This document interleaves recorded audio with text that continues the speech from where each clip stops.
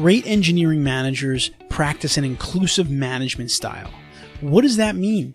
And how can you cultivate one? Well, in this episode of the Engineering Career Coach podcast, Jen Bunk, career coach for tech managers, is going to tell us exactly how to do it. She's going to list the points that you can use to create and cultivate an inclusive management style with your team. Let's jump right in.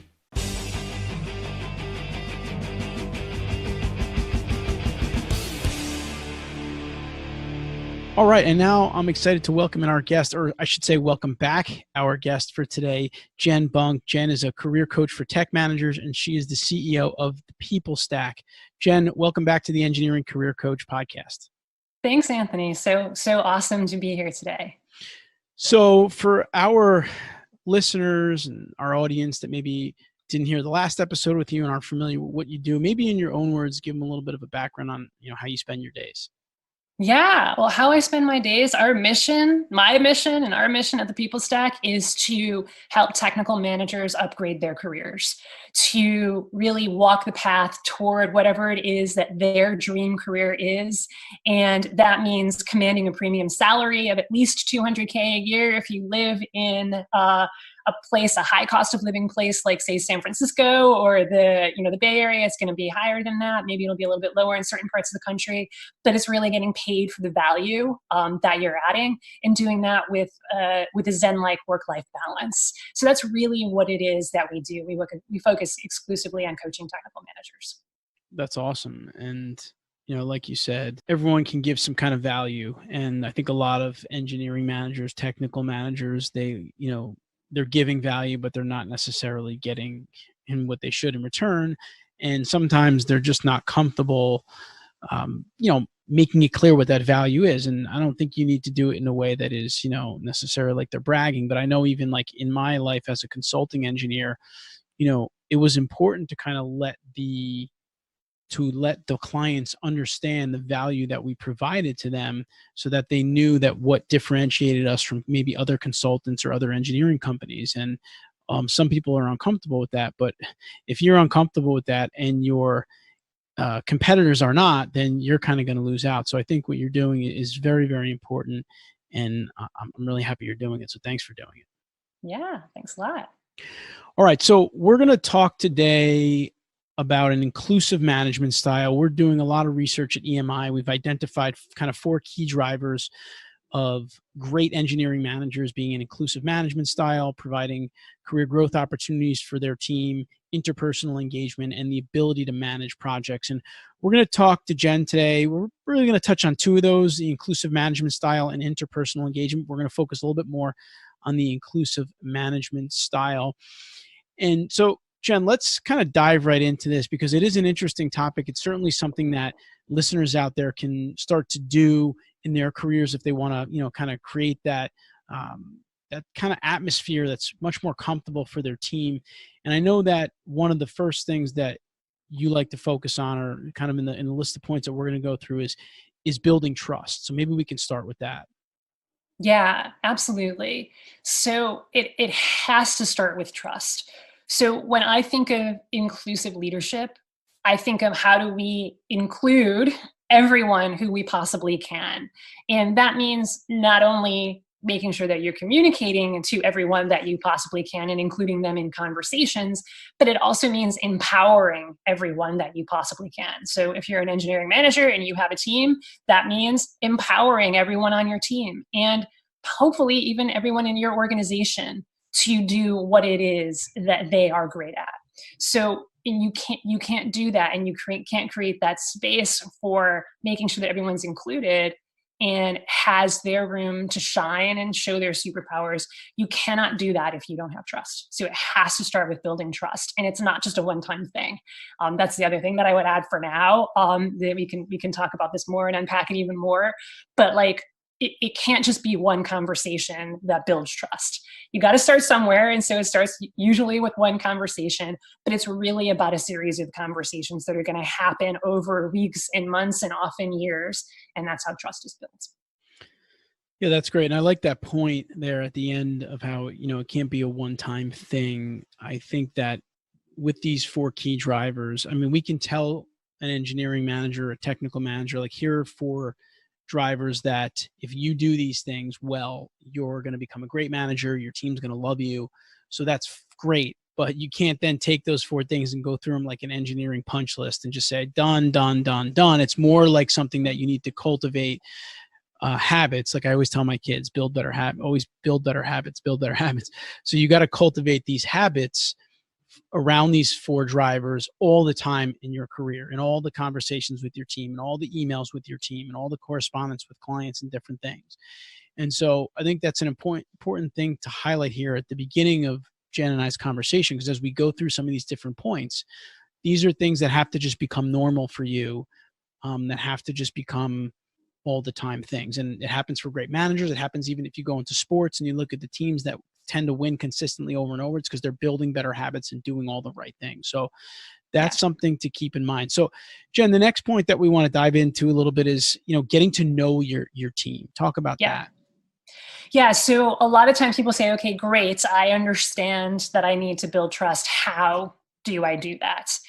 And there's no there's no easy way, like we just talked about. It's about developing those habits, and that happens over time. It's really about thinking about your career and building the path to leadership mastery as a marathon.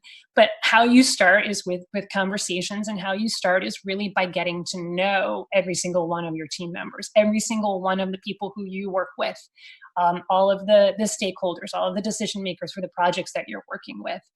And so when I say know them, often what I tell my clients is know them to their bones. And what I mean is like know them, like know their soul, like see the inside of them, and enter their world, and really understand where it is that they're coming from. And then you even take it to the next level and you say, okay, I can actually even appreciate where they're coming from. Like, because it's one thing to keep an intellectual and say, oh yeah, I get it, right? Especially if you've been there before, right? And you've experienced something that they've experienced before, or been on a similar project before, or have a similar personality. It's really easy to build trust with people and to know people, and to appreciate people who are the same as us and have similar backgrounds and who have been on similar projects as we have, or if it's a project that you've been on before. That's really easy. The challenge comes when it's people who are different backgrounds, or maybe there's something new contextually. It's a new kind of project or a new kind of challenge to tackle.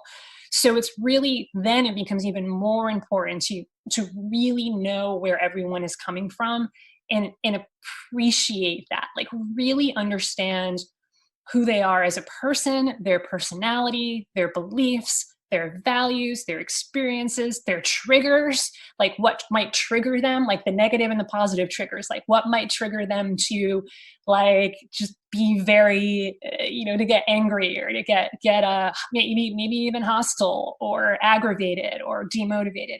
And then also like what are the things that tend to put them in those kinds of states, but then also the positive side of it as well. What gets them motivated? What really gets them in a place of joy, and I want to do this, and let's do this together, team.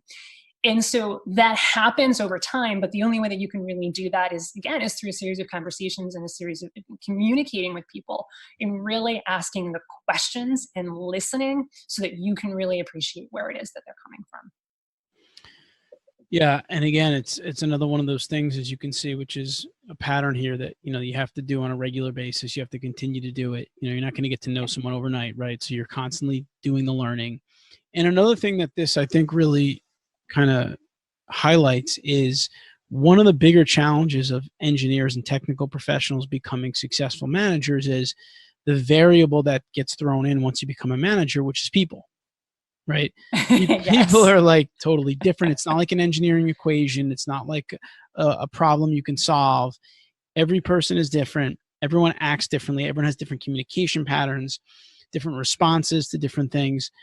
And so unless you know people and you get to know people well, you can't learn their different patterns and work with them the best that you can. I mean, part of management, in my opinion, is you have to know kind of the strengths of each person on your team, the challenges they have, and things that they like to do or don't like to do, so that you can kind of manage effectively. And so, to Jen's point, when you get to know people, you can much better manage kind of the relations between you and the different team members, and really get the most out of everybody, and put people in the best positions to succeed, which I guess kind of goes in well to our next point, which is making assumptions or not making assumptions. Maybe you could talk about that a little bit. Right.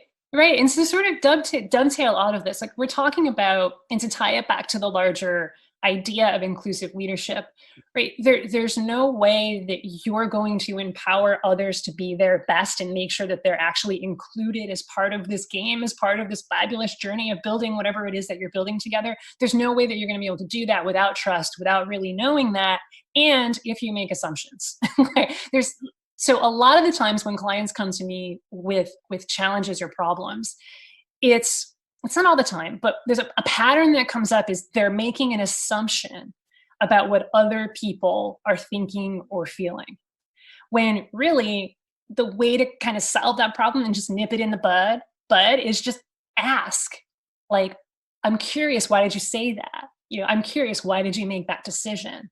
You can get all up in your head about like, oh man, they decided to put this other person on the project and not my team member because da da da da, they hate me and they're against me, right? And we go there, right?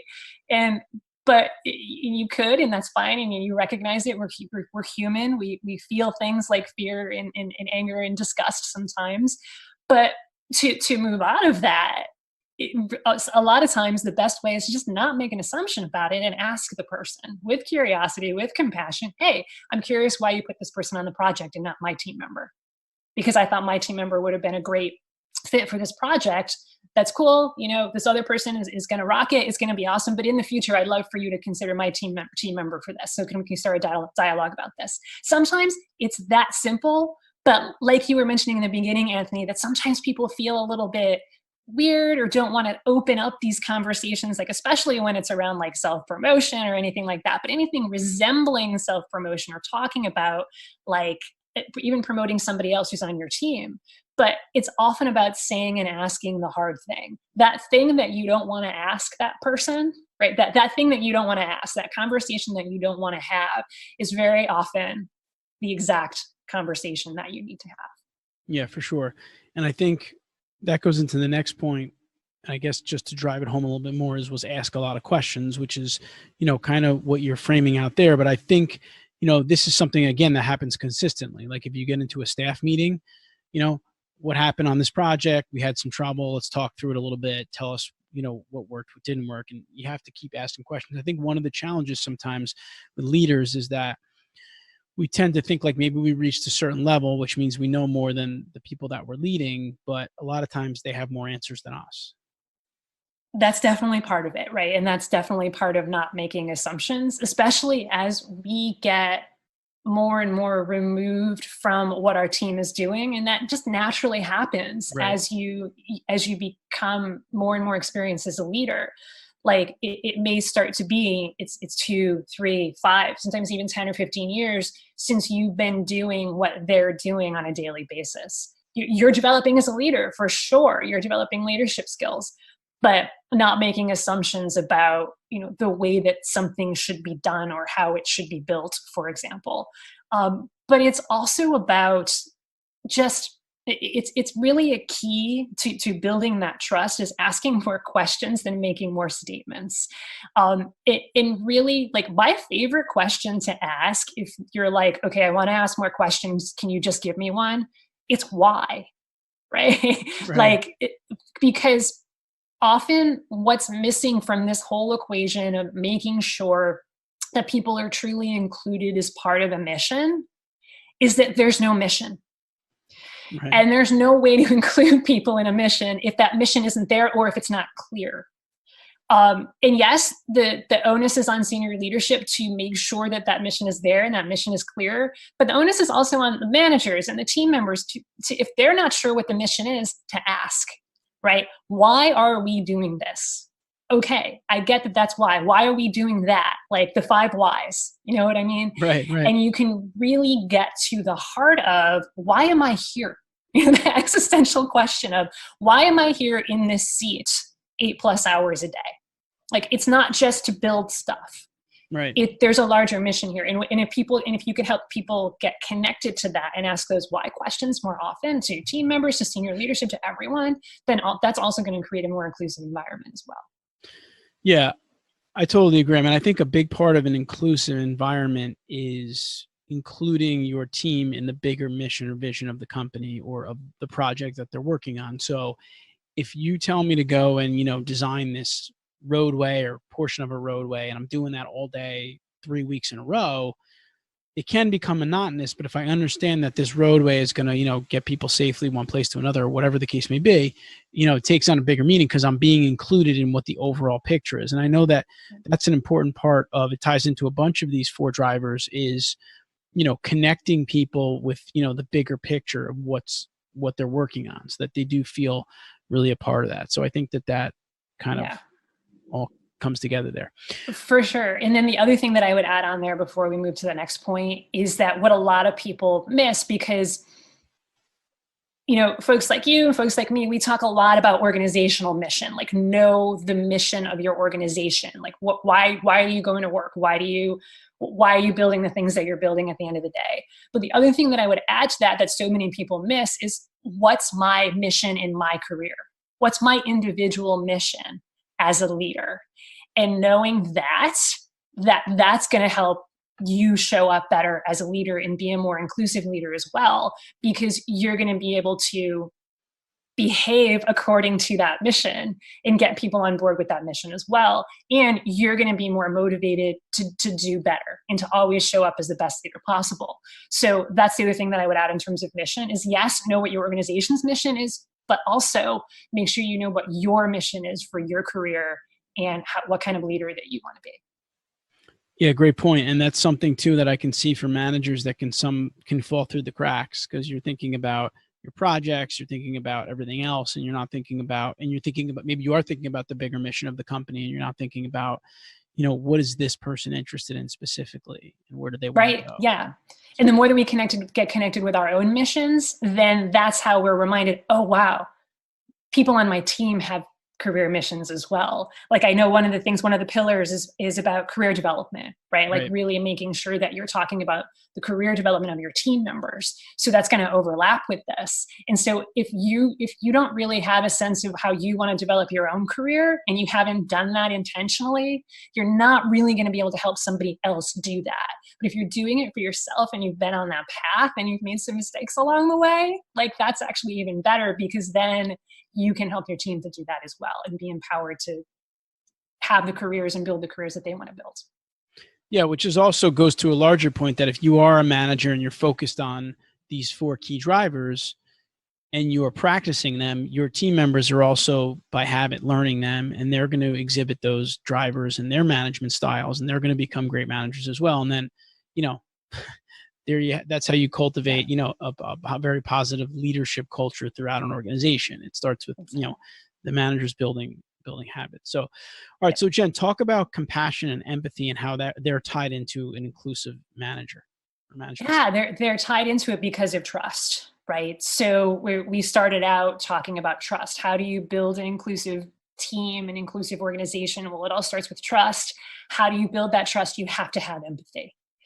And this kind of touches on what I started to talk about before around, you have to know them, you have to understand them, but it has to go beyond, I get it, right? It has to go beyond the intellectual understanding of, yes, I get it. I can give you a 5-step plan on how to get through this, right? That's important. Like, that's the strategy and that's the tactics.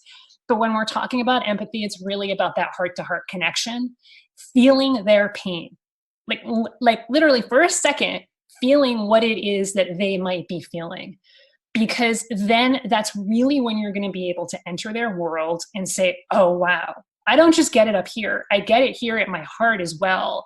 And now we can move forward from a place of having that heart-to-heart understanding, because especially with engineers, right? Engineers, you're super smart, right? You're super motivated, but we live up here most of our day because we have to, right? Because if we make mistakes, then then the bridge collapses. Then the road isn't built as well as it could be, or whatever else it might be. And that's an important part of our jobs as engineers and as people who build stuff, right? Like safety is important, and mitigating risk is important. So that's why we stay up here, why we stay up in our heads. But it's really kind of cultivating that muscle and that habit of learning how to move out of your head and into your heart, and having that empathy and having that feeling for another team person, for another team member, or for another person. That's, if there's a number two thing that clients come to me the most with, it's, how do I deal with this person? I don't get it. Right. So number one is don't make assumptions, but then number two is really kind of feel what it is that they're going through. Right. Like, for example, a team member might be underperforming. Right. And for some people, where we might go is, oh, man, what's going on? Like, you're not motivated. You gotta just start working harder. And like, you might start to get frustrated with them, or who knows, right? They're underperforming, and you just start to blame them. And it just becomes this whole thing.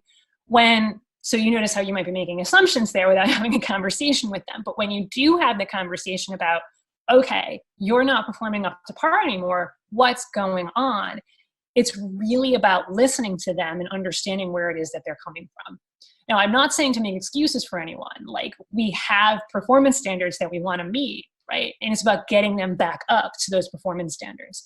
Like, for example, they may be going through something at home. Like, maybe their mom just died and they didn't tell you, and you don't know that. And by the way, they're not going to tell you that unless there's that trust. But let's say something catastrophic happened in their family, and they're dealing with something outside of work. You want to create that space for them to be able to share that with you. And then you could say, okay, I'm going to give you, a couple of days off so that you can go grieve and spend some time with your family. My heart goes out to you. And then you can come back, after a couple of days. And so we can all, sort of experience that and feel that in our hearts, because even if you haven't experienced that exact thing, we have that capability as humans to have that heart-to-heart connection. So that's what the empathy is really about. Yeah, and I think while empathy can be, difficult and you need to really practice it, I do think that what engineers have going for them often is that in most cases they've been through the engineering ranks, like the people on their team are going through now. So they kind of do have somewhat of an understanding of what they're going through in terms of the career ladder, and, what they're dealing with on some of the projects and with some of the clients and some of the stressors involved in that, which I think for me was always helpful in management as an engineer, because, I felt like in those ways I could relate. But I agree with Jen in that getting to know them also more on the personal side will help you even more with that, because you'll be able to relate to some of their other situations and circumstances. So that's very helpful. For sure. So our last point here, Jen, before we jump into our take action segment, is talking about controlling people, what we can and can't do. Talk about that a little bit. Yeah. One of the things, so if we're talking about inclusive leadership, and really the larger goal here is, how can I be the best leader I can possibly be? How can I show up as that superhero leader and make the largest impact that I possibly can? And one of the larger concepts that often comes up when people ask questions around this is control. And often where people get stuck is they're focusing on things that they cannot control. Mm.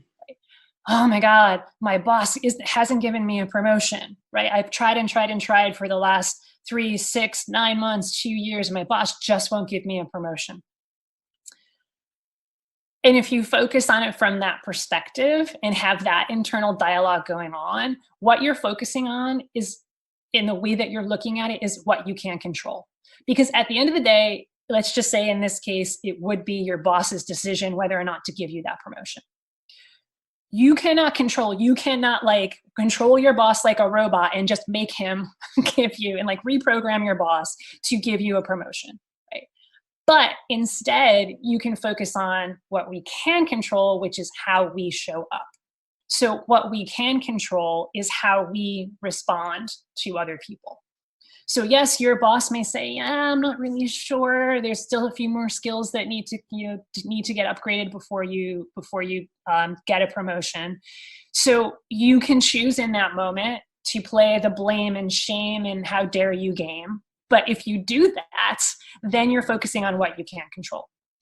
But if you say, okay, I get it. There's still a few skills. There's still a little bit more measurable impact that I need to give and show in these areas. What can I do? How can I show up? So like that's one bigger example that has much more higher stakes, potentially higher stakes results there. But even if it's just like, I don't know, someone like blows you off or something, like you're supposed to meet with them, right? You're supposed to meet them at 10 o'clock and you're sitting there and you're like, where's Jane? Like Jane's supposed to meet with me. Right. If you play the blame and shame game, where's Jane? Oh my God, Jane's always late. I can't believe it. Ugh, she's so terrible. How can she do this to me? But like, you can't control whether or not Jane's on time. Like that's Jane's choice. You know what I mean? Poor Jane. If there's Janes out there, we love you. But instead you can say, all right, gee, I wonder what's going on. Like, again, turn on that compassion and that empathy. Oh, wow, I hope Jane's okay. I hope everything's okay. And then just focus how you can respond in that moment.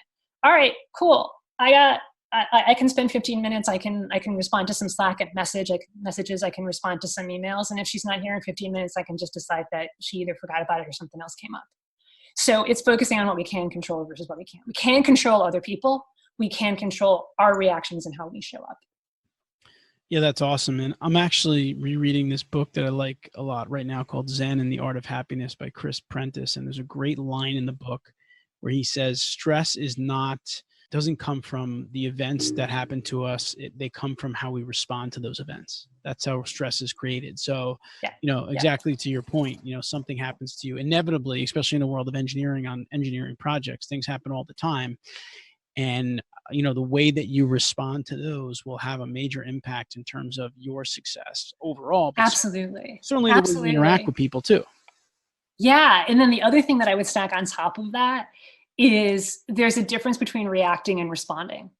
Because where a lot of people might go here is well, I'm going to feel angry. Like if Jane's late, I'm going to feel angry, right? Like that's okay. You can there's that knee-jerk reaction. Right? Like when the doctor hits your knee, there's gonna be a reaction. It's almost physiological.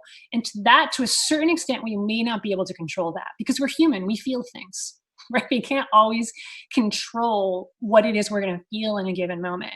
So it's like allowing yourself to have that reaction of, yeah, I feel angry, I feel sad, I feel worried, I feel fearful, I'm scared. Like allowing that, sitting with it for a moment, giving it a label, like, yeah, I'm scared. I don't know if I can swear or not, but right. But like, I'm really scared out of my mind right now.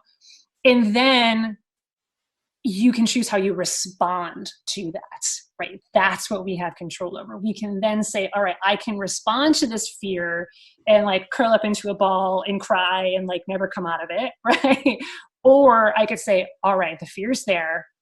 Why is the fear there? How can I turn that fear into an opportunity or whatever it is, Sure.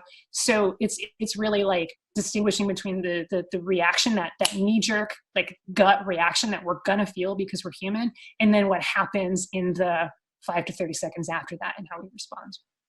Right. And I know probably a lot of listeners are thinking like, well, that's impossible. Everyone's going to have that like knee-jerk reaction. But what I found myself in just working on this specifically is that it is, again, the cultivation of a habit. It's a mindset. Actually, you're changing your mindset so that when things happen, there's like a little bit more space for you to, respond and say like, okay, let me think about this. Maybe there's something really great that I could take out of this as opposed to not. So, it's, again, none of this stuff is easy. If it was, everybody would be doing it. So the idea between Jen and I having a conversation here is to bring some points out that you can try to work on if they work for you and integrate them into your management style. Yep. So with that, Jen's going to stick with me and we're going to come back in a minute and we're going to wrap this one up with our Take Action Today segment and give you something actionable that you can take and try to become a little bit more inclusive in your style.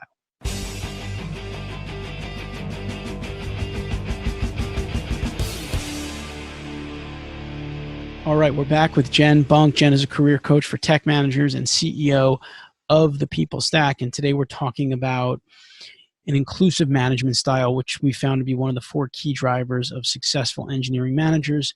Real quick, I just want to recap some of the points that Jen ran through here, and then we're going to wrap it up with you and give you something that you can do immediately. Jen talked about, building trust with your team members. It's something that you have to do all the time, not just something that you're doing every so often. You need to build that trust with them. You need to really get to know them, kind of enter into their world so that you can, build that kind of level of engagement and that inclusive management style. Don't make assumptions. That's something you need to ask and flush things out as opposed to making assumptions. And in terms of asking, ask a lot of questions, because the more information you can get, then you can have that inclusive style. You don't have to guess at things and have people think you're not, connected with them necessarily. Jen talked about compassion and empathy, really putting yourself in your team members' shoes. If you want to become inclusive and include them in things, you need to understand how they think and what they're going through. And then lastly, we talked about controlling what you can control. You can't control what other people do necessarily, but you certainly can control the way you respond to it. And so kind of cultivating that mindset. So all great stuff, Jen. What we want to do now is give our listeners maybe one thing. They listen to this and they're maybe on their way into work. They're on the bus, on the train, on their commute. When they get there, they want to start to be more inclusive. What can they do? Ask more questions. Ask more questions than statements, right? So take a look and be more mindful of, okay, what I just said there, was that a question or was that a statement? And set a goal that in any given day, you are going to ask more questions than making statements. Because when you ask questions, then that allows you to then build trust and get to know people and not make assumptions and have empathy for people and control what you can control. It gives you that perspective that you're not going to have if you didn't ask the questions. Very often we get into statement making mode. So that's what I would challenge everybody to do, is get out of statement making mode and ask more questions. Awesome. And again, that is something you could do today when you get to the office. You get into a staff meeting, get in a conversation with someone, ask some questions. And to Jen's point, you do have to be careful, because sometimes we go into it saying we're going to ask more questions, but we start asking a question and we end up with a statement, like we ended up saying something. So all of these things are things that what you need to just do is be aware of them, right? Changing anything begins with awareness. And if you catch yourself and say, okay, I'm making a statement instead of a question, let me make an adjustment. As long as you can stop yourself, you can make that adjustment. And I think that's what management's all about. It's continually improving, continuous improvement, refining your tools, your strategies, the actions you take. And if you keep working on it, there's no doubt that you can develop these 4 key drivers, or develop in each one of them. And I think the inclusive one is important because it ties in closely with some of the other ones, like we talked about, the engagement, the providing career growth, right? They're kind of very layered together. So Jen, thank you again for coming on the podcast for a second time. We're really taking advantage of all of your insight here, and we do appreciate it and how you really laid those out for people. And real quick, before we let you go, if our listeners want to learn a little bit more about you and some of the programs or the coaching that you offer, what's the best way for them to do that? You can check out our website. It's thepeoplestack.com. Awesome. Jen, thanks so much for your time. We appreciate it. Yeah, thanks, Anthony. Had a great time. I hope you enjoyed this episode. Please leave your comments and/or questions in the comments section below this video. Also, if you'd like to view the full show notes for this episode, visit engineeringmanagementinstitute.org or see the link in the video description. There you will find the key points discussed in today's episode, as well as links to any of the resources, websites, or books mentioned during the episode. Until next time, I wish you the best in all of your engineering career endeavors.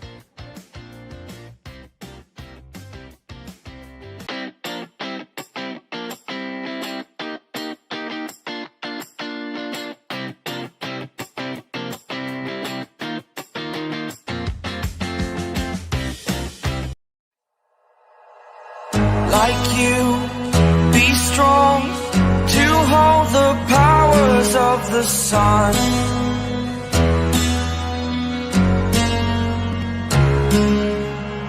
To dream, believe in strength. Now I'm the only one, only one.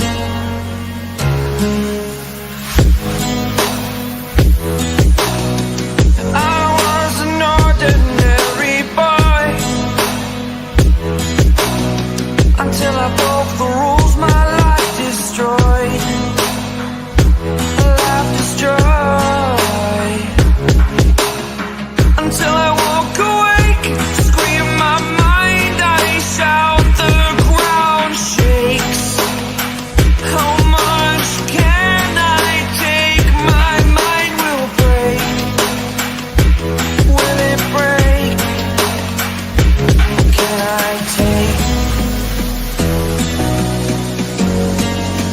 I be your superhero? Superhero.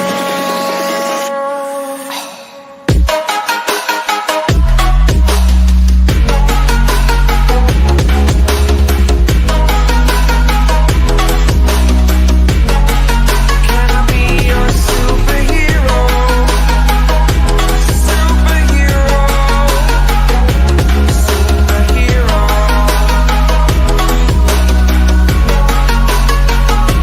Superhero.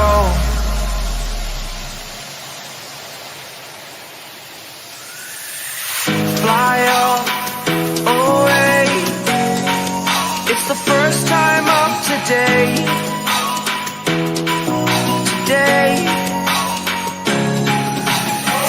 To dream, believe. You are the strength, you're all I need. Need. Oh, gonna give it a shot. Only one of me to shield you all from the enemy. You're a superhero. You're a superhero.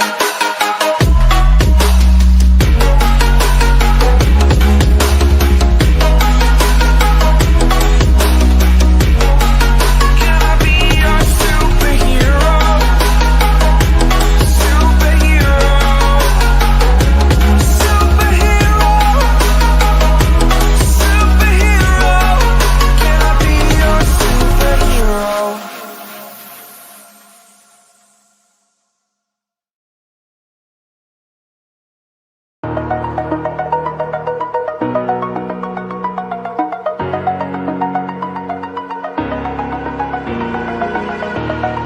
Over the edge, feel like I'm floating through the air. The pain I felt is paid for, all is said and done. Oh, I am restricted, fixed upon the web. I need to kick the habit that my mind is breathing in. Break out, I've got to see. Spent all my life holding all of it closely. I played it innocent, a feel of discontent. I'm finally facing it all, fearless.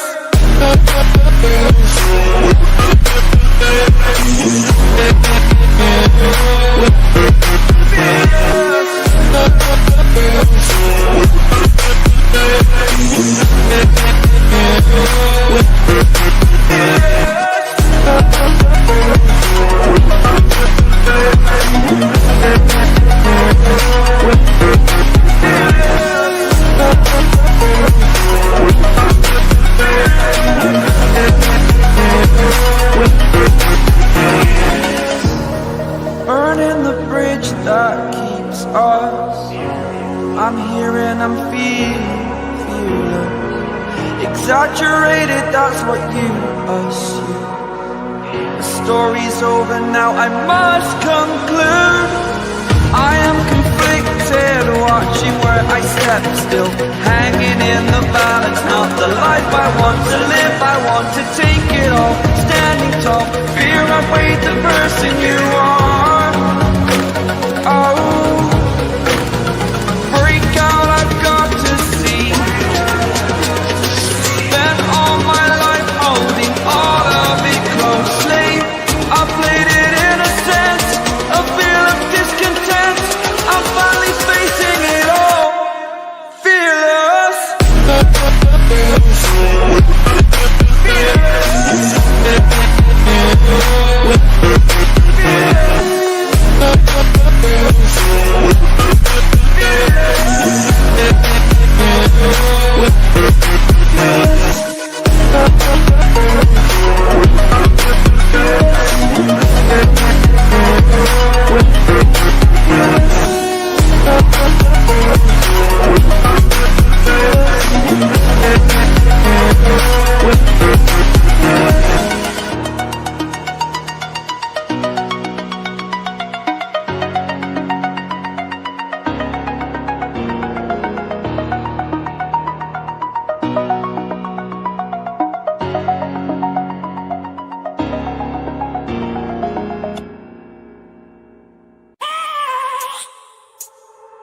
have a dream, that's all I need. I'll make it happen with some work and belief. Know what I want, so I'll take it on. I've made mistakes, but mistakes make you strong. Let's break it down for a minute. I want the crown, I'm gon' get it. You hear me loud, man, I'm winning. Yeah, Charlie Sheen will be grinning. These ladies know that I'm sinning, and this is just the beginning. I'm closing in the night inning. There ain't no point in resisting. Living life like a dream, live it right, that's the thing. Every night got a team, I've been tied to the scene. Out on stage, here I'm screaming. Okay, it's a dream, and I pray as a team. One day it'll be me. If I want it, then I get it. Head down, don't regret it. Push myself to the limit. If I play it, then I win it. I'm just saying, I'm just living for today. For a minute, I don't stay, I just visit. Have no shame, I admit it. Looking right at me to see if I succeed, to see if I believe. They're looking up to me. They want the best of me now, best of me now, best of me now, best of me. They want the best of me now, best of me now, best of me now, best of me. They want the best of me now.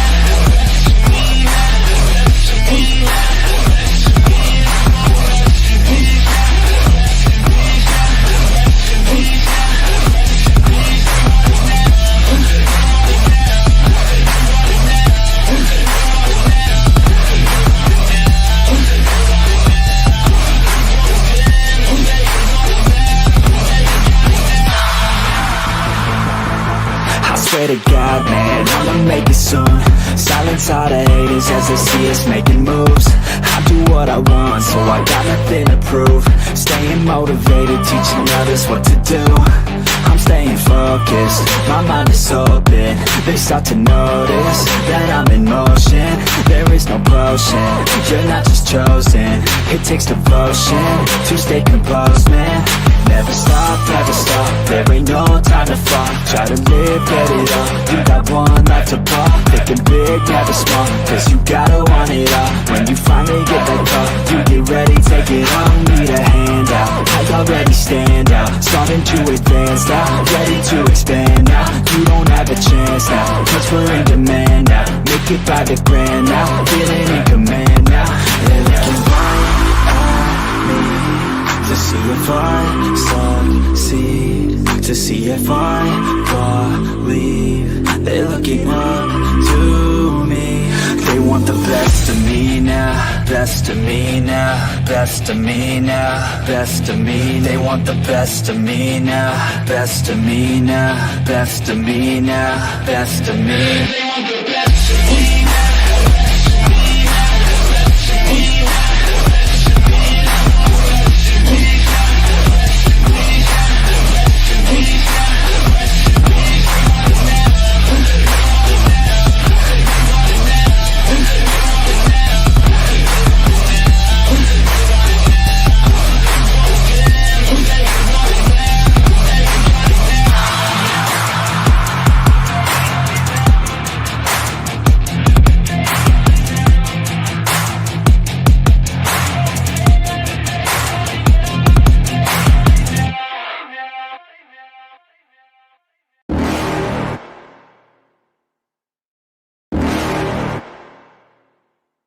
You're never gonna make it, you're not good enough. There's a million other people with the same stuff. You really think you're different? Man, you must be kidding. Think you're gonna hit it, but you just don't get it. It's impossible, it's not probable, you're irresponsible. Too many obstacles, you gotta stop it, yo. You gotta take it slow, you can't be a pro, don't waste your time no more. Who the fuck are you to tell me what to do? I don't give a damn if you say you disapprove. I'm gonna make my move, I'm gonna make it soon. And I'll do it cause it's what I wanna fucking do. Cause all these opinions and all these positions, they come in millions, they blocking your vision. But no, you can't listen, that shit is all fiction. Cause you hold the power as long as you're dreaming. There's no way that you make it, and maybe you can fake it, but you're never gonna make it. Are you just gonna take that? Make them take it all back. Don't tell me you believe that. Are you just gonna take that? Or will you fucking fight back?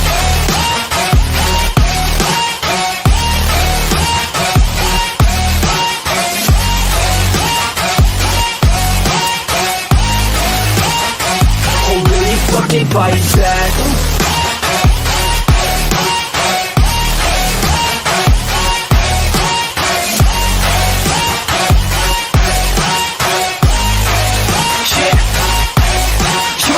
You ain't never ever gonna break it. You can never beat them and they're better than you face it. Thinking that they give a damn, you're not thinking straight, kid. No, they don't give a damn, you got what I'm saying? I'm not fucking playing, I'll give it to you straight, man. There's too many others and you're not that great, man. Stop what you're saying, stop what you're making. Everybody here knows that you just faking. Nah, I don't wanna hear it anymore, I don't wanna hear it anymore. All these fucking thoughts, they are not what I need anymore. I'm about to shut the motherfucking door on all you poor ass haters with your heads in the clouds, talking out loud so proud. You better shut your goddamn mouth before I do more speak out. It's about to head south. You're never gonna make it. There's no way that you make it. And maybe you can fake it, but you're never gonna make it. Aren't you just gonna take that? Make them take it all back. Don't tell me you believe that. Aren't you just gonna take that? Or will you fucking fight back?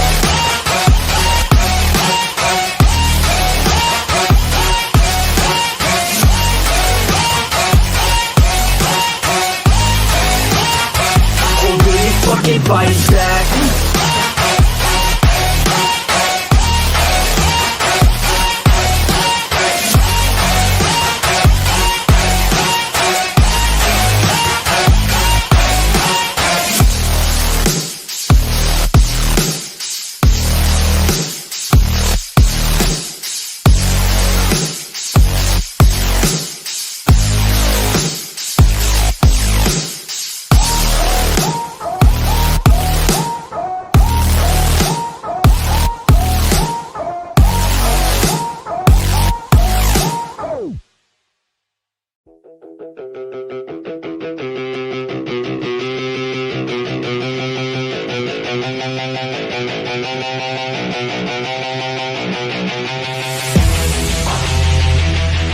Yeah, straight out of the 949. OC.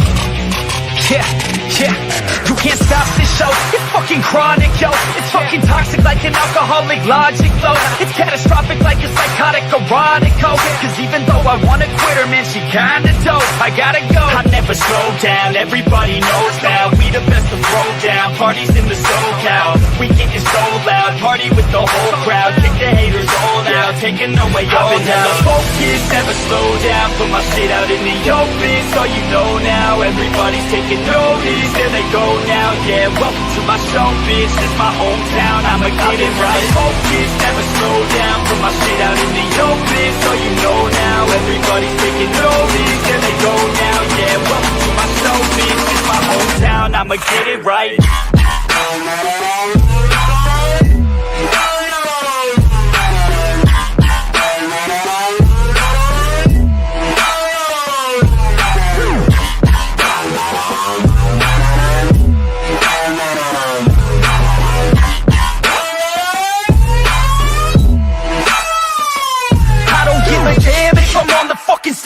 I got a fucking plan and you know that I'ma make it. Oh, I'm the fucking man when I'm spitting in the studio. Feeling hella slam cause I'm fucking down these fluids, yo. I'm about to throw down, I never slow down. From the bottom to the top, I fucking grow now. Chris Bryan in this bitch, I'm fucking pro now. Hitting home runs at every single show now.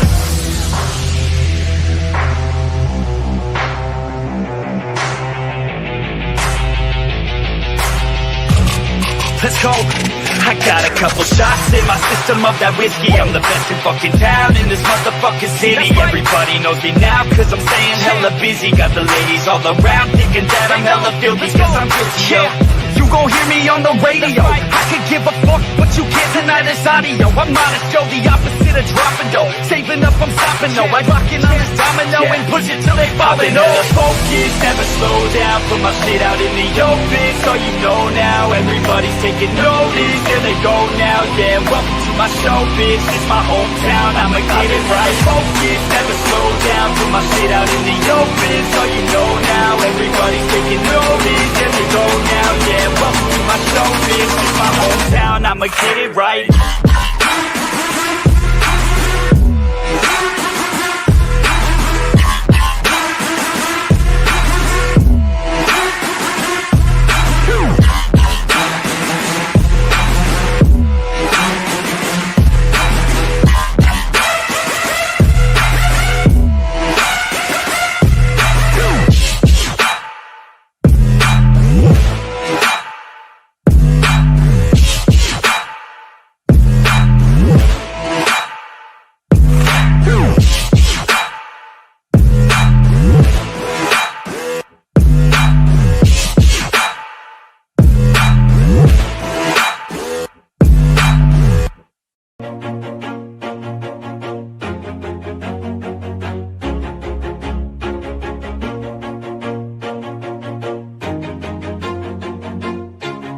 always do it on my own, so I gotta get through it. And the only thing I know is to love what I'm doing. Never give up, never slow, till I finally prove it. Never listen to the no's, I just wanna keep moving. Keep my head up when I act, head up, that's a fact.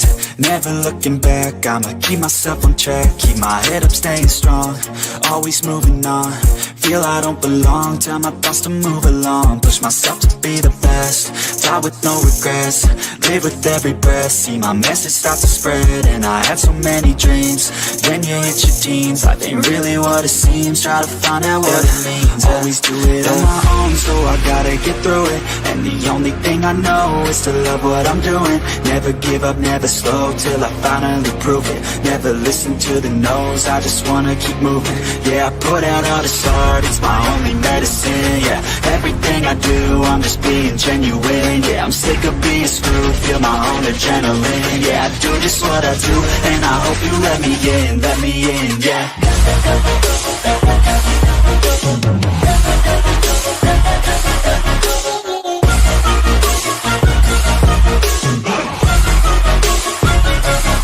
I'm grateful, oh yeah, able, oh yeah, I'm stable, oh yeah, no label, oh yeah, you know me, I have only a path, I'm lonely, but damn, I'm going to I don't want no fake love, I want the real stuff. Everybody listen up, cause I'll only say it once. I'm gonna show you all the path, if you want it bad. I'm gonna show you where it's at, yeah, how you can get it back. Yeah, cause I ain't never done, I'll be number one. Working hella hard until I get just what I want, yeah. Rises like the sun, yeah, fatal like a gun. Shooters gonna shoot and I'm gonna shoot until I won, yeah. Always do it on my own, so I gotta get through it. And the only thing I know is to love what I'm doing. Never give up, never slow, till I finally prove it. Never listen to the no's, I just wanna keep moving. Yeah, I put out all this art, it's my only medicine. Yeah, everything I do, I'm just being genuine. Yeah, I'm sick of being screwed, feel my own adrenaline. Yeah, I do just what I do, and I hope you let me in, yeah.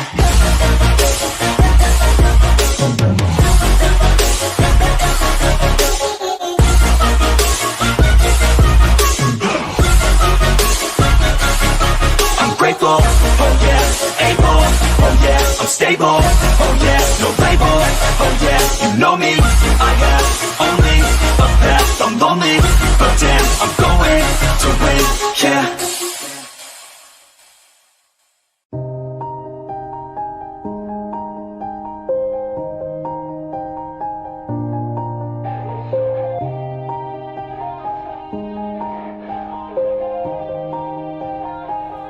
Yeah, everybody knows that I'm breaking down. Everybody knows I ain't faking now. Everybody knows my heart's vacant now. Yeah, she hates me now, I made mistakes but now I don't ever wanna be alone. I don't really ever feel at home. On my own, in the zone, that's the only way I know. Feeling low, about to blow back up. Here I won't ever let the doubt creep in. Gotta pop a couple more aspirin. I don't think I'll ever let you in. Easier to break it off as friends. I don't really understand myself, I don't really understand, need help. I don't wanna be left on the shelf. Couldn't even hear me if I yelled. It's so cold outside, I'm alone, I'm alright. It's so cold outside, I'm alone, I'm alright. It's so cold.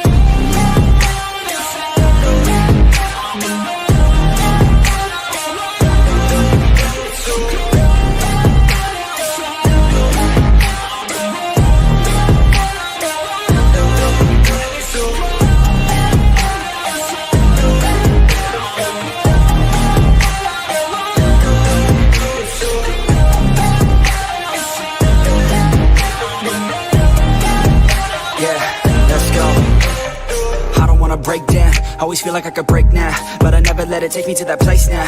I won't ever let my thoughts get away now. I got better things to do, picking fate now. I just wanna be the best, call me great now. I don't know if I'm okay or insane now. I remember better days on the playground, hoping I can find my way. Even when I'm feeling down, I fight. Even when I don't know what is right, I'ma pick a side and I'ma take pride. I will decide my fate and I will never let them tell me who I am. If you try to shape me, I'll be damned. Planet on the ground is where I stand. Never give up, that was always the plan. It's so cold outside, I'm alone, I'm alright.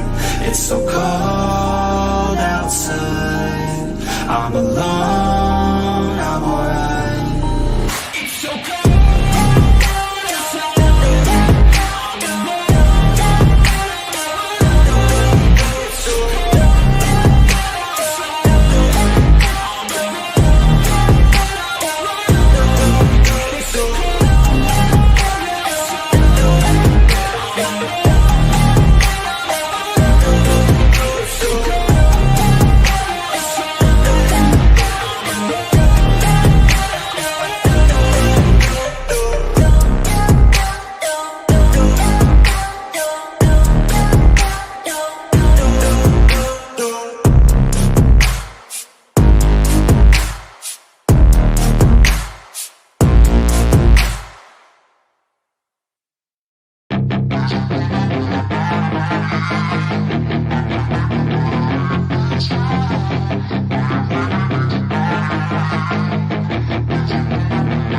Yeah, she's got some nice long hair, and you know that she's a bad chick. All the boys stare, can't help it, it's a habit. Clothes that she wears, short skirt and a jacket. I just wanna get her all alone on a mattress. I just wanna have it, I just gotta have it. Rumors all around say her body is fantastic. All natural, not a piece of fur is plastic. Head to her toes, yeah, they say that she's a latch. Yeah, the whispers all around say she has a reputation. Don't believe it till I see it, so I want a demonstration. And I've always learned it better with a hands-on education. So I need a private session, if you get what I am saying. And they say that she's not easy, no, she's really complicated. But that only makes it better, and it's got me so fixated. And I'm not the type to wait around, I've never hesitated. But she's got me captivated, so the game, I'm gonna play it, yeah.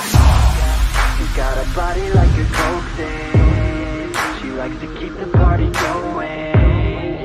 Rumors got me feeling lonely. I want that body, baby, show me. She's got a body like a coke thing. She likes to keep the party going. These rumors got me feeling lonely. I want that body, baby, show me.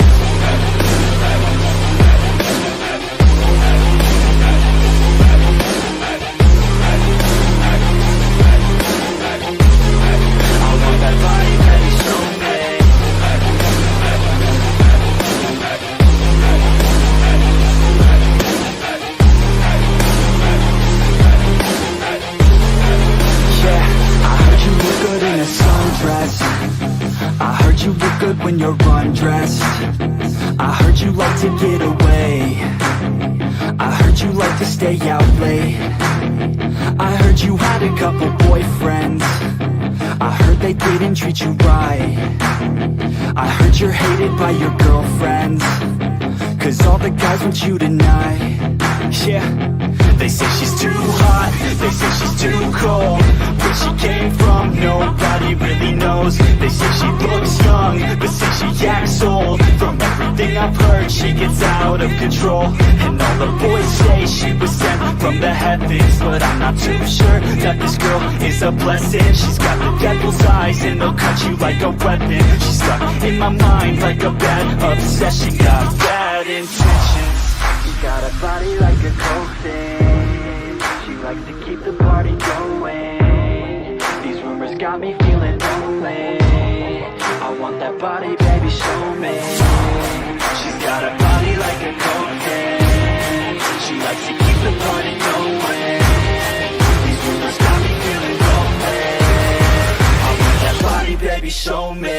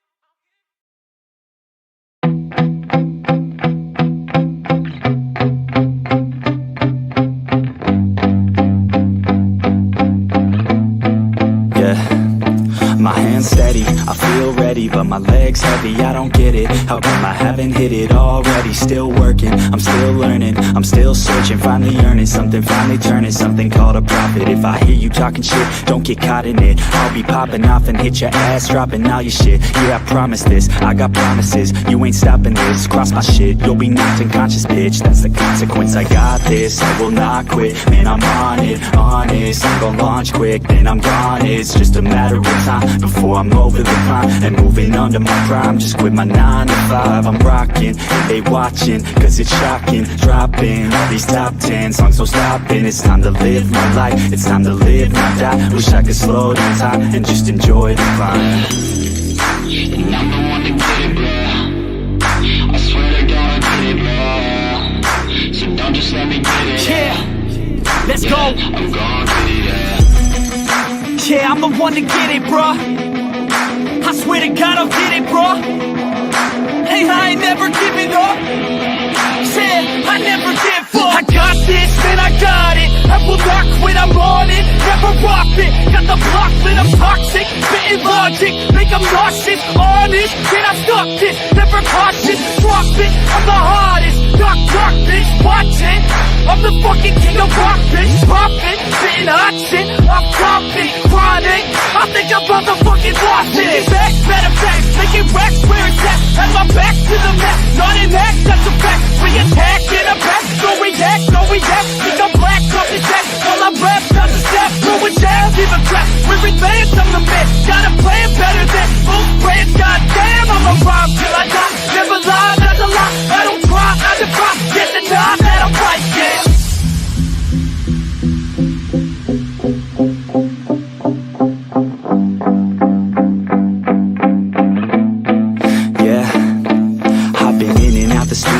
Like a student though, working on a movement, yeah, I'll do it cause I'm in the zone. And you know that I'm ready for the shows. How it goes, I don't know, but I'm waiting till I'm chose. Front row, here I go. All these people wanna know what you think of them lately. Do you really love me or do you really hate me? On a scale of 1 to 10, what would you grade me? All this social media has got me going crazy lately. Everything's inflated, mainly everyone's invaded. Privacy is naked, man, I really hate it. God, I really hate it. I just wanna make it through all this fake shit. Living in the real life, living for some real times. Talk about the real climb, passionate in real rhymes. Steal time back from my 9 to 5, taking back my fucking life. I just wanna feel alive. And I'm the one to get it, bro. I swear to God I get it, bro. So don't just let me get it. Yeah, let's go. I'm gonna get it, yeah. Yeah, I'm the one to get it, bruh. I swear to God I'll get it, bro. Hey, I ain't never giving up.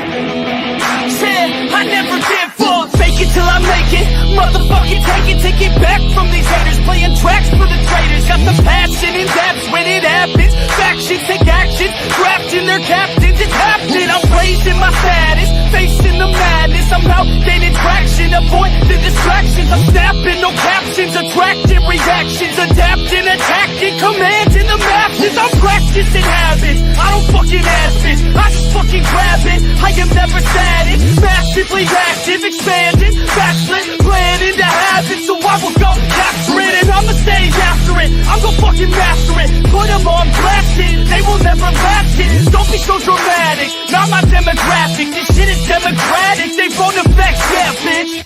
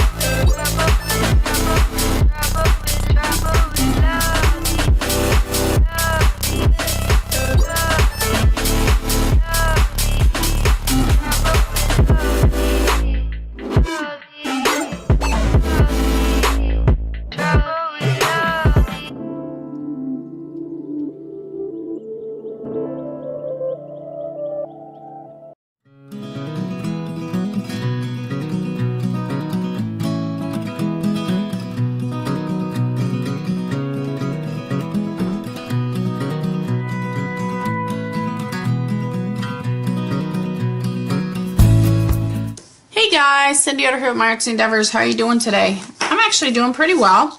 We are here with our explorations of me for this month. This was last month. You know, what are the positives of social media? So we had fun with that. Now this month it is, let me look. It says, do you have a daily routine? Does it help you? What happens if you don't stick to it? All right, well, I can tell you right now, I have kind of a daily routine. If I don't stick to it, I kind of get grumpy. Nothing wrong with that, is there?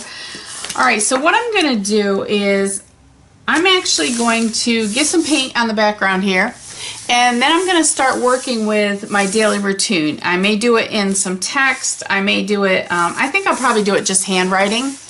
But I'm going to give you an idea of what my routine is and what happens if I don't kind of stick to my routine. All right?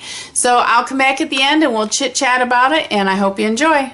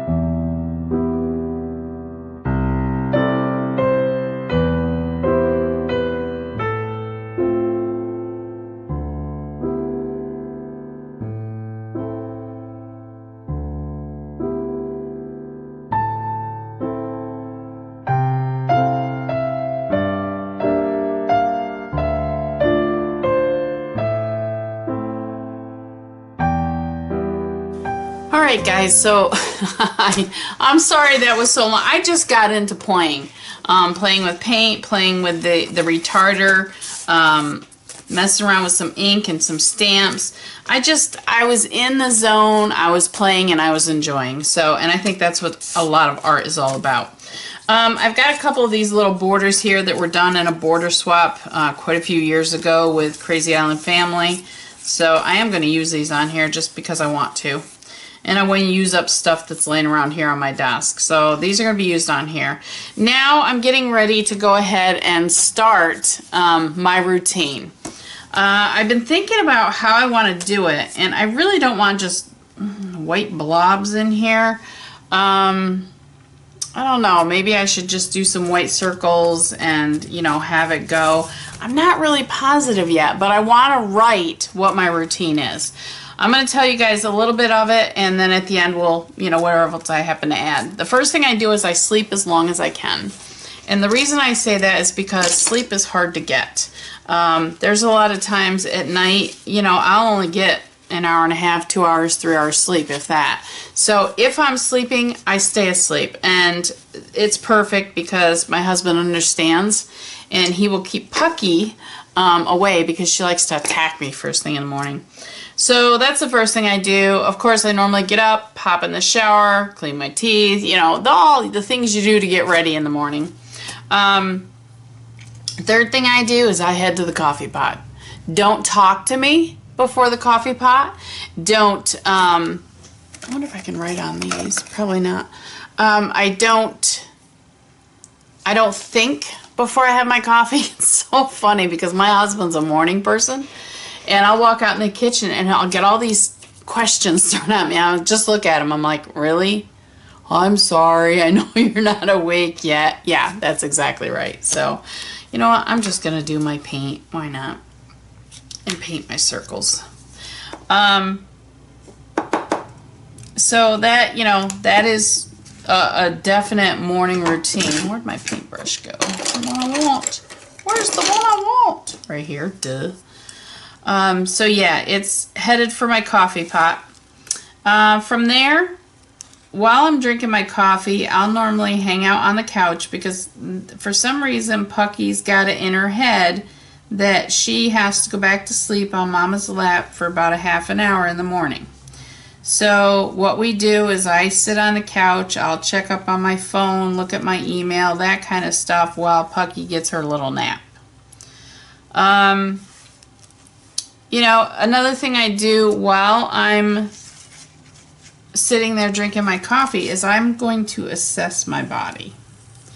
Now, what I mean by that is any of you that are in chronic pain, you know exactly what I'm talking about. Basically, I will do like a visual the whole way down my body, like in my head. I think about each part of my body and I think about where it stands as far as pain. There are some mornings that I wake up and I don't have to think about it. I know exactly what's going on because it's just so mean and obtrusive. So sit there drinking my coffee. Okay, how's the back today? Is it good enough to go into the art room? Is it good enough to run to the Dollar Tree? You know, how good is it? What is it doing today? Is it okay? So that's, you know, one of my very first things I do. Now, once I decide my body is either okay or not okay, then I have options. If my body's just not doing great, I'm just going to move these before I glue them in. If my body's not doing great, then I have to realize, okay, can I sit in the art room for any length of time? If it's not doing that well, the answer is usually no. And then what I have to do is I have to plan a couch day, what I call a couch day. So I have an art case all set up out on my coffee table so that I can either work in my personal journal, I can work in just a regular art journal, I can doodle, I have a couple composition notebooks where I, you know, practice drawing things, that kind of stuff. So that's out there. Or, you know, is it really bad? And if it's really bad, I'm going right straight back to bed. Now, when I do that, I also have certain art supplies that I can get to in the bedroom. And, you know, sometimes when it's that bad, I really don't even want art supplies. So there's not a huge kit in there. There's just enough that, you know, if I feel like gluing something on paper, I can. When that happens, I have a TV that's actually on wheels that I can move to the end of the bed, and I can sit there, I can watch TV, I can relax and just let my body rest the way it needs to. So that's kind of my routine for the day. There are so many other things beyond that. If I don't listen to my body and I just decide I'm gonna do what I want to do, it just causes me more pain down the road. So that's why that a session, you know, checking my body, doing that visual and doing that feeling really helps me to figure out what I'm going to be able to do that day. So that is my routine. Now what's good about it? Well, if I'm in a normal pain range, then I get to play in my art. I'll be able to cook dinner for my hubby. I have to do it a little different, but I'll tell you in just a second. Let me dry these so I can start writing in them. All right, so let's say we're going to try to do today as an example. All right, here's today. Here's my start. Yep, my pen is not going to work. My marker. Don't mind my lines aren't perfect, and I really don't care. They don't need to be, because I'm just playing. All right, so here's the start of my day. So I'm gonna, first of all, sleep as long as I can.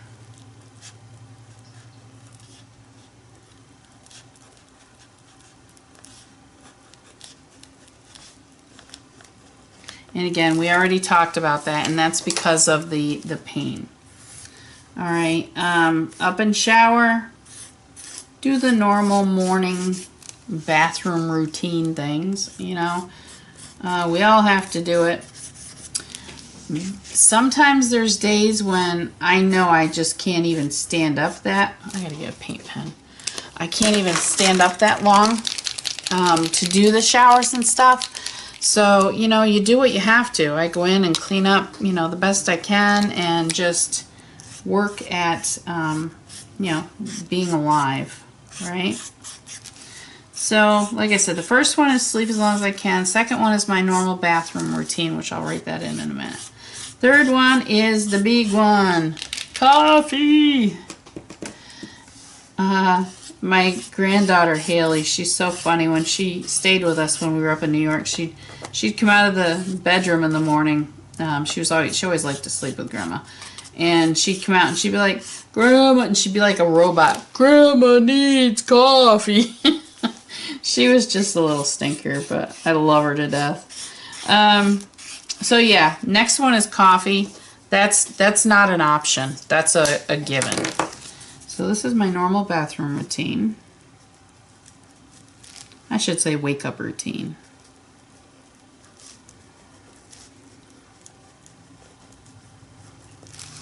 All right. Okay, so the next one is coffee. And that is a definite need. All right.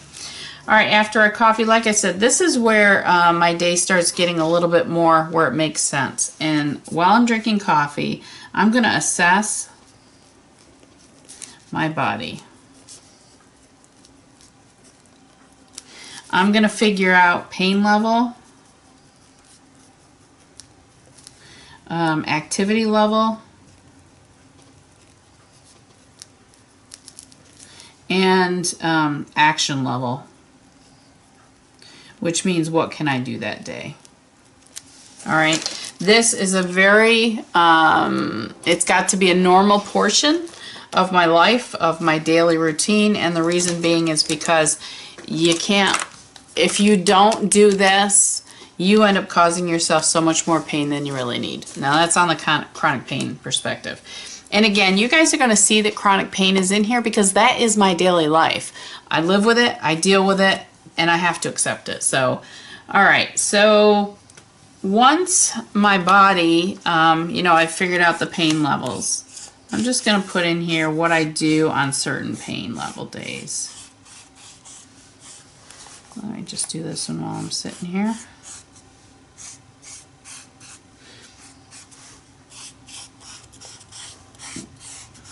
Yeah, they don't have to be perfect. I like the messy sketch type thing. Have you noticed? All right, so if we are in our normal, this is my normal pain level, which is a 7. It never goes below that, and it hasn't went below that since the day I had my accident. All right, so that's my normal. On my normal pain level day, I will do art, maybe laundry, some type of cleaning. Now this is not, like, I don't come in my art room and do bam, bam, bam, bam, bam, and do a lot of stuff. I'll come in, maybe do one video, and then that's it in the art room. Then I take a break. Then maybe I'll throw a load of laundry in, and I take a break. Sometimes my hubby will bring the laundry to me on the couch so that I can fold it there. Cleaning. All right, maybe this is the day that I'm going to clean the bathrooms. All right, maybe 2 days from now I'm going to do a little bit of vacuuming. Maybe 2 days after that or 3 days after that, maybe I'm going to dust, which I hate dusting, so I do that very rarely. But anyways, so this gives you an idea when, and I'm going to put on here, take breaks. So that's my normal pain day is a 7. Okay, so a higher pain, I'm going to say is like an 8 to a 9 for me. I'm very lucky I have a high pain tolerance, so I can deal with high pain a lot better, I think, than some people may be able to. But that's just how I am. I've always been that way.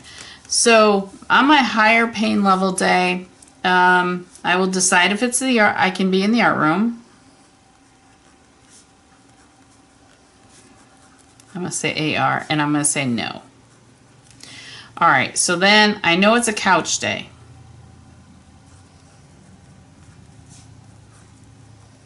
Now, depending on what I'm doing, if I'm having a lot of problems with my lower back, that's where the massive pain is, a lot of time I'm going to be laying down, okay? Now, when I lay down, I can either sketch or read or watch movies.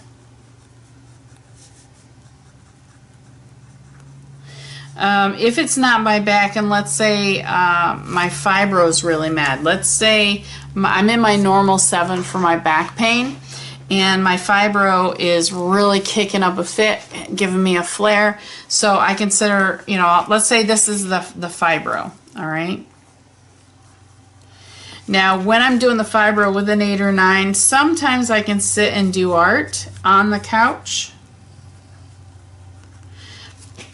But honestly, a lot of times, my fibro basically stays in my shoulders, in my middle back, my shoulders, not my neck. So it's kind of hard to sit up. Other than that, I'll just revert and do the same things I'm doing here. Okay, that's those days. Now, if my pain goes above a 9,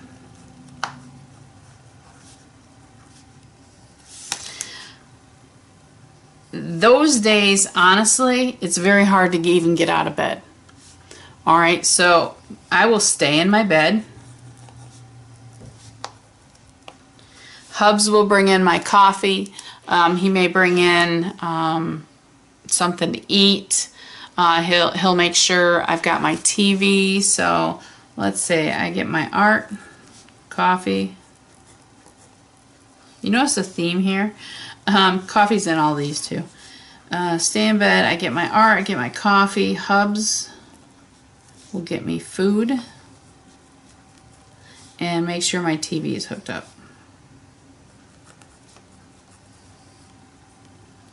Now, when I say making sure my TV is hooked up, I actually have it on a roll-away stand, so I can pull it out and bring it up like to the edge of my bed so that my controllers reach it. Or when I'm not using it, I take it and I put it back in a corner of the bedroom. So it works out really well. Now, this is my normal routine, and this is where when I want to find some, let's use some red. If I don't follow this normal routine, several things happen. One, I end up in more pain. Let's get that on there right there. I will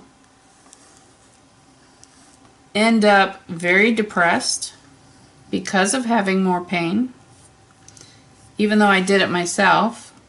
I will also be grumpy because of the pain. So if you notice there's a common theme here, I have to pretty much stay wherever I need to because of my pain that day. So if I don't listen to it, again, I'm in trouble. These are lessons I've learned throughout the whole chronic pain. It's not something that I relish on anybody, but if you are living in chronic pain, take an idea to try some type of a routine such as this, or relook at what you're doing in your life. And another thing, just a little piece of advice on that, is you've got to be able to trust yourself, and you've got to be able to be what's the word I'm looking for? Flexible. And hopefully whomever lives around you, they will tell you or understand what you're going through, right? And that's a total another discussion. But for this month, for the question, for Explorations of Me, these are my answers. This is what my daily routine is. If I don't do it, I'm going to end up in so much pain, I will be just miserable for, weeks. So I don't do that. I choose not to be miserable. I choose to listen to my body. I choose to do the best I can with what I've got. And I've also chosen to accept the fact that I can't always go and do. And those are the big, huge things about this whole chronic pain journey, is the exception. If you don't accept it, you're going to overdo. You're going to make your life more miserable. And it's just not fun that way. It really is not.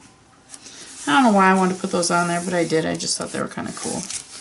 So I think what I'm going to do now is I'm just going to finish up this page. I want to doodle a little bit, put some Humpty Humps in here, whatever. And then we will be all set for this month. So I hope you guys have enjoyed this. And like I said, let me go ahead, do a little bit more doodling, and then we'll wrap it up at the end and on for another month.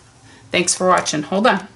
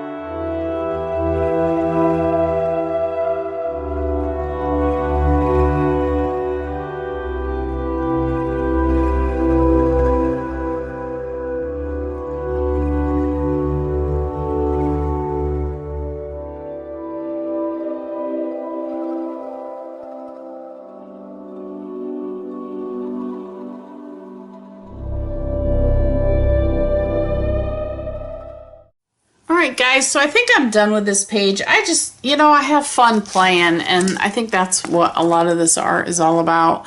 So I just wanted to show you a bunch of that background, just marks I've made, and just had fun with it. So there you go. There is my routine, my daily routine. I can't wait to see what yours is. I'd love to see how different it is. Whether you have chronic pain or you don't have chronic pain, I would love to see what your day consists of. So don't forget to check out the other artists. Their links are in the description box below. We've got Gina, Barbara, and Leslie. Let's see what their schedules are about. I'm excited. All right. Well, welcome to the show, Karen. It's great to have you with us. Thank you so much. And we're excited today to talk about leadership. And I know it's something that Johnny and I hear a lot of questions around, especially with our clients who are now moving into leadership roles in their career. And it's one of those areas where there isn't training in school. Of course, a lot of times we get placed in these leadership roles without a clear understanding or even witnessed good leadership, right? So oftentimes we have bad bosses, we have mentors who maybe don't have strong leadership skills, and now we're in a role where we have to lead people. So we're going to unpack the science of great leadership today, and I'd love to just kick this off to hear a little bit of how you got involved in leadership training and what leadership really means to you. My story into leadership development is kind of an interesting one. So my doctorate's in marriage and family. So I'm actually a registered therapist. I still practice 1 day a week. People actually often ask me if I still practice, but I do. For a lot of reasons, I still do. One of them is that I just love it. But I started my work 25 years ago. I was in my early 20s, and I was asked by a local doctor to set up a practice within his medical center. And because I was so young, I was 22 at the time, and I had all these teenagers as my clients. And I learned very quickly that a lot of therapists don't like working with teenagers. It's a niche market. They're very particular. And I love young people. I love their curiosity and their passion. And because also my focus was very solution focused, I love to address what's the problem. Let's try to fix this head on. And so people saw results really quickly. And so the word got out. 200 doctors started sending me their patients, and my practice literally exploded. And so in Canada, I became quite well known as being a teen expert or a millennial expert. And I started doing speaking tours across the country, and companies would sponsor my work. And it was all super fun. And I did television. I was telling Johnny I had a music talk show, worked with all the record labels. It was a psychology music talk show, and it was all around kind of teenagers and millennials. And so I did that for the first 10 years. And then it was really interesting when millennials hit the workforce. I started getting calls from companies, and it was the companies that were sponsoring my work. So the Pepsis and the Microsofts and the eHarmonies, and so these companies that I was working with, I started getting calls from those CEOs and the senior leaders saying, "Karen, your doctorate's in systems, family systems. Could you apply what you know from family systems into the workplace? Because we're now hiring millennials and we don't understand them. We don't know how they need to be managed. Managers are having a major retention problem." So I thought, why not? I love people, so I'll just kind of transfer that knowledge. And I found it was actually pretty easy. I mean, people are people, right? So I started working with companies of all sizes, a lot of family businesses, Fortune 500 companies, on really helping their managers manage millennials. And as I dove into that work, it became crystal clear that there were certain managers that were crushing it and some managers that were doing a terrible job. And when I looked very deeply at it, it was basically emotional intelligence. So the managers that were doing a great job and had these engaged teams, they had high emotional intelligence. And those managers who didn't have it, they had, people were quitting, without warnings. Like, where's Johnny? I don't know where Johnny is. Johnny's like not showing up today. No offense to Johnny. That's a terrible name that now that I realize that Johnny's on this call. But, if I've got, so there's kind of this whole sense around, if managers don't have leadership emotional intelligence, they're going to have major problems. So that's where my niche and focus really ended up. And I became excited about the topic because leadership, emotional intelligence are skills people can learn. It's not taught in business school, and yet it is literally the number one predictor of around engagement and retention is the leadership EQ score of a manager. And so that's where I landed. And so wrote a book called The Three Chairs, came out last year, that hit number 2 on the Wall Street Journal, and then just did a TED Talk about it as well. But I'm passionate about it because when people learn about leadership emotional intelligence, it benefits every part of their life. It benefits their team, it benefits the company, it benefits the profit, and it also benefits their personal life and their relationship, marriage, and kids as well. So it's been just an amazing journey and so much fun. I think in that story lies part of why emotional intelligence is so important and why some people had developed it and flourished in that role, and those who didn't kind of petered out and exhausted themselves, which is while rising through the ranks to get to a leadership position, you start to feel very confident in how you got there. So you have a fixed mindset of what allowed you to get there. And so this is how you're going to rule over your team, and you're going to expect the same to them. But people are different, and there's different motivations. And now the most important part is, while dealing with millennials, you're dealing with a generation gap that technology divided further. And so those motivations are completely different. If you have the emotional intelligence to understand you're not leading a group of people like yourself, you are leading a group of people, different backgrounds, different ethnicities, different ideas, different growing up in different environments. So that emotional intelligence is going to allow you to speak to each one individually to find out what it is that is going to motivate them, rather than here's how I got here, and I expect the same from you guys, and you're going to need to follow the lead. No, you're absolutely right. And that's kind of why, we need the education. People often ask me around kind of the focus around education. Like, we still need education. The education's still going to kind of get us in the door. But what we find is the best predictor really for around when people are getting promoted, it's no longer those technical skills, it's those EQ skills. Because you can know, like, we do a lot of work with engineers, accountants, law firms, professional groups, people that are super bright. You can have very, very high IQ and very low EQ. It actually uses different parts of the brain. People think it's not correlated. So that's why, it's fascinating. So you can have this incredible sense of skill in this one part of your life. You get into the workforce, you get into your job, you're doing really well at this, and all of a sudden you get promoted. But when the second you're promoted and you are now managing people skills are a totally different set of skills than the technical skills. And so that's why you can do really well on the technical side and do really terrible at the managing side. And this is why we get hired. We work with companies in 7 countries around the world, different industries, to help managers learn how to successfully manage people, because it's a totally different set of skills. Well, you talk about this in the book, and I think it's such an important observation that many in their career look at the title as granting them leadership. So it's like, if I just get to this upper management level and I get the title, then people will listen to me, they'll give me respect, and all this is going to fall into place. But actually, it's the opposite. It's the real work begins when you become a leader, because you have to work on your own self-awareness. And as Johnny said, yes, there are some leaders who know how they themselves are motivated and how they got there, but oftentimes they don't even realize it, because, to your point, a lot of these technical skills, these highly developed skill sets, don't often involve interaction with other people, don't involve motivating teams. It's you siloed working with a computer. It's you siloed working with your hands, getting very proficient at that one distinct skill set. But then all of a sudden you're asked, well, you have to lead a team with that skill set. How does that translate over? And how do we actually learn those soft skills? Because Johnny and I completely agree, and it's why we started The Art of Charm. But I know there are still people who listen to this show who are like, some people just have it. Some people have IQ. They're born with it. How do we actually really develop it if we've now recognized that this is a gap, and I know that my company or management's not going to give me the training necessary? I'm on my own to develop these skills. Honestly, this is why I am so passionate about this topic, because once I really did, digging in terms of what exactly is emotional intelligence, and realized these are skills we can learn. This is not like IQ that tends to be more fixed. EQ is simply a set of skills.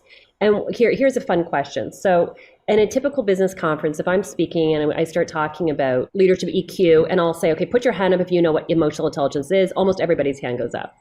If I say, hey, tell me what is emotional intelligence, I am lucky if I get 1 to 2 people's hand to go up, even in an audience of like 500 people. And then if I say, tell me how you change it, nobody's hand goes up. And that's where there's a gap. So there's a ton of research on what EQ is, and Johnny's like bursting laughing right now. Everyone over indexes on their emotional intelligence. And we laugh, and we're like, we're doing this show. We see the research, and we see how people interact with that. And also we understand those blind spots and patterns. as Right. we've been doing this for 15 years. So that's where so there's been tons of research that emotional intelligence is a proven science, that it is correlated with engagement and retention, period. And we're seeing this even more so than the internet. I mean, EQ has always been important, but where we really kind of saw a massive shift is when the internet hit, because all of a sudden, you can take somebody who has got drive, who's got goals, that has self-discipline, can get themselves a mentor, and all of a sudden they're crushing it in the workplace. That all of that is they've just used their EQ, right? So before it was more traditional, you had to get the education to kind of quote unquote be successful. What we're seeing now is that education is still important, but it's not as important. Well, it certainly has the same part, if not EQ is actually even a little bit more important. So to your point, AJ, the first thing is for people to understand what it is. To understand what it is, and then to actually measure it, and then you kind of figure out what are the tools that I need to kind of help expand it. So I like taking a lot of research, finding the patterns, and simplifying in a way that's really easy for people to understand. So for everybody listening, the next time you hear a speaker talk about emotional intelligence, they say, "Do you know what it is?" They put your hand up, and you say, "What is it?" You can actually, very confidently put your hand up and say, "Yes, I know what it is." So what EQ is are 5 skills. It spells the acronym CARDS. It's our own little acronym. It helps people remember it. I like acronyms because it helps us kind of chunk that information. So here are the 5 skills, everybody, and I want you to just think to yourself, how would you rate yourself according to these 5 skills? All right. So the first C stands for your communication skill, your ability to give and receive feedback. It's your ability to build trust with your teams. A stands for your attitude of yourself. Are you arrogant, confident, or insecure? Humility is a huge piece around confidence. Are you willing to receive feedback? Okay, that's all part of the A. It's also goal setting is also part. So it's attitude and goal setting. So somebody who has very high EQ, they know what they want in their life. They've got goals, they've got direction, they know with where they're heading. R stands for your relationship skills, exactly with what Johnny was talking about, your ability to see life from a different lens. Realizing that how you see the world is how different than how other people see the world. That's where cultural differences, personality differences, gender differences all kind of come into play. It's understanding that the way that I see it is going to be different than how AJ sees it, is going to be different than how Johnny sees it, and being able to lean into that and listen. D stands for your decision making and your self-discipline and your performance skills. So that's an interesting one. People don't realize that when you're managing your time, you're using your emotional intelligence. It's somebody who really, with a really high EQ, they're able to say, this is the goal I want, and they're able to be self-disciplined and step on the gas and take initiative. Even though it doesn't feel right, or they don't feel motivated, they do it anyway. So that's kind of a really critical piece around EQ. And a lot of people don't know that. And the last one, which is huge, especially with the whole mental health movement, is your stress and your energy emotion management skills. Somebody who has really high EQ, they understand what emotions are. They can differentiate between a thought and a feeling. They know what they need to do to kind of lower their stress. They have certain rituals and habits and boundaries in place to manage their stress so that they can actually operate at a very high level. So high performers, we work with a lot of high performers, and they really focus on how do you perform at a very high level with actually lowered stress. So those are the 5 core skills. Okay, they're all important. And for anybody who wants to kind of do a little scorecard, we have a free scorecard. You can go to our website, dkleadership.org. And in Canada, .org is not a nonprofit. I get asked this all the time from my American friends. They're like, .org, is that? Like, no, in Canada, it's for everybody. So DK stands for Dr. Karen Leadership.org, and you can go and you can download it. It's a scorecard. It's free, and you can do it with yourself. You can do it with your family. You can do it with your team, and it's a really great one-pager to help you quickly identify where are you as a self-assessment tool according to those 5 skills. It helps you understand, okay, wow, I'm doing really well in these 3, but these 2 I've got to lean into. And so that's a really good first step in terms of helping to build your EQ. One that you mentioned there was the decision-making aspect. And this is a pattern that we have recognized in a lot of our clients. And when noticing it, I tend to see it going to how millennials have learned to use the computer to answer questions that lead them to take action. And where that breaks down, because of course, if you can find all the information you need to make a educated decision, great, so be it. You would want to do that. But where the breakdown happens is when it's too much information, and now they're overloaded with information. And because of that, there is no clear-cut answer that lights up that they can choose. And then there is a breakdown of wanting to put that aside or come back to it later or come back to it when maybe that answer will light up, but that answer will never light up. And it's something that I say all the time, that sometimes there's no right or wrong answers, only answers that you make right, or right or wrong decisions, but decisions that you make right, which you're going to have to make a leap of faith in what your goals are and the values that you want to engage in to reach those goals, because in there lies the right answer. And that is reflection that you yourself have to figure out. Right. And, it's something that is really interesting, and it comes up in management all the time, is around, and you talked about it earlier, around the values. Okay. So this is where everything kind of starts intersecting like a big puzzle piece, right? So you've got emotional intelligence, these 5 core skills. Then now let's kind of add on the generations. And so all of a sudden you've got different, and that's kind of part of the R, right? The relationship categories in terms of understanding how people kind of see things different. But one of the generational differences, and this is, again, when I do a lot of training on, is managers. So Gen X managers, they tend to manage according to how they want to be managed. So if AJ's on my team and I'm a Gen X, I'm like, hey, AJ, here's the assignment. Let me know when it's done. And if you're a Gen X, that will work well. If you're a millennial, that will probably not work well, because AJ might start feeling alienated, and he might not feel supported because they are used to a much more collaborative approach. So all of a sudden that one misunderstanding causes massive conflict in companies. I mean, literally people quit over it. Like I talk about this in the book, example, right? Like in terms of how people literally will quit because they feel not supported. And they need to kind of have that career path. But, so that's why managers desperately need to get this kind of training so that they can understand, oh, okay, this is with what they value. This is with who they are. This is with what they need. And the coolest thing is, like, a lot of the things that millennials want and need are things that are free. Like, they're not even things that actually cost money for companies. It just takes intentionality and time, right? So it's really interesting. Once we kind of dial it back, it's all very solvable, but we do have to kind of lean in and have the growth mindset compared to the fixed mindset.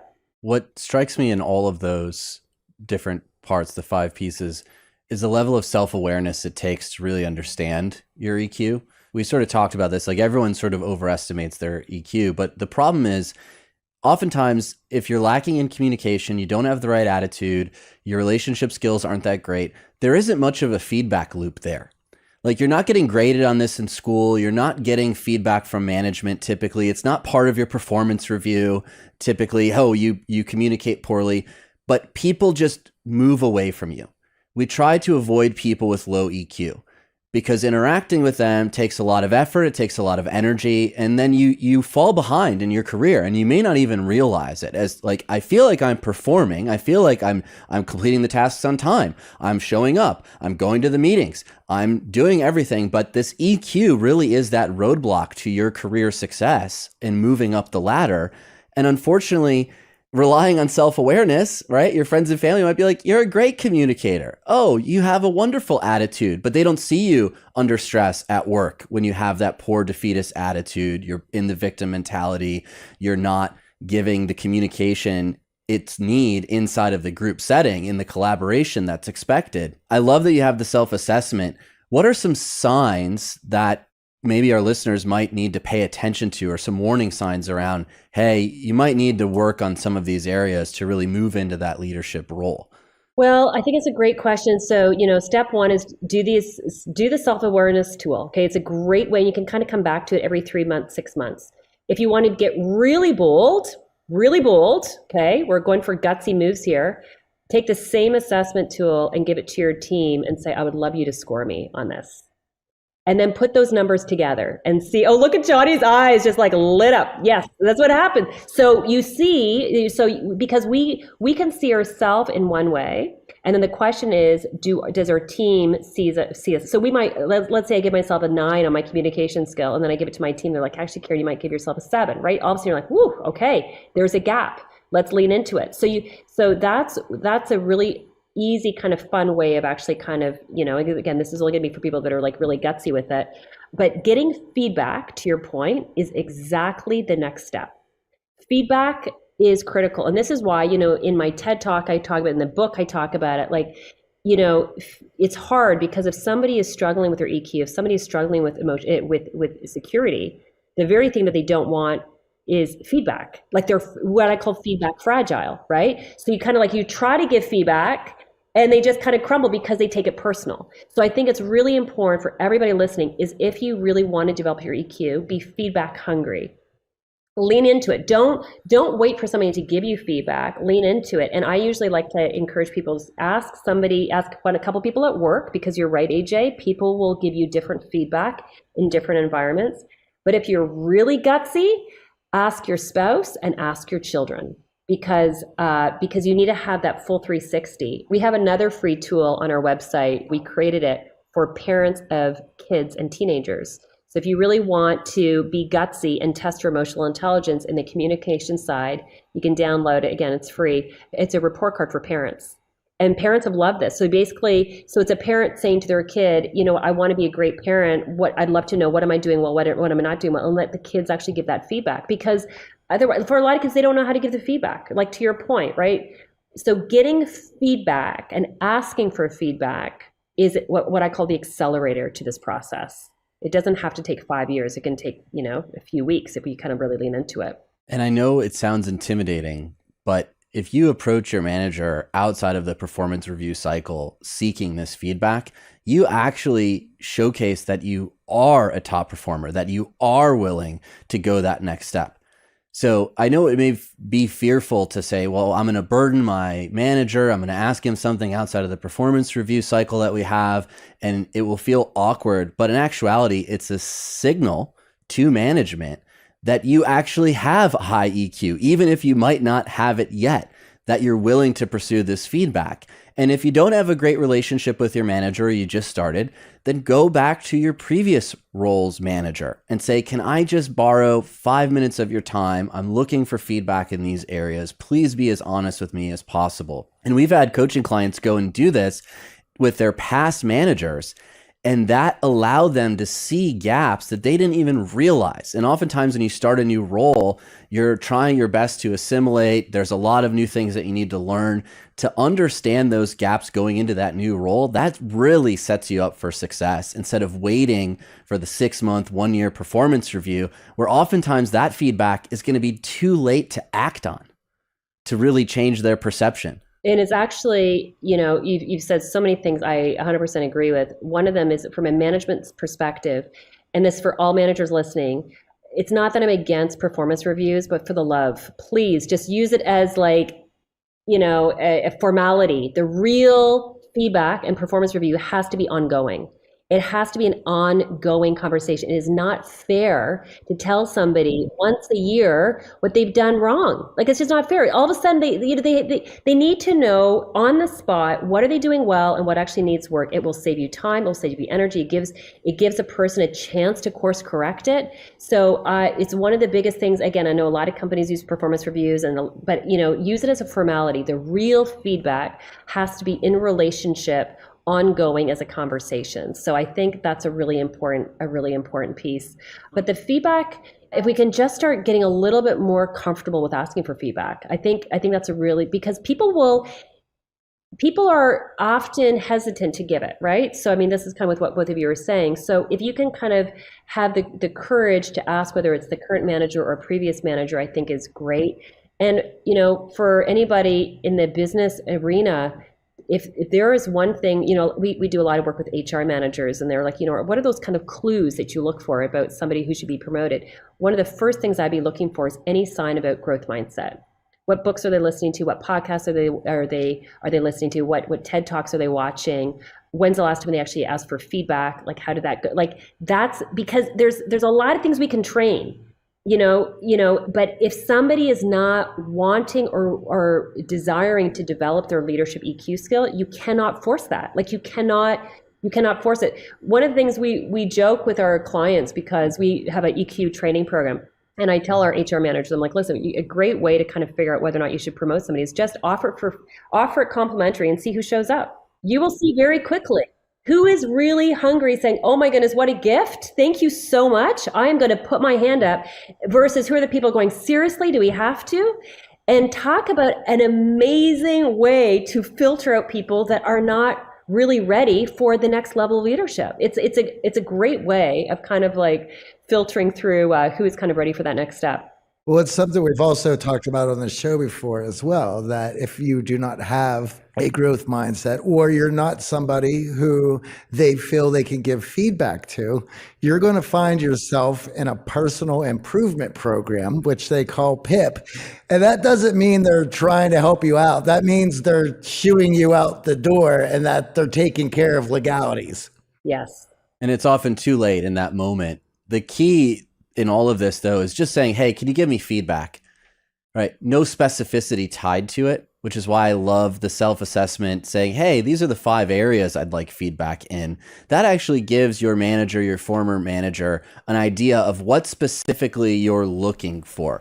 Because feedback is so broad. It's completely broad. And because people don't feel comfortable giving it, oftentimes they'll give you something complimentary or something small just to like answer the question and get away from the stress of, is this person ready for feedback? Can this person handle the feedback? So having a specificity tied to seeking that feedback, you're going to find not only does it increase your self-awareness, but it showcases your willingness to be that growth-minded person and your readiness for a leadership role. I agree. And I think it's such an amazing sign for everybody listening. Just think about that for a second. Just think about how would it be received if you were to give that one pager to your manager saying, I really want to do a great job here.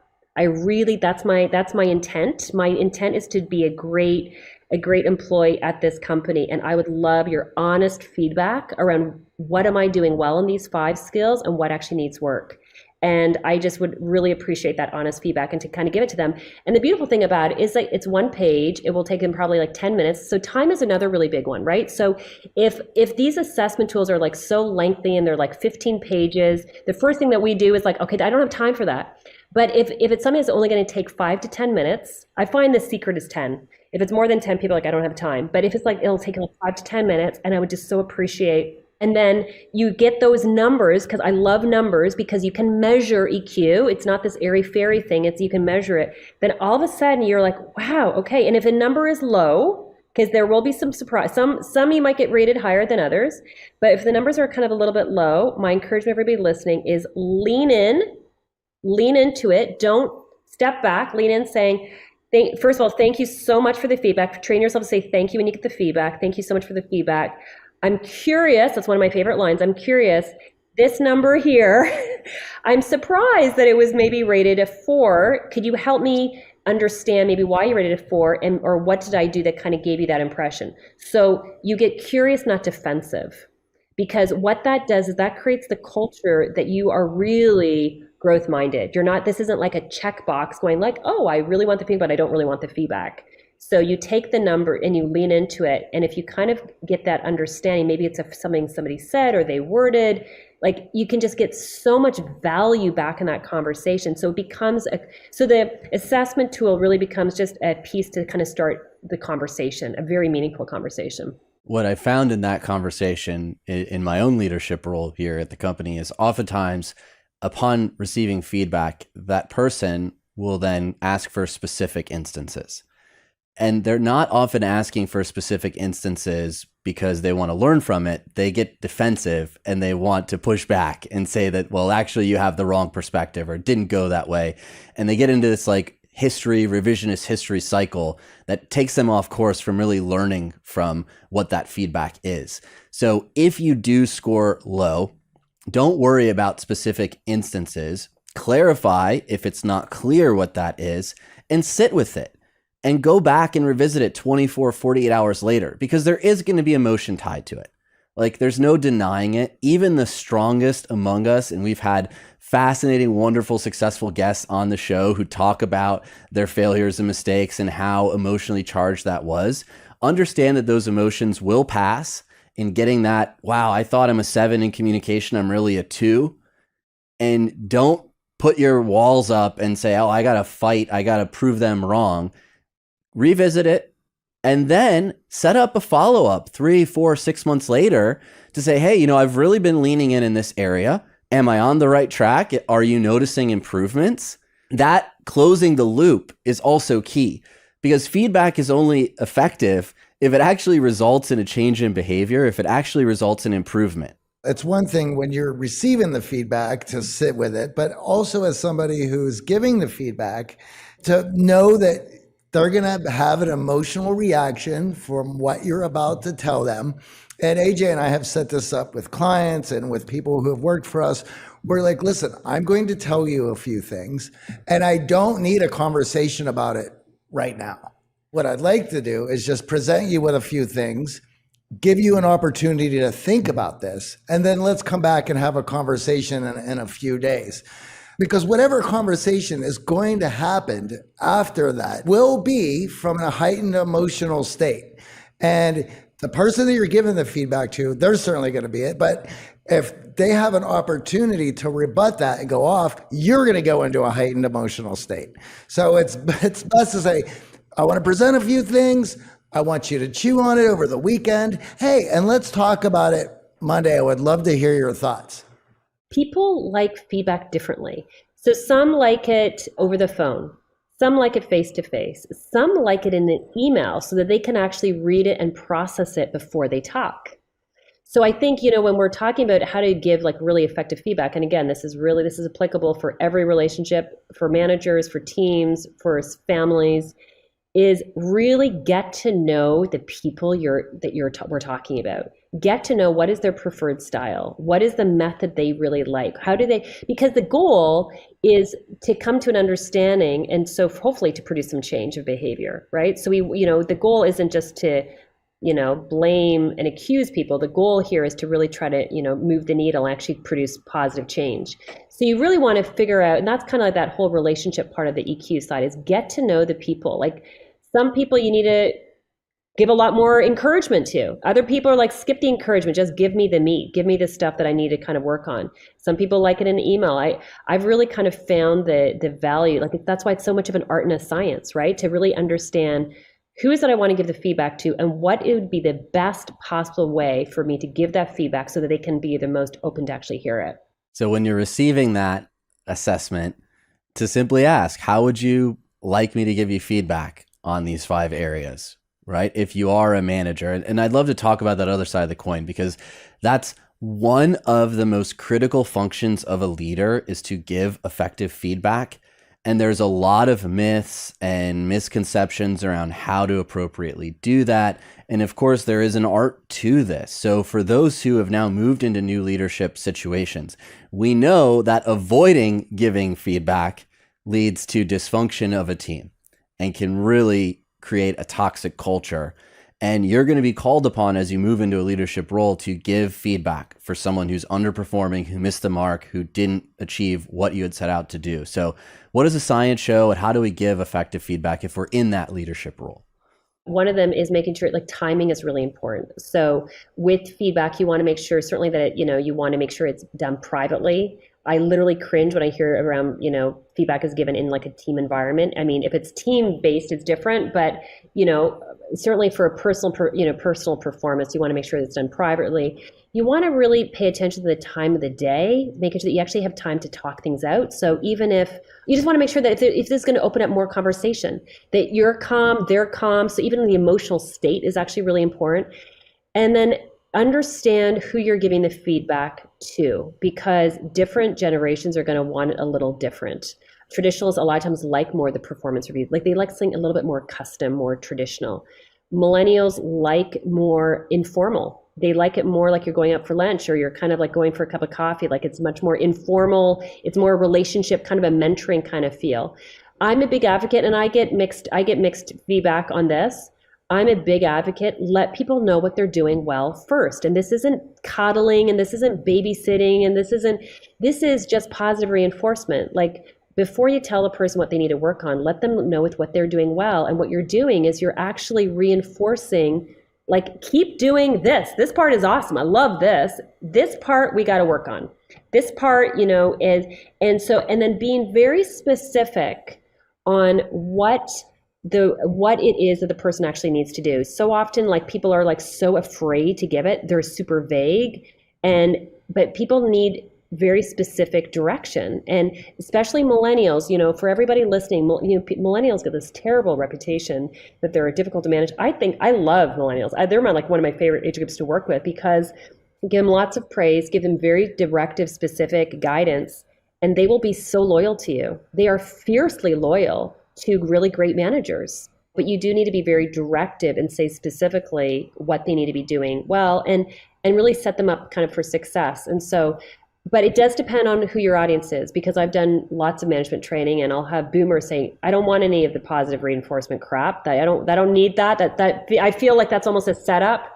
I just give me like more direct. So you do have to get to know, you have to know who is your audience and what is the best way that they're actually going to receive it. That's every boomer I know. Johnny included. I can speak from experience. Yeah, no, honestly, boomers are like, Karen, please do not tell me that positive reinforcement. I can't stand. I'm like, but that's your experience. Realize that other people are different. And if the end goal here is for us to really motivate and inspire change, positive change, you've got to understand your team members and what it is that they need it, what needs to happen so that they're best likely to actually listen and to actually pay attention to it. I think a big part in our experience, especially with managing millennials, is letting them know ahead of time, I would love to give you some feedback, and not just scheduling a random meeting at a random time out of the blue and dumping on them. Because there is a mental preparation, and some people are going to want it immediately. Some people are going to say, okay, can we do it in the afternoon? Can we do it tomorrow when I get through this other thing? There is an emotional regulation piece to that feedback, and we all receive it somewhat differently. And that's where the art form comes in. But just scheduling a meeting and out of the blue, jumping right into feedback with no context, the other person's not prepared for it, will oftentimes lead to that emotional outburst that we're not really looking for as leaders, is not impactful in terms of the behavior change, the goals that we're trying to reach. And the other piece in our feedback that I've noticed is understanding how this piece fits into the bigger whole, right? Oftentimes, when we receive feedback, it can feel like you're on an island and you're being singled out and you're the only one doing something wrong. And as a leader, it's also on you. It's to say, hey, it was my responsibility. I understand that I didn't clarify this in the email that I sent you. I understand that I wasn't specific in the exact time that I needed this. So for future reference, this is what happens. And when this happens, this is how the entire goal, group, whatever suffers, gets off track. That level of context and you taking responsibility as a leader for the miscommunication, whatever the case may be that led to them maybe feeling like they didn't need to deliver it on time, or maybe feeling like it was a little bit looser and more free instead of something they should prioritize, goes a long way to them trusting you as a leader upon receiving that feedback. Absolutely. And that kind of goes to that C part, is the communication, which is taking ownership. So leaders that take responsibility and take ownership in their communication, and I love your wording on that. It's something that I actually say a lot with my team. I'll say, you know what, I realized I was not clear enough. I'll say that. I realized that I was not clear enough. Moving forward, I'm going to do A, B, C. So taking ownership and also clarifying what is the takeaway. In any time that we're, especially with conflict, if there's not a clear takeaway, we're likely to actually repeat this issue all over again. So that is a really important piece. And by setting that stage, all of a sudden, we have that sense of humility. My 3-chair analogy, it's somebody who actually sits in the middle chair, somebody who actually, the leader that has humility is acknowledging the areas that they could have actually worked on. You're creating now this amazing culture that allows other people to take responsibility actually as well. It seems so simple, but if leaders do not take responsibility, what on earth makes us think that our teams would take responsibility? Like, we have to model what we want our teams to do. And part of leadership is the humility piece around acknowledging when we've maybe not done such a great job, or we haven't been so clear. And so that all really helps to kind of set the stage and kind of develop that culture. Well, we can all remember as children those moments of do as I say, not as I do instances, which are painful to watch. Well, why do the adults get to do this? Why is it a different set of rules for me? And that happens in that leadership role where they see the leader never taking responsibility, never admitting fault, never understanding or expressing the mistakes that they made. And with that pointed, directed feedback towards team members, of course, they're not going to want to put their neck out on the line. They're not going to want to put in that extra effort. They're going to feel that they need to self-sabotage just to preserve themselves in this toxic environment. And that's really the biggest difference between an arrogant leader and a confident leader. Like a lot of people often ask me, like, what is really the difference, that differentiating factor? And there's lots, but the biggest one, and I talk about this in my book, The Three Chairs, is the arrogant leader. It's they think they know everything, and they tend to blame things when things go down on other people. The middle chair leader, or the confident leader, they know a lot, but they also know that they don't know everything. So they're more open for feedback. They're more open to learn and listen to other people and hear from their advisors. And they're more likely to apologize and take ownership because they have humility. Like, humility is the difference between confidence and arrogance. And so for anybody who's thinking, I'm not really good at apologizing, I'm not really good at taking ownership, you got to get over it. If you want to, you got to lean it, you got to do it anyway. It feels uncomfortable. We got to do it anyway. There's a lot of things that are really good for us that feel uncomfortable. So we have to learn to just kind of, I'm going to make the choice to take ownership, even though it feels super uncomfortable, and you got to do it anyway. If you see somebody who's supposed to be this leader and they're refusing to take ownership over a mistake that it was completely obvious that they have made, it will only be a matter of time before you become the scapegoat and they throw you under the bus. They may not be doing it now, and you might notice that and you're like, well, at least it ain't me. Well, it's going to be you sooner or later. You need to make some decisions now before it is you, because when it is you, it's too late. These are topics that Johnny and I are so passionate and excited about. And I realize now we've made some references to the three chairs, but I love if you could just set up this visualization, because it is really in the title of the book, and it's so key in breaking down all this emotional intelligence that we're talking about. So what are these three chairs, and how should we visualize that great effective leader? Yeah, I created the three chairs, 25 years ago when I started really looking at all the different research around confidence and emotional intelligence with what it is. And I realized it was so powerful, but it was sitting on these dusty shelves in university libraries and journals. And I thought, how can I make this come alive? How can I make this really just kind of jump out, because it's just so powerful? So I came up with this concept of the three chairs. Are either of you visual learners? Yes, big time. Yeah, you are? Okay. Johnny, are you a visual learner? I would say more auditory. More auditory. Okay. So he can have his eyes closed while I'm doing this. AJ's going to be looking at my little my visual. So there you go. I'm off the charts visual too, which is probably why I created it. But basically there's the three chairs, and I talk about it in the TED Talk, but everybody listening, I want you to think to yourself, where do you see yourself sitting in these different chairs? So the person who sits in the left chair is what I call the blind attitude. That's the person that kind of really, they put themselves down. They're tough on themselves. They're like an inner critic. This is the person with imposter syndrome. They can look very confident, but their mindset is they're really critical towards themselves. Okay, so that's kind of the insecure leader. Then you've got the one on the right, which is what I call the arrogant leader. They're cocky, they're arrogant, they're very superior. If things are wrong, they're going to blame it on everybody else. And then you've got the middle chair leader, the person in the middle chair, and that's a confident leader. And that's the person that they have confidence, but not arrogance. They know who they are. They know that they're working on themselves. They've got the growth mindset. They have a really healthy attitude, but they also have humility. And so those are the three chairs. And I've taught this to kindergarten students. I've taught this to Fortune 500 CEOs. It's an amazing concept. It's so simple. It's like crazy simple, but the crazy thing about it is the research that once you know kind of where you sit, the majority of the time, we're all moving around, but the question I would be asking everybody is, where are you seeing yourself sitting the majority of the time? And then how does it impact your decision making? So when we talk about emotional intelligence, the whole book is about emotional intelligence. Somebody who has very high EQ, they're sitting in the middle chair. Okay, so the whole book is actually developing the CARDS acronym that I was talking about. But once you know kind of with where you sit, you can make very well educated guesses on how people make decisions. Everything from risk taking, decision making, conflict, who they choose as their partner even, like it's crazy, to in terms of how they manage stress and boundaries. And so it's a great, simple visual to help people actually understand where they're sitting, what kind of leader are they right now, and what they need to do to help themselves move in the middle chair. There's one distinction between that arrogant and humble, confident leader that I want to point out. And we talked about this on a previous episode, the power of language and the words that we choose when describing ourselves and our team members. And that's the me versus we dynamic. And that arrogant leader will often take all of the credit and talk about themselves, even when there's a team behind them. Johnny's nodding his head because this thing it gets under my skin so badly. It's nails on a chalkboard.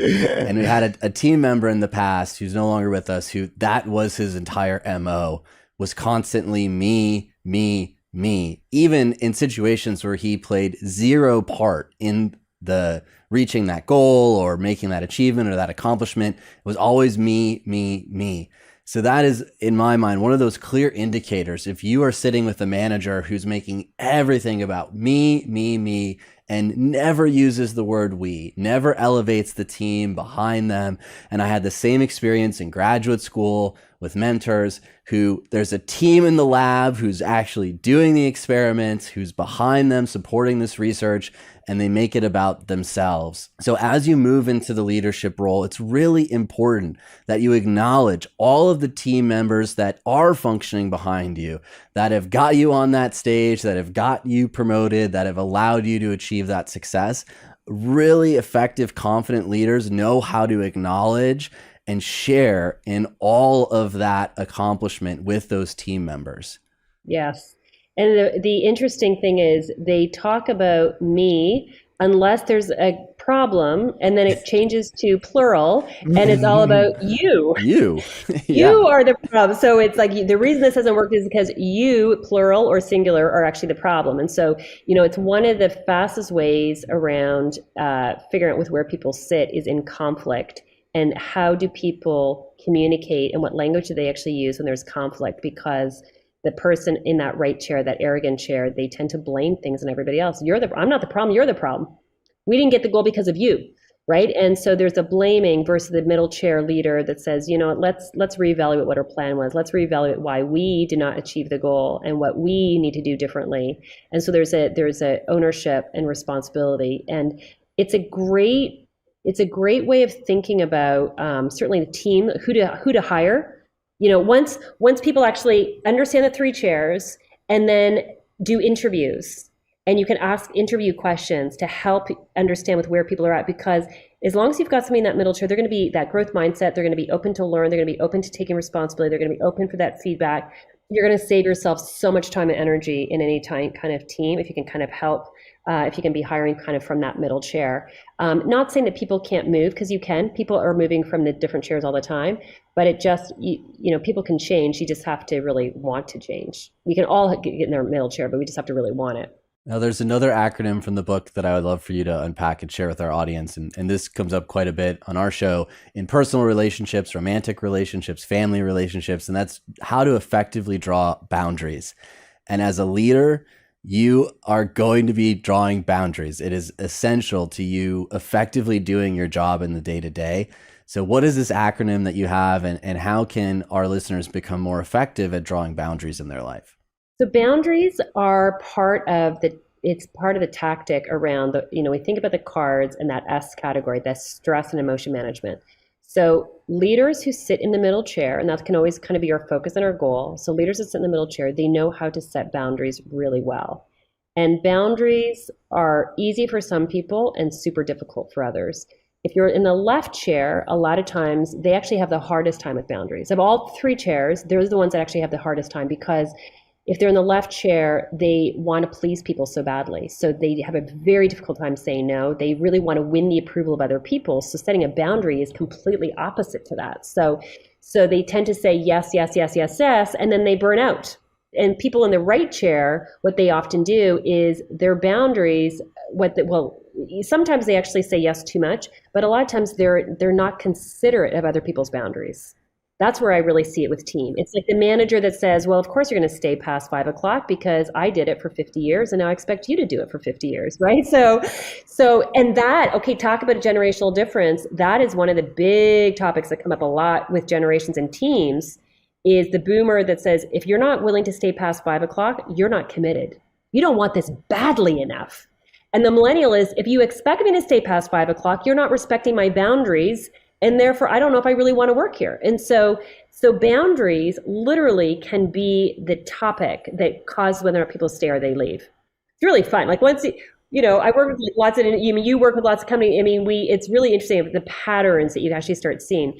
So boundaries are really important for that middle chair, because for any high performing individual and a high performing team, if you don't take care of those boundaries, you're going to burn out. So it is not a suggestion, it's a requirement for high performance. So how do you do it? There's lots of different ways, but as a team, if I was a manager of a high performing team, well, I am. So here, one of the things that we will do is we'll talk around, I want to help my team set boundaries. We will set boundaries on what times emails go out. We will set boundaries around when we're supposed to be responding to emails. We will set boundaries around, how much time we're actually taking care, time off.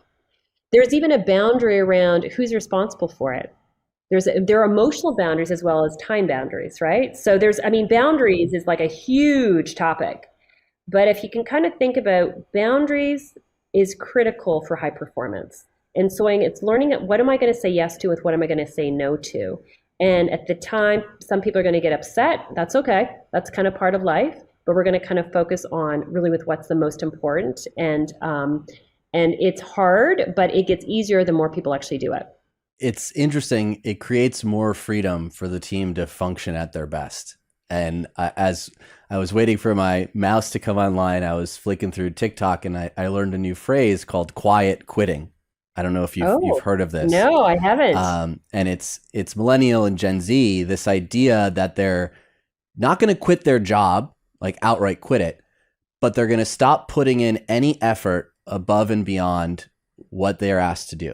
So no more staying late, no more leaning in, no more hustle grind, all this other stuff. And a good manager with high EQ will recognize this shift. The poor managers aren't going to notice that they're losing an entire generation of the workforce to this concept of I'm just going to take my paycheck and I'm going to skate by until someone realizes I'm not performing and I'll deal with the consequences later. That to me signifies that boundaries haven't been drawn in an effective way in a lot of these company cultures. We're asking so much more. This work-life balance is off. And now we're hearing more and more about burnout. We're working with more and more clients who are experiencing it. And I know it's a big part of that, recognizing and managing the stress component.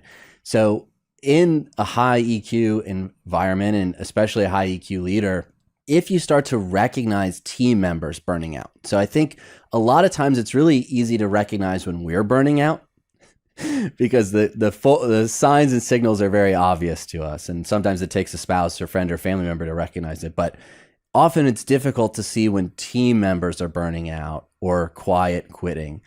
What have you learned over the years for those leaders who want to keep their team members from burning out, or what to do when they recognize team members are starting to burn out? It's a great question. And so there's a few different signs. The first thing is you're going to start seeing a flat energy. So the energy is they're not as engaged. They're there, but they're not really there. They're not coming up with a lot of great ideas. They're kind of they're just flat. I call it flat energy. So you're going to start seeing that. The other big thing is that they might start making mistakes. This is a big piece to actually burn out, is that they'll start making just really simple but bad mistakes because their decision making, they're just not sharp, right? They're kind of not sharp. They'll probably, in terms of start being absent, they'll start kind of having some more sick days. They might start talking negatively around kind of just, different things that are actually happening in the office. And so it kind of comes out in different ways for different people, or maybe they just withdraw. Some people just kind of really, like what you're saying, they kind of withdraw. You're not seeing it at the social functions kind of anymore. And I think, for everybody listening, if you're going to have one takeaway from our call today, it would be great managers who sit in that middle chair, they care deeply about their team. They really care for their team. This is not just a job. This is it's they're almost like a shepherd to their sheep. They take care of their team, and they want their team to be balanced, and they want their team to thrive, and they want their team to be successful. And so when they see their team not setting boundaries and working too late, and they see the price tag where they're exhausted or they're emotional or they're not handling feedback well or they're making mistakes, That's the time as a manager, you will get so much loyalty, especially from the younger generation. If you lean in saying, I'm concerned. I'm actually concerned with what's happening. Like in the last, there could be personal things. We had an employee years ago. We've had an amazing success around managing, hiring millennials and retaining millennials. And one of our employees years ago, she had a hard time setting boundaries. And I remember sitting her down and I said, she's like, Karen, it's so hard for me. I said, I know it's hard for you, but I am deeply concerned. I'm concerned for you. I don't want you to be emailing back at like past 5. I want to help you set the boundaries to care for yourself and your family. Because that's the thing about boundaries. If we say yes to everything, we are indirectly saying no to other things. We're saying no to our health, right? We're saying no to our family, our spouse, our performance.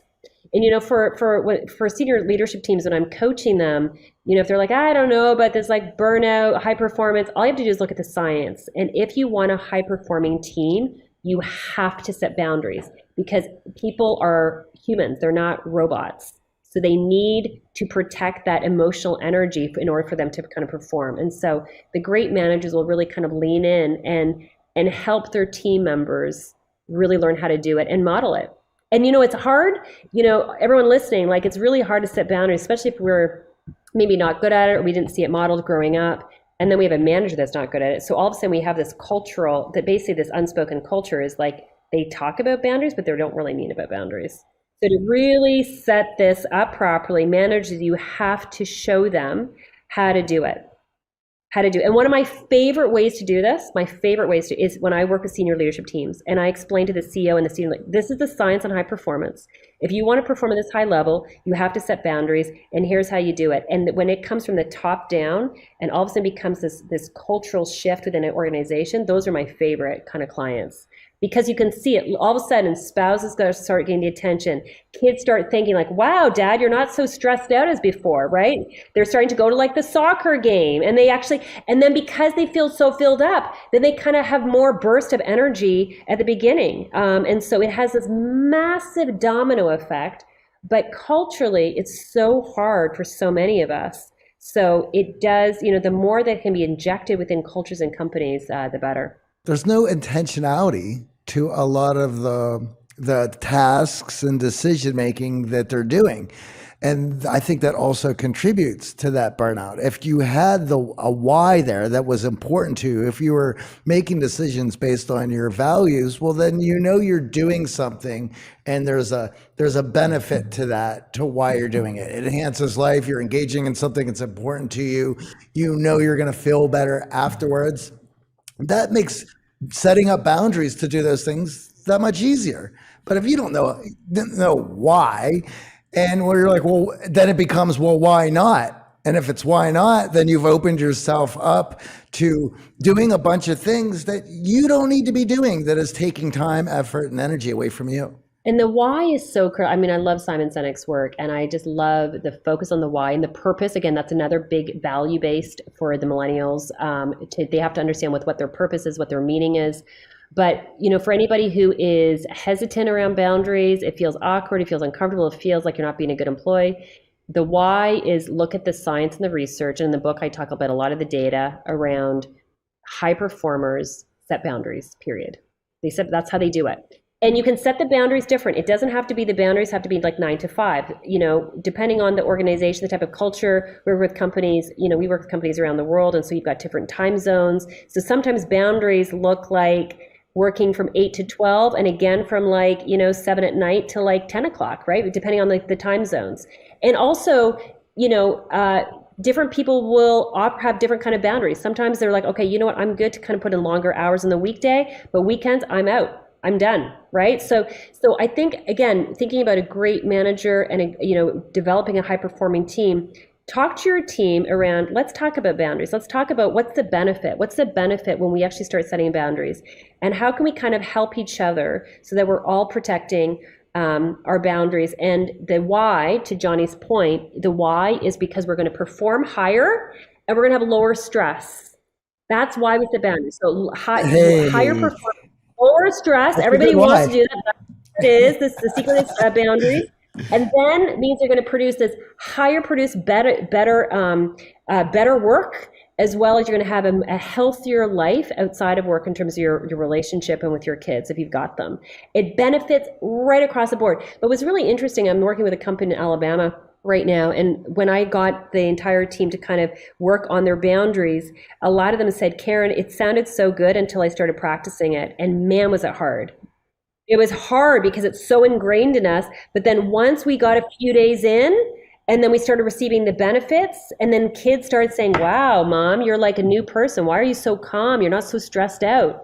And I was able to go to my first kids' baseball game. Like all of a sudden, when we start receiving the benefits of the boundaries, then we get hooked. And I often tell people it takes usually about 2 to 3 weeks, 2 to 3 weeks of really sticking to it. Then you can see the boundaries, and then people get hooked on it. We love asking every guest what their X factor is. What do you think makes you unique and extraordinary, Karen? I think my X factor, I've been told this by lots of people, my X factor is my expertise is wide and it's deep. Like look how we talked today, right? We talked about emotional intelligence and leadership development, but we're also talking about families and kids and parenting. And so I've been doing this for 25 years. And so the fact that I can talk about family systems and organization systems and how they all interconnect, and then we can go deep, and I mean, we could have talked for like another 10 hours, right? I mean, like there's just so much content that we can keep going with.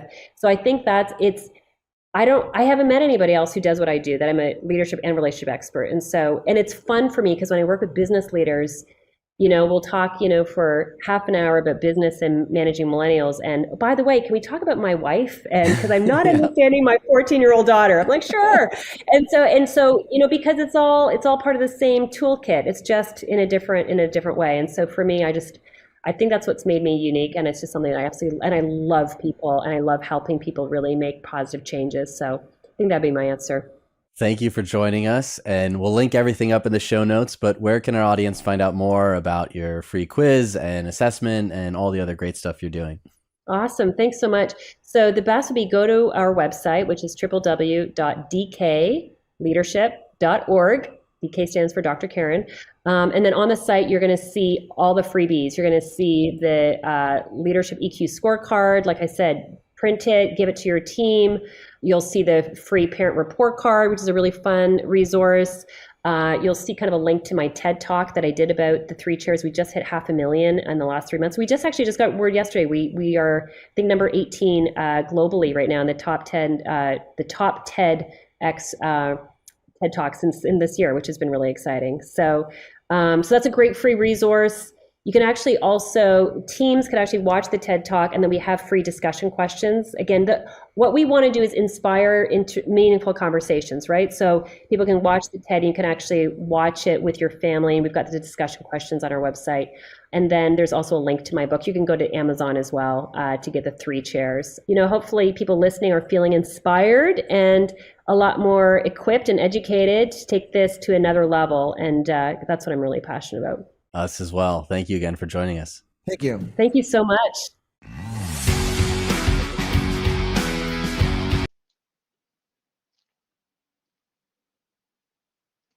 So welcome everyone to Strategies for Enhancing Instructor Presence in Your Online Classroom. And I thought today we could just start a little bit with our goals and getting to know each other, and then we can get into all of the different content. So we do have a couple of goals for you for today. So hopefully I can give you some new ideas for how to communicate effectively with your online students, how to show your students that you are present, as well as how you can support them for their overall success. And I'm going to give you a couple of opportunities just to interact and get to know each other. So if you wouldn't mind in the text chat, if you can introduce yourself, your name, what is it that you teach, and in your mind, what makes a strong, positive teacher impression? And I'm just going to wait a moment and I'll let you type.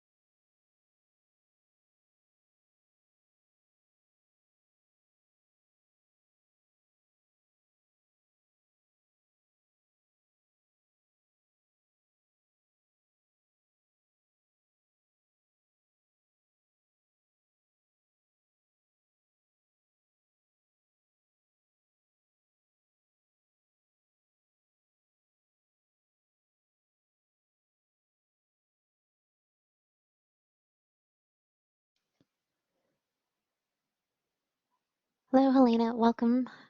You joined us just in time. I think everyone's just kind of typing in the chat. We're doing a little bit of icebreakers to get us started. So if you can find that purple thumbprint at the bottom of your screen, if you expand that panel, you should see a text chat that you can type in.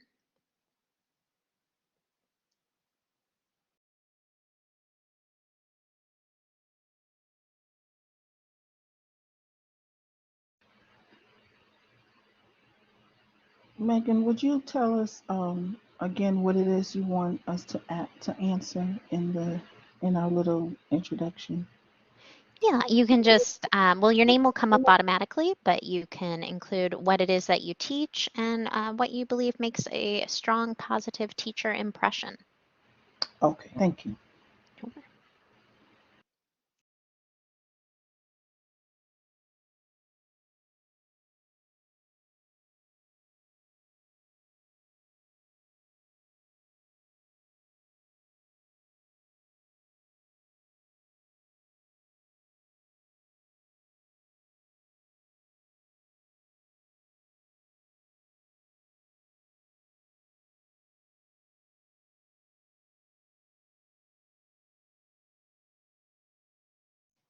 Great, I see them all piling in. So Lori is from the ETRA department, and that's actually my doctorate program, so I'm very fond of ETRA.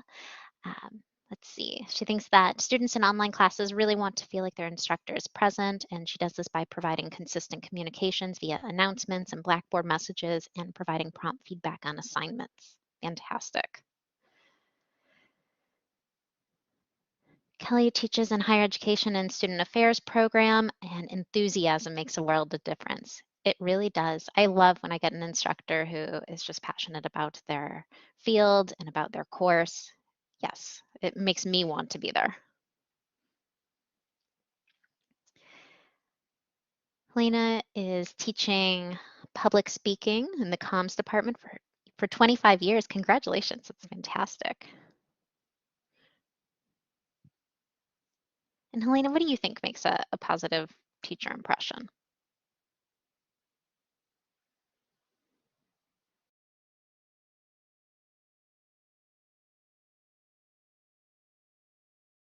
Or if you prefer the microphone, if that's easier, you can come on the mic as well.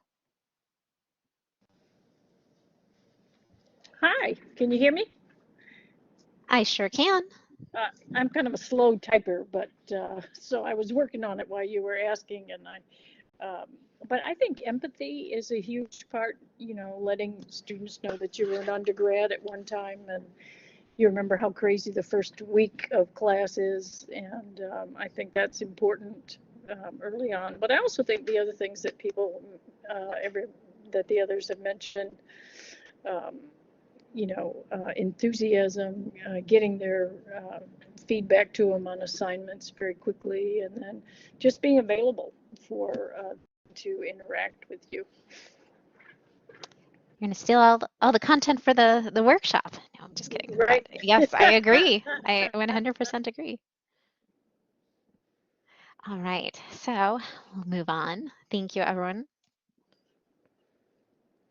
So here's another approach that we can take when we're thinking about instructor presence in an online course, is to think about how online teaching is different, right? I think many of us or most of us may have come to teaching from the face-to-face traditional classroom. So, you can think of one or two of these, but how do you approach communicating effectively with your students? And how do you show them that you're present?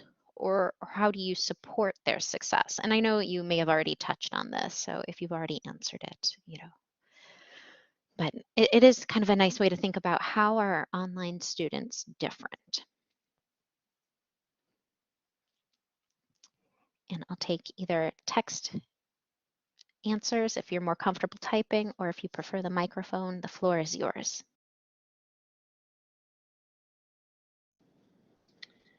One of the things that I started doing this summer was when I'm communicating feedback to my students, one of the platforms that we use is McGraw-Hill Connect.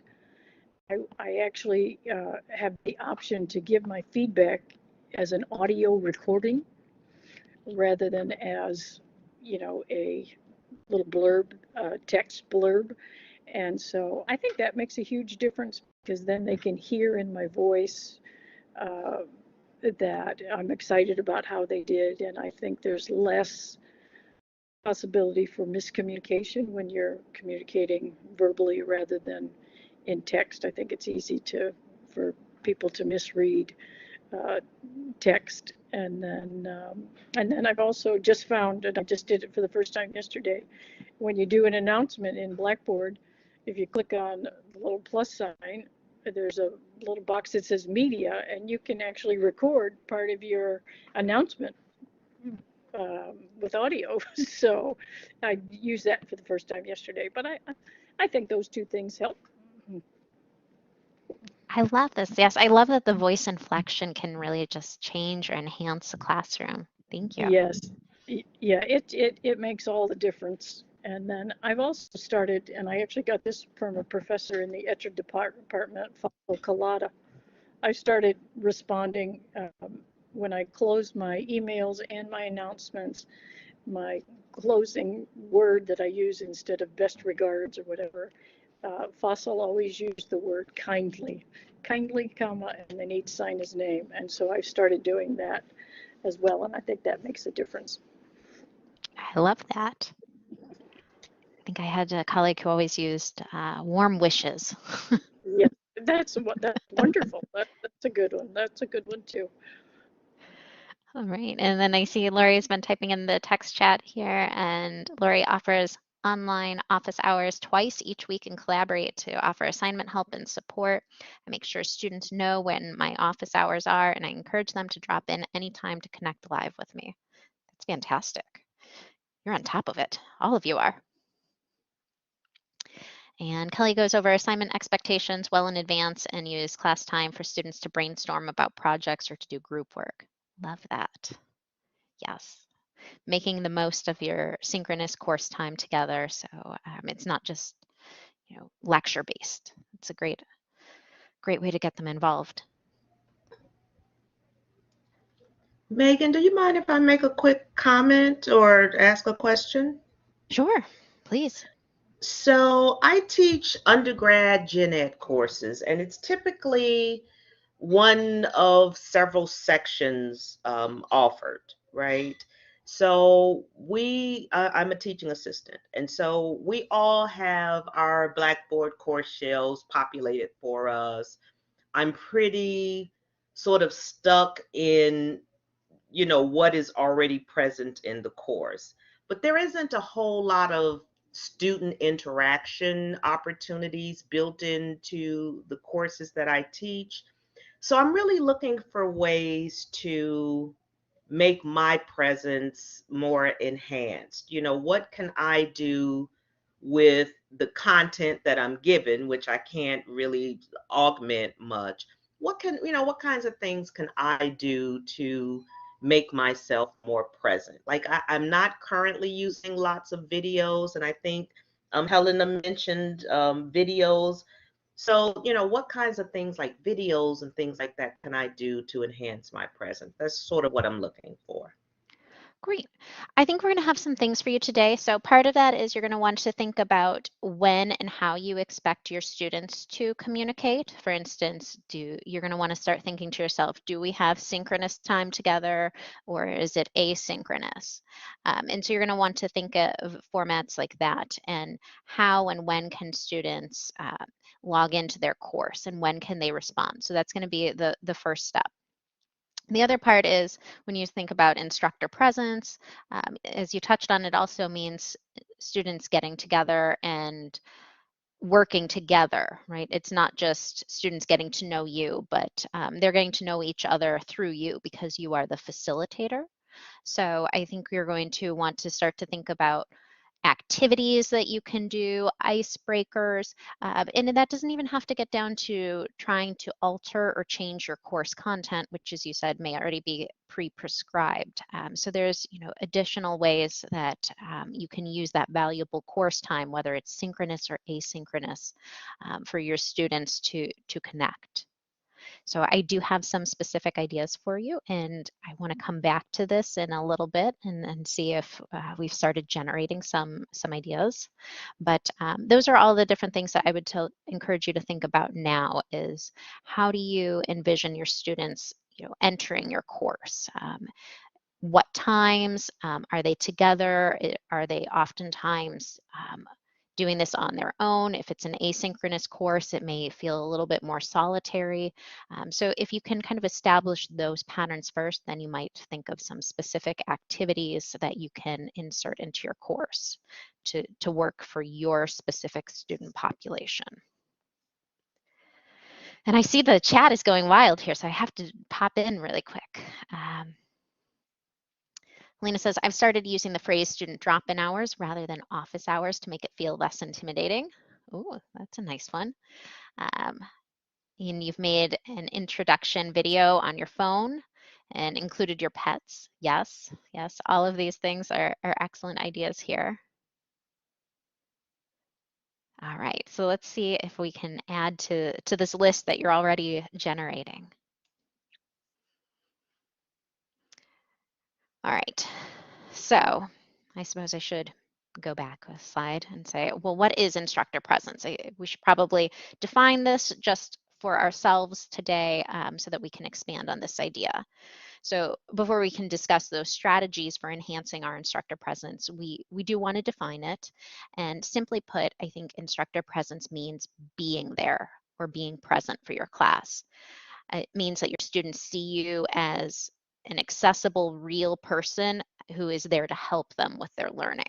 So when they get into their online course, they truly know who you are. You're not just a staff photo or a bobblehead. They think that they actually could identify you.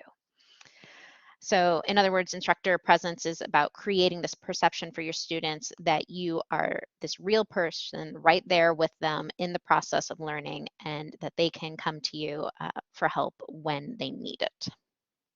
So I think that's the working definition that we're going to go with today. All right, so now we have this idea of set it and forget it. And the set it and forget it mindset is kind of this slippery slope. It's a sneaky trap that you can fall into. It's tempting that you might just set up your course and then you think that it's going to be good to go for the rest of the semester.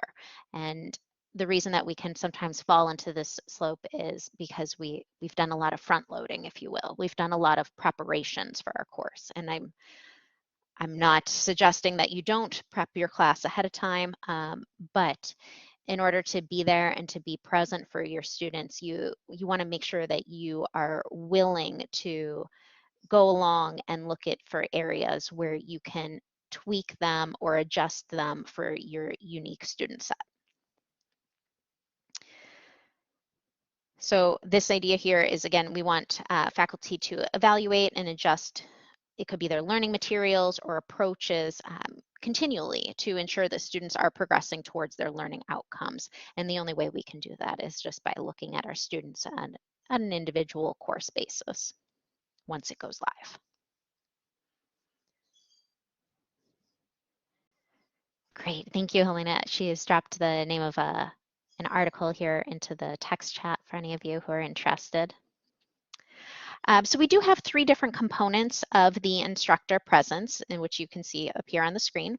And so these include the persona, the social presence, and then your instructional presence. So we'll go through each of these just briefly here. The persona is the instructor personality and teaching style that you infuse into your course. This is what gives your students that impression of who you are, and it helps them feel more connected to you as their teacher. You can communicate this throughout your course. It's again, not just one of those set it and forget it type of things. But some easy ways that you can do this are by including videos of yourself. If you have an introductory page, you might include a recorded course welcome message or even module overviews. And we're going to get into these a little bit more, I promise. We also have the social presence, which in essence is really all about community building. So in other words, what we're saying here is that you can connect with students and also it enables students to feel like they can connect with you. This is not just a one-sided relationship here. So you want to, again, be the facilitator. You're going to provide opportunities for connections to happen. And it's also important to keep students engaged in your course to increase their chances of success. So this does mean being responsive to students through timely communication, but also holding them to the same standards. Okay. The instructional presence is essentially your role in facilitating students' learning experiences in the course. So you're going to enhance your presence through instruction, and you might want to consider using multimodal learning materials. And so I know we already touched on this in the chat. All of you are very, very on top of these different ideas. What are the different ways that students can interact even with their course material? Are there things that they can listen to that are audible? Is there text that they can look at? Is there visual representation? So all of these things can enhance their learning experience. And you may even consider providing your students with a weekly video of yourself explaining what they can expect from the course and the assignments and how they should go about navigating that week's module or lesson or activity. So you can kind of think of it as you're guiding them along. So now we can talk a little bit about creating and sustaining these connections, which is our first topic. So some examples of ways to create and sustain connections could include developing an introduction discussion forum in which students can get to know each other and you. And you want to make sure that you do read your students' introductions and respond to them. Now, I know that this is a pretty common scenario, but what I see a lot is that they'll say, you know, in online courses, go ahead and introduce yourself. And there might be no follow-up to that. So one of my colleagues has what she likes to call the pet parade, and she specifically asks students to introduce themselves, and then they should either upload pictures of their pets, their kids, or their travels. And so this really gets people excited. Again, they've been encouraged to upload photos or videos of their recent adventures. And then you finally might want to require the peer responses so that students must read about each other and engage in a conversation. So just putting a little bit of a fun twist on maybe a familiar concept. Another way to create and sustain connections in your online course is to hold at least one synchronous session in the first week so that you can interact with your students and let them connect with you and each other. Within that synchronous session, you can encourage students to share video or audio. We do caution about requiring it due to privacy and equity concerns, but you can always encourage it. You could also consider doing an icebreaker activity to make everyone feel more comfortable and kind of to build that sense of community. So for example, you could put them into breakout groups and ask them to come up with ways in which they could build a sense of class community and see what methods and techniques they come up with. So I think in the past, one group came up with creating a group chat on social media so they could talk to each other outside of the classroom environment. So again, it's putting some of that ownership onto your students. This is their class, and they get to create part of that atmosphere. So ask them to generate ideas. And last but not least, consider using a welcome assignment or a survey and ask your students how you can best serve them. So you can ask them what are their needs, what are their challenges, what are their goals, and how can you help them figure out ways to be successful in light of that context. So this is an area where you have an opportunity to learn about them, and you might get some unusual insight into your students that you might otherwise not discern if you had not distributed a survey. I see a question here about yellow dig, so that is coming up. So I will talk to you about that too.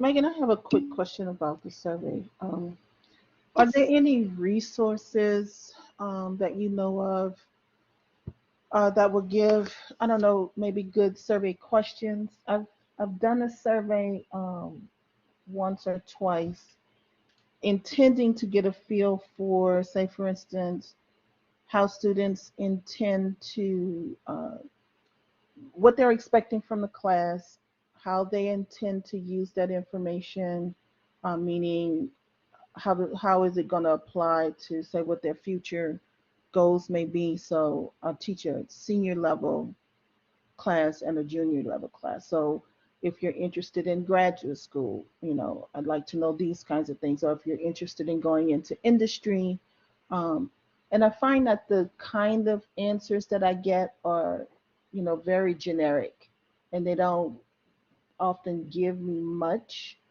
to work with in terms of trying to understand how to plan work so that the relevance is felt.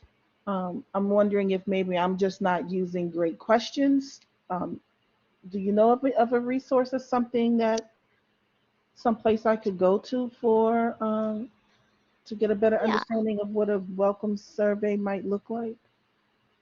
Yes, let me, so after this workshop is over, I am going to send out a follow-up email with a list of resources. So I'll go ahead and I'll see if I can link you to some different ideas for survey questions. I know that one faculty member, Jason Rohde, has an exemplary course program, and he highlights that he always has a survey that he likes to ask his students at the beginning of the semester with some of these questions. So I'll see if I can get a copy of that survey as well for you. Okay, thank you. So let me see if I can find that as well as a couple of other resources. So, but I can link you. I'll do some more homework and I can link you to that in the follow-up. Okay, excellent. Thank you so much. Sure. Alrighty, so let's see. All right, I think I saw something about yellow dig, so we're going to come up with that one yet, or in just a little bit here. But some examples of ways to create and sustain connections include developing an introduction discussion forum, which we already just talked about. And we can also think about some other opportunities here as well. So one way to engage students with the course is to connect your course material to students' interests. So you can use these opportunities you've created to get to know your students and, like we said, like that welcome forum. And you're going to leverage that with information into connecting students' interests to your learning materials, maybe to specific activities or some type of graded assessment whenever possible or practical, I think would be another way to say that. You can also share your own interests with students so they can get to know you better. I think we talked about being enthusiastic about your field and your course and its material. So you can talk to your students about maybe some of your past experiences, accomplishments, projects that you've worked on, and show your students what they can expect. Another way to engage your students is to show them how the course materials are relevant to their academic lives. And so this is helping them to think more broadly. It's not just this singular course, it's how does this course fit into my overall academic experience? And so you might discuss what common college expectations do you have in your course that students will be expected to follow across their college careers? What are some of the skills and knowledge that will transfer to other college courses? I always enjoyed this as an English instructor because I knew that if my course was not required, the majority of my students would not be in my classroom. So I always enjoyed playing with this idea that we could still build skills that they could use for courses that they would rather be taking. So um, it's a challenge, but it's always worthwhile to see if you can help them understand why they're here and what they can expect to draw from your course.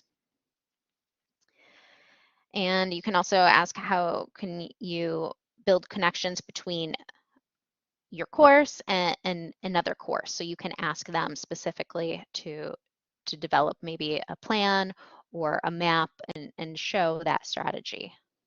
So instead of you just explaining it, you can ask them to identify the skills that they're acquiring in your course and where it will lead to.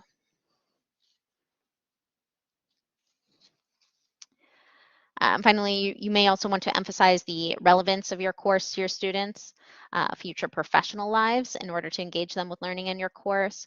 So you can help your students create those connections and think about how and what they're learning and how it could apply to their future professional goals. Sometimes this can be tricky, but again, it's this idea that learning is a broad spectrum and it carries over into many unexpected places. So we can help to try to highlight that for our students. Another way that you can create connections to future professions is by connecting course policies to professional expectations, but as a note of caution, just be sure that those expectations accurately reflect the workplace, and keep in mind that your students are in college, which is a learning environment, not technically a professional one, but they are adult learners, so you can still broach that topic with them.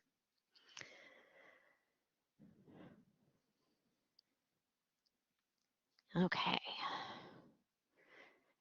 I think I've given you some ideas here up on the screen as well. I always hate to read slides to you. I think we can move on. So in addition to creating connections within your course, we do want to talk about communication with students, and you're going to want to communicate with students frequently and in multiple ways in order to maintain presence in your course. So here are some ideas for you. You don't have to do all of them, certainly, because it might be overkill, but you could remind students of upcoming deadlines in a weekly announcement and have follow-up announcements. You could create an announcement and send an email when grades are posted and provide any additional instructions you may have, whether that's for accessing feedback or comments that are in an interactive rubric. You could send reminders about your virtual office hours, including how to make an appointment and how to get to that virtual office space. I do have a little bit more about virtual office hours, so that'll come up again. You could post weekly module introductions or overviews and include connections to the previous model. So again, we're talking about a transition here and layering in information, this idea that every new lesson your students learn is building on top of previous knowledge. You could post an occasional midweek motivation message or video. Those are always fun, right? It's not just the standard, please don't forget to show up to our synchronous course session. It could just be a random motivational message. And then finally on this one, since I talked about all these different types of communications that you can send or alerts, just be careful of overkill. If you post too much and too frequently, students may start to glaze over some of your communications. So I recommend trying some of these and playing with it, making it so not every single Monday of your course they're going to expect to see an announcement. You know, they're going to become desensitized to it. So try to liven it up, give them different ways in which you're connecting with them.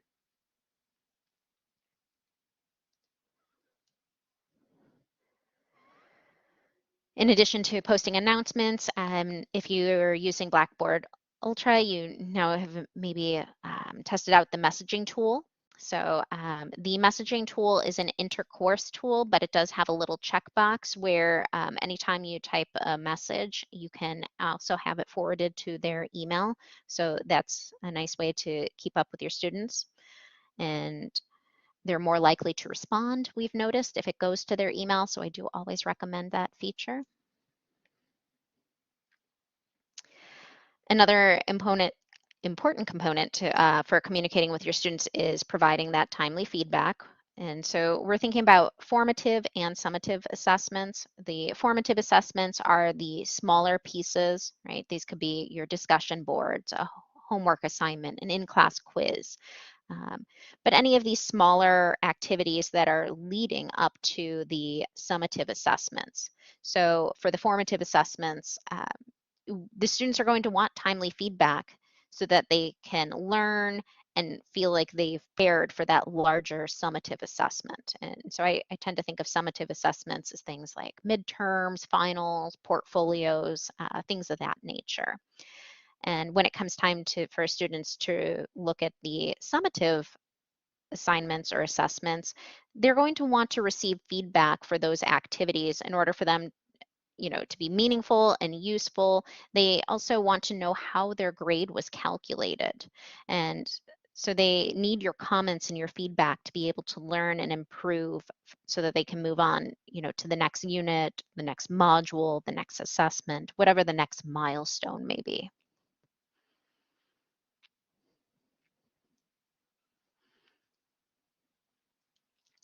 Lori wants to know more about weekly motivational messages.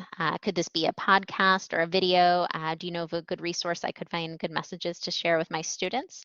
Yes, I think I can find some more resources for you. So Lori, I'm keeping a running list of some of the resources that people are asking for in this workshop, and so I can try to follow up with you.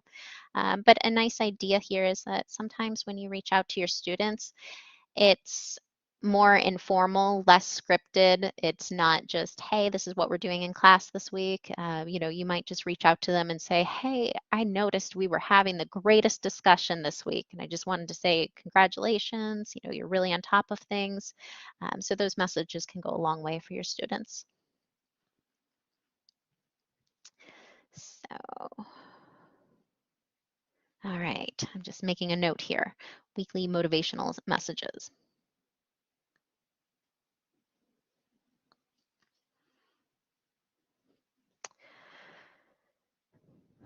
Okay, returning back to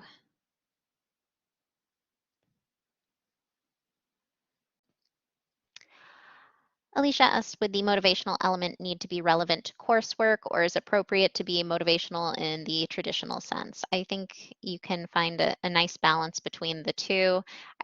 I highly doubt you would be sending motivational messages that don't in some way connect to their course. But again, it's one of those ideas where it's just being authentic with your students and connecting with them. Or, maybe that everybody's preparing for a large exam and they're getting a little tired. Maybe they want to hear something upbeat from you and words of encouragement. That's another way of looking at it. All righty. So moving forward through this,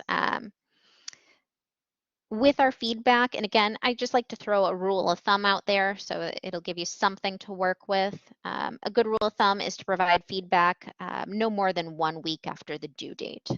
And that seems to be a pretty sufficient amount of time, both by student and instructor standards. So somewhere in there, that's a nice rule of thumb to have.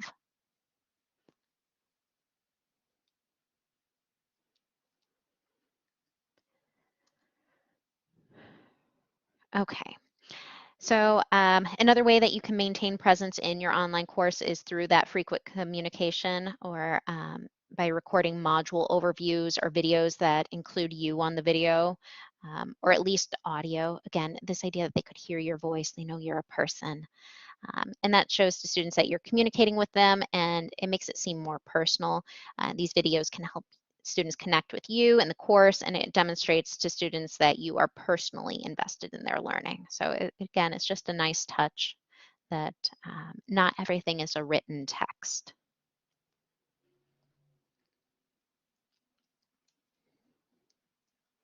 I know we're creeping up on 2:40 here, so I'm just kind of breezing along. All right, as far as establishing the communication plan goes, another best practice is communicating with students to make sure that you respond to their communication in a timely fashion. But this does not mean that you have to be on call 24/7. So I do want to emphasize that. You can easily say that you will get back to them within 24 to 48 hours. Anything that's a reasonable amount of time, I think as long as you state that in your syllabus and you tell your students about that, usually towards the first week or two of class, that seems to help kind of insert your instructor presence. It makes you feel like a human. They know who you are. They know how to connect with you. I remember as a student, I really greatly appreciated when instructors said, I know you're an online student. I know many of you have busy lives, and so this is why you chose online education. You can email me anytime you want. So that's fine. Just don't expect me to respond right away if you email me in the middle of the night. But as a student who was waitressing and had long evening hours, sometimes I was doing my homework in the evening. And it was really reassuring to hear from an instructor that said, hey, I understand that you might be doing homework in the off hours. That's fine. If you have questions, you can send me a message. But just so you know, I won't get to it until the morning. Something to that effect. You could consider holding regular virtual office hours as well, so that students can meet with you one-on-one. So you could use Teams, Collaborate, which is what we're in right now, or Zoom. So NIU has licenses to all three of those products. If you're interested in virtual office hours, you may consider viewing the virtual office hours workshop recording on our website for details and tips. We have different things like how to set up bookings and things of that nature, but I'm going to try to get to some of those as well.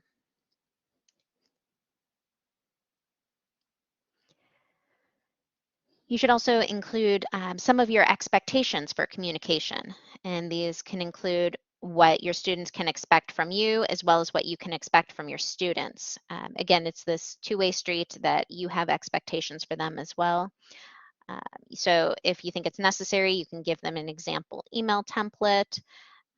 You can include any information you want just so that they can see an example of what you expect at the higher education level. And it's also just a way for them to practice professionalism and aid you in helping them.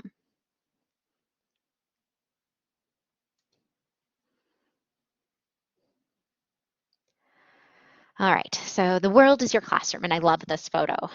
Online courses happen everywhere, so they are not just isolated to a computer, and I love this photo. There's a student out there, definitely not just sitting in front of a laptop and inside. So don't be afraid to show your students your environment, encourage them to show you theirs if they're comfortable doing so. You can also encourage them to take videos out and post them to discussion boards. So this is really an exciting idea here. And again, we do have more information specifically on how to do this. We have a mobile app. So sometimes we don't know what technology our students have, but we do know that almost everybody has a cell phone. And so we have a free mobile app for our video platform, Kaltura. So people can literally go anywhere, take their cell phone and record a video. So again, it's this idea that their classroom is the world. It expands far beyond their computer or their laptop. So if you live in a city, record a video with your city view. If you're out in the country and you want to include some cornfields, you can do that. You might find that you have students all over the country or even outside of the country as well. So it's this really nice idea that everybody is sharing and contributing.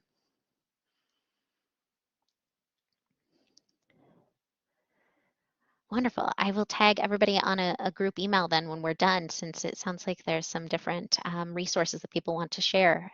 So I think I'll do our follow-up that way. You can also use discussion forums and class conversations. Discussions, this is a tool unique to Blackboard Ultra. It's a great way to help students stay engaged in their course. So discussions, or I shouldn't say discussions, but class conversations are, pardon me, unique to Blackboard Ultra.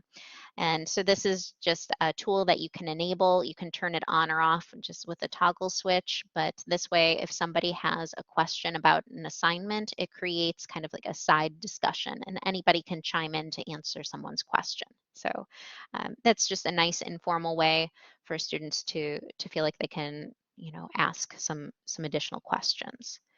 You can also use Yellow Dig. Yellow Dig is a gamification discussion board, and so we do have a license for them. And it's nice because it gives students an opportunity to decide how they want to interact.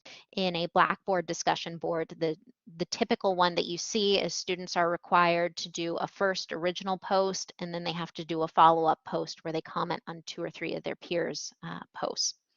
Yellow Dig lets students choose how they want to accrue their points. If they post earlier in the week, they might accrue more points because they were getting a jump start on their discussion. You can earn points for responding to others, and if somebody does an exceptional post, the instructor can award additional points to, reinforce, this great behavior and let them know that they've done some outstanding work. So again, it is kind of a fun way to take a new look at discussion boards. The class conversations toggle switch in Ultra is if you're in an assignment, in an assessment, anything like that, you can turn that on when you go to the gear icon.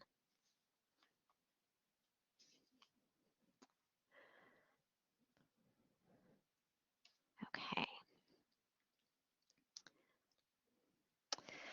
Another way that you can encourage students to interact with one another and for you to respond to questions about particular learning materials, activities, or assessments is, again, to enable that class conversation. So that was actually, I just wanted to show that to you. It was funny that somebody typed that in the chat. I've got the picture right here, and the one thing it doesn't show you is the gear icon. But if you click on that gear icon, you should see the little button. It's like a little toggle switch that says Allow Class Conversations. And you'll be alerted anytime somebody posts something in the conversations because you'll get a little purple chat bubble. I don't know if I'm psychic, but thank you.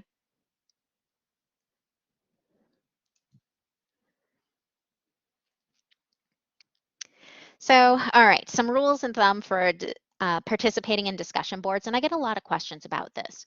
Nobody is going around and looking at instructors saying you have to respond to every post. There is no quantification for how many times you need to respond.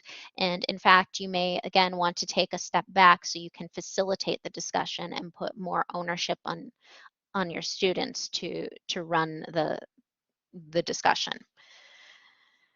So again, the idea here is you might want to chime in with a comment or two every week to show your students that you're engaged, that you're looking, that you're watching. It's not busy work, but you're also doing it to model for your students the types of responses that they should be posting.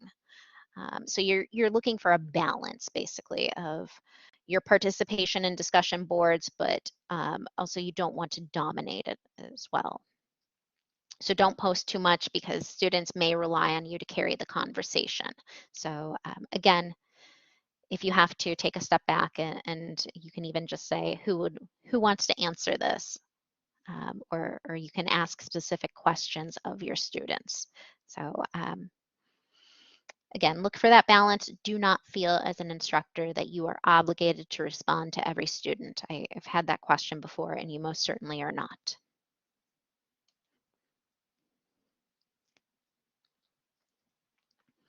Another idea here is that you can require office hour meetings. I like this option. I think it's nice because it breaks that ice, that barrier, that initial nervousness that a student may have about coming to your virtual office hours. Even if you post information about it, they might not feel comfortable. So one thing you can do is you can require mandatory office hours early on in the semester. It could even just be for 5 minutes. Just say, here's my schedule. I like to use bookings for this. If you have an up-to-date Office 365 calendar. It works really well. So this is my availability. Just pick a time slot and come meet me for 5 minutes. If you mandate that your students come to meet you early on in the semester, they're more likely to approach you if they have questions later on. And again, you can do this more than once. So you might have that initial meeting, which is only just a 5-minute meeting, getting to know you, and then you could offer required mandatory office hours later in the semester, and we can discuss, a particular assignment. So again, it's this idea, moving past that set it and forget it mentality, is, pulling them in for office hours to let them know that, yes, I'm here. Yes, I'm a person. And you really should come talk to me.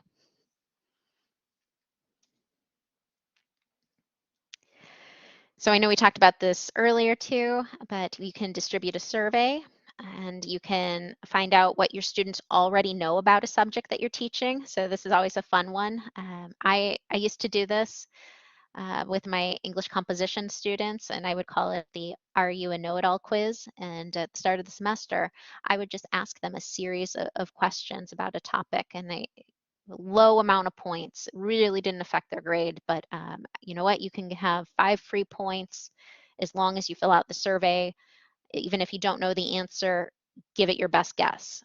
You will only lose points if you don't answer it, or if you say, I don't know. So this is kind of a fun one that you can do with your students, and then you can always revisit surveys later on after you've taught a lesson or at the end of the semester, and you can see how their answers have changed over time. You could do surveys at a smaller level, at a class level. You could have your students come into class and you can say, what do you have a question about with the reading? And you can actually ask them a question as they're leaving the classroom. I have one instructor who said, before you can sign out of our synchronous session, you have to type in the chat one thing that you learned today. Or, if you don't want to answer one thing you learned, ask me one question. What still needs to be clarified? So again, it's this idea that you keep checking in with your students and asking them to give you some sort of a response. It's going above and beyond. Do you have any questions? Because a lot of times they'll just say no, or they'll shake their head. Ooh, we're almost done, I promise. And another way that you can go ahead and support student success and to maintain instructor presence is to provide students with some information about campus services and resources. So if you don't already have this, you may consider having a section in your course or in your syllabus dedicated to sharing these resources, and to be proactive in pointing students to specific things, such as, if you have an essay coming up, you might want to highlight the Writing Center. You might want to remind students about the DRC if they need special accommodations. You can also target resources that are maybe needed for specific students. So if somebody mentions to you that they're having a problem with someone on campus, you can link them with the ombudsman person. But again, it's just this idea that you have a list of resources and you may continue to expand on that. I know during the pandemic, one instructor had resources for, internet free hotspots. I had one instructor who was linking information to food pantries and all sorts of things. So you can also ask your students to contribute to this list of resources because they may know of some additional ones. And I also wanted to point you to Blackboard Assist, which is a relatively new tool. So I don't know if any of you have seen this or not, but now we have a list of these student resources all in one concentrated area. So when you log into Blackboard, instead of going to courses, scroll down and you'll see Assist. And going in here, your students will have links to all sorts of different resources on campus or related to NIU. They're all up to date and current, which is nice. So you could even just post information about this in your syllabus. So it's really just one concentrated area where students can get all of this information in one spot. So other things that you may want to consider as well with your students, I think I forgot to mention, is you may want to let them know about some other additional resources that they have with Blackboard. So you can give them the information they need to change their name or their pronouns in case that, they're tired of people mispronouncing their names, or they want someone to know their pronouns. So you can also provide information like that. So that's a great way just to insert your presence and to let them know that you're seeing them as an individual and not just a name on a roster. All right, so I think that was actually my, I made it with 5 minutes to spare. That was my list of resources I have for you, and it's all about your questions. Anything that I can try to answer for you or comments?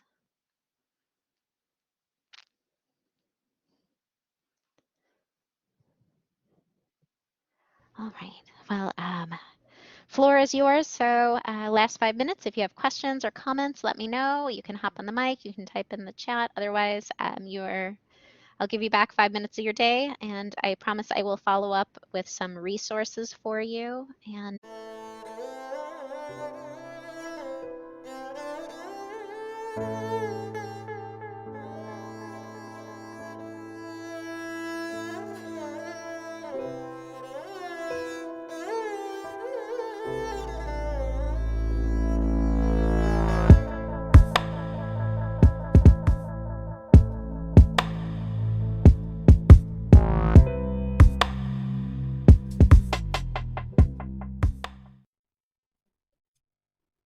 Hey. Hey. I might get some feedback here for a split second, but maybe not. We'll see, okay? Still trying to figure out the Telegram situation. Did it even work last week? No, but I got it working now. I know how it's supposed to work now. Cool. So what's up? Hey, y'all. Hey, we got a bunch of you popping in here super fast. Let's rock and roll. I thought you were going to play us intro with a different song today. What? Why would I do that? You want to have a Nagila? I thought it was going to be like a little, birthday jingle or something. I should have set that up. Happy birthday, Elon. Elon, it's your birthday. I actually... Go ahead. No, someone sent me a video of these like weird monkeys singing birthday, like a birthday song. It's like some weird stuff out there on YouTube. I actually just learned a new birthday jingle, like song, which is so much better than the run-of-the-mill happy birthday, but I haven't learned all the words yet. So by next birthday, I'll get you. 42, okay. I'll get this thing down. It's spiritual, it's sweet, it makes you feel good in your body. And like it relieves that embarrassment that you always get when everyone's singing you happy birthday. Oh, that's nice. I actually used to have to sing this jingle at the restaurant that I served at. It was like a steakhouse. Yeah. And we always had to like, it was like happy birthday, like something, I forgot all the words, but yeah, there's some weird things out there. Well, in case you guys are wondering what the hell we're talking about, it's Elon's 41st birthday. So Mazal Tov and happy birthday to the big. Thank you. To my bigs. Thank you. Still here for y'all. We enjoy happy this. To be here with you guys on my birthday. On your birthday. Being here with you. So feel free to say hello in the chat box there, especially if you are, well, not especially, but and if you're new, let us know, because we want to give you a special hello as well and welcome you to the Old Souls and Seekers community. Today we're going to touch upon kind of like a progression in transformation and mindset, and like what are these quote unquote levels that people attain, reach in their understanding and wisdom. And we want to give you maps because it kind of shows you where to look and what to reach for and what kind of work you may need to put in place in your life right now to create these habits and these foundations in your life. Because what we want for you guys, just to understand, if you're part of this community, it's not just to transform, right? Like any of us can go out and have an ecstatic experience this weekend if we so choose. You can go to an amazing class, you can go do breath work, yoga, like there's a lot of things you can do for yourself to make you feel good. And when you go home, is that sustainable? Are you applying that in your life? And that's what Elon and I really care about, is not just having transformative experiences, but the understanding and wisdom and experiences that one requires in order to have sustainable transformation in their life, to have more fluid relationships with yourself and others, to live a healthier life, to be healthier in your mindset, to be honestly more fluid, because life is a fucking shit show oftentimes, and it's not about making life perfect. It's about how you get to respond to the way that your life is arising, so that you can maximize the benefit of the moment instead of losing time and then repeating the mistakes that you've repeated. So if you are new to the community, that's really what these conversations are about. It's what all our education and programs and community is here for. It's to support you in giving you tools and resources and experiences, most importantly, the experiences to create fundamentally a new place for you to live from in your life, for a new perspective to arise naturally without you having to like force some kind of outcome. So if you are new to the party or old to the party, again, please feel free to smash some likes and hearts. Let us know that you're out there, say hello, and just know that you can ask questions. You guys can probably see the comment box there, and so we can see your questions, we can interact with you. And so as we go through this, if you want clarification, if you have something specific, of course, if we have time, we'll get to as much as possible. So awesome. Anything you want to say? Let's say hi to some new people here. Cool. Who do I see here? Sharon. Mary Elliott is new. I see Sharon. I'm maybe butchering that one. Might be Sharon, which would be really cool. Sharon. It's a cool spelling. Mm-hmm. I think those are all the newbies I saw, and then we have a bunch of. And P.S. guys, if you see your name showing up as a Facebook user in the chat box, Yoav, she's got to be a fellow Israeli for sure. Yeah, go ahead. Tell them about the link. I'm dropping it right now. So guys, I'm going to drop a link for you real super fast. If you want if you see your name when you drop in a comment, it says a Facebook user. That's because we are in a closed group. So the software can't pull your name out. So I'm going to put this link in there right now, that chat.restream.io.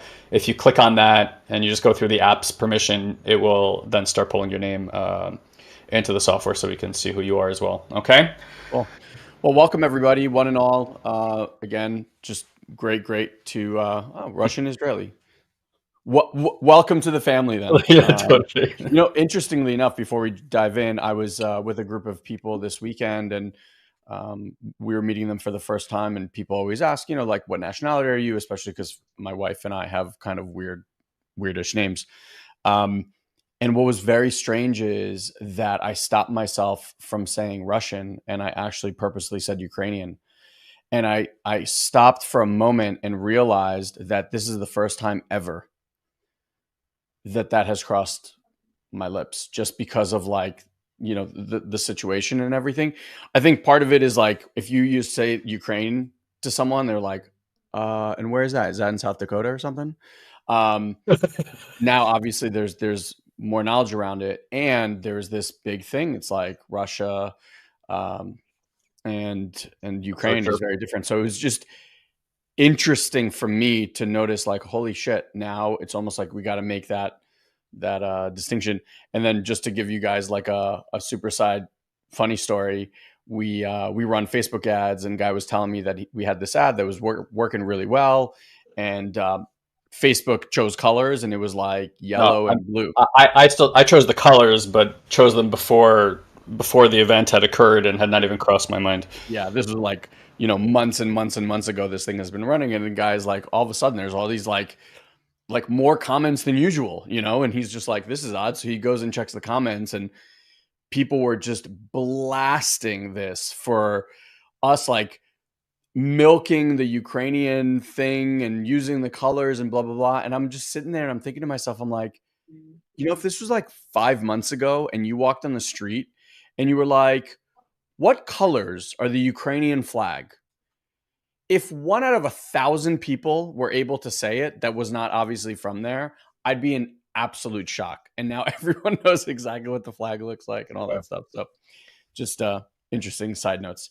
Also another side note. This reminds me of when I was younger, I used to tell people my middle name, and this will probably be the first time I've ever shared this publicly here because I don't really use my middle name. My middle name is Barack, like Barack Obama, and it's a Hebrew name. So when I was a kid, I used to tell my friends that my name was Guy Barack, but then they would be like, nobody had ever heard that name before, so nobody conceptualized what that meant, and they would always be like, "What's that B name that you had?" So I stopped using it, and then Barack became president. And I was like, "Oh, that's my name," and everyone's like, "No, it isn't."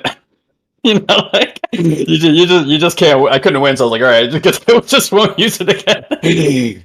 Oh my god! Elon Musk is like the best thing that's ever happened to me, and not even from the fact of Tesla. Just like he's made my name a household name. It's a household name. It's a household name. It's a household name. Yeah. All right, let's get to the meat and potatoes of today. Let's do this. Enough of this birthday Ukrainian, Russian, Elon talk. Well, hopefully Russia doesn't invade Latvia, so then you have to call yourself Latvian too. Yeah. So we're gonna walk you guys through kind of this 3 stages of transformation today, and we're gonna kind of talk about it from 2 different perspectives. When we created our ascension model here, so obviously we do these calls every week. You can come and enjoy these for free for forever. I mean, we have coaches from our organization that come to these calls for free. So once someone is ready to kind of like jump in and work with us, what we have done is we've taken these 3 levels that we're going to talk about today, and we turned it into an ascension model, meaning that we can actually walk someone through the process of what we're going to be discussing today. So wherever you may have found your way into our home, you're already on one of these levels, right? And so as we're discussing this, what I'm inviting you to is to just sit and allow this kind of information and let it kind of marinate over you, and just notice where you are in the process. And wherever you are in the process, I just want you to realize like you get to acknowledge yourself for being there. Right? The human mind always wants to be somewhere else. It's like where I'm at is not good enough. Let me get over there, which is fine. And just know that as we walk through this, it's like, okay, where do I find myself on the map? And we'll actually work with you and share with you like what are the pieces that one would need to kind of get themselves to the next one. Okay. So I'm going to describe this in 2 separate ways, and then I'll have a guy come in and interject this as well.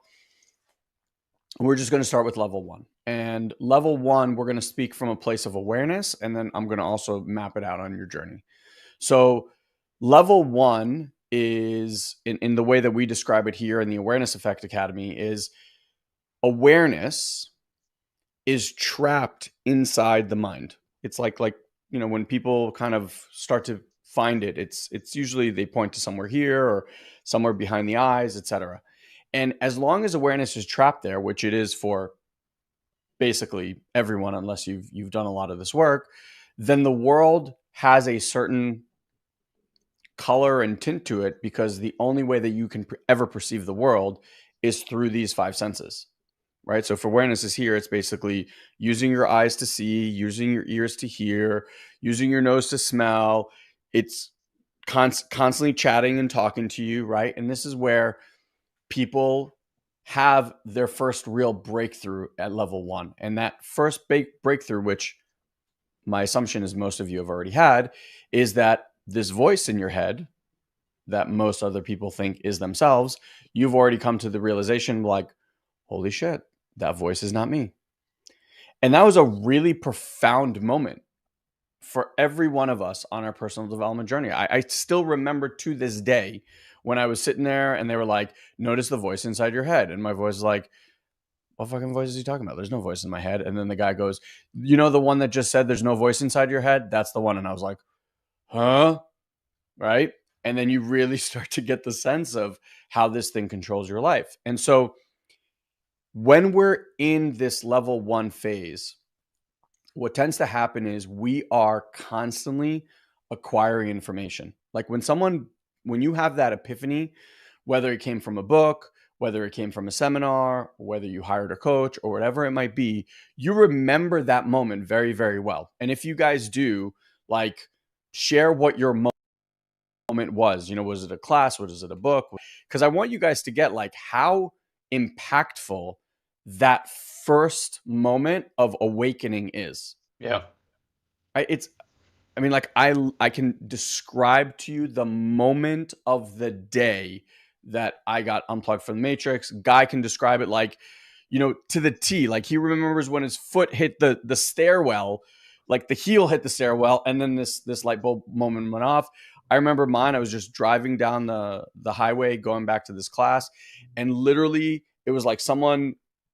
It felt like I was like on a mushroom experience. All of a sudden, all the trees became so bright. I had to pull over to the side of the road, and like I thought I was hallucinating.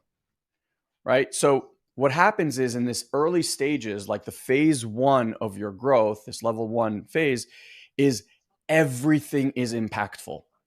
The next book is amazing. That next video, the next seminar, everything you take on is so juicy and so delicious. And it's just like wow after wow and aha after aha. And you get so excited. You kind of probably go out and destroy a bunch of relationships by sharing with everyone. Like, read this book, you have to do this program. Everyone thinks you're fucking crazy.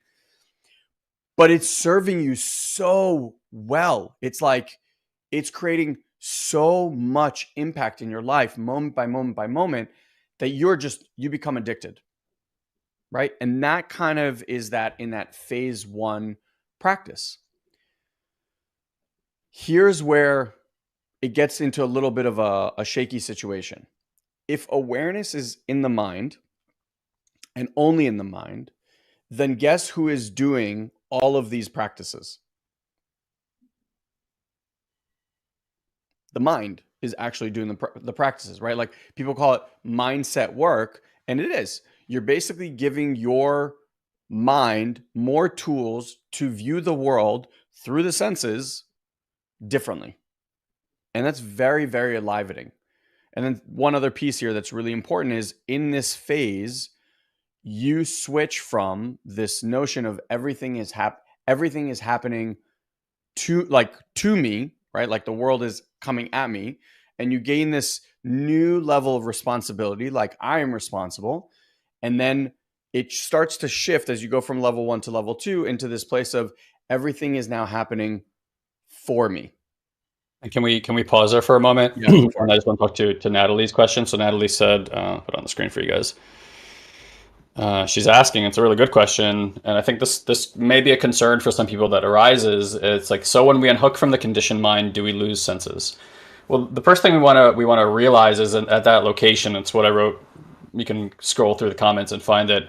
Is that in location 1, you are like your reality is merged with the mind. And so everything in the mind, this narration that's inside that Elon's talking about, this little voice, you're merged with it. And so you have this, you don't see a separation between awareness, what's aware, and this like dictation, this narration that's happening. And so you're using your 5 senses as the primary way to navigate reality. By the way, most of humanity is still doing this, so it's not like this puts you in like a bad way, but what we want to recognize is that our perceptive reality, what our 5 senses allow us to perceive, is just a very small band of reality. I could prove this to you, okay? Whether we're talking about sound or light, in either case, we're talking about a vibration. I think with sound, the smallest amount of vibration we can perceive is something like 30 hertz per second or something like that, all the way up to 38,000 hertz per second, okay? Now, there are obviously vibrations lower than that and higher than that. And don't quote me exactly on these hertz, but like give or take, that's the range that we have. So like here's what we can hear. Now anything lower than that or higher than that to us is silence, non-existent. Okay, and we've all been in a situation where we thought somebody said our name or we thought we heard something, and we turn around and maybe nothing is there, or not what you believed would be there is there. And so what we want to recognize is that when we test our senses against what is real, what you will find, whether it's your eyes, right? Again, we've all thought we saw something in the distance that wasn't there. Same thing again, by the way, with heat or with color. These are just certain vibrations and frequencies and bands that we can perceive. But we know there's gamma radiation. We know there's infrared radiation, right? Like we know there's all these bands of colors and things that other animals can see and sense that we simply can't. Does that mean that they're not real? Or does that mean that we just have a band of reality that we're limited to? And so we wanna throw a wrench at our five senses and understand that while they are a tool for witnessing a part of reality, we cannot see or experience or feel the truth of our reality. And again, we know this from endless studies now, is that your conditioning will predicate how you view your reality, your perceptive reality. I'll give you another example on this just to kind of like hit this home, because what we want to do is we don't want to be like, oh my God, my five senses don't work, but you want to call into question what your five senses are creating and be like, you know what they're creating is an illusion. No matter how much I believe in this illusion, no matter how real it seems, it's still not what reality is. Okay, so here's an example. We were talking about Russia. These are real scientific studies that have been done. They will take like a palette of color, let's say blue, and they will draw it against the wall, like every different shades of blue. Now they will put an American, in front of that color palette, and they say, well, how many shades of blue can you see with your eyes? And let's say there's 35 shades, and the American will say, well, I can see 25 different shades of blue, and then they'll put a Russian person in front of these shades of blue, and the Russian person on average will see like 30 to 32 different shades of blue. Why does that happen? Very simply, because in Russian, there is more descriptive language for shades of color in blue than there is in English. Let that sink in for a moment. There's more descriptive language in Russian for colors than there is in English. And so to the eye, literally, in its reality, it will see more or less colors based on the language that it has to work with.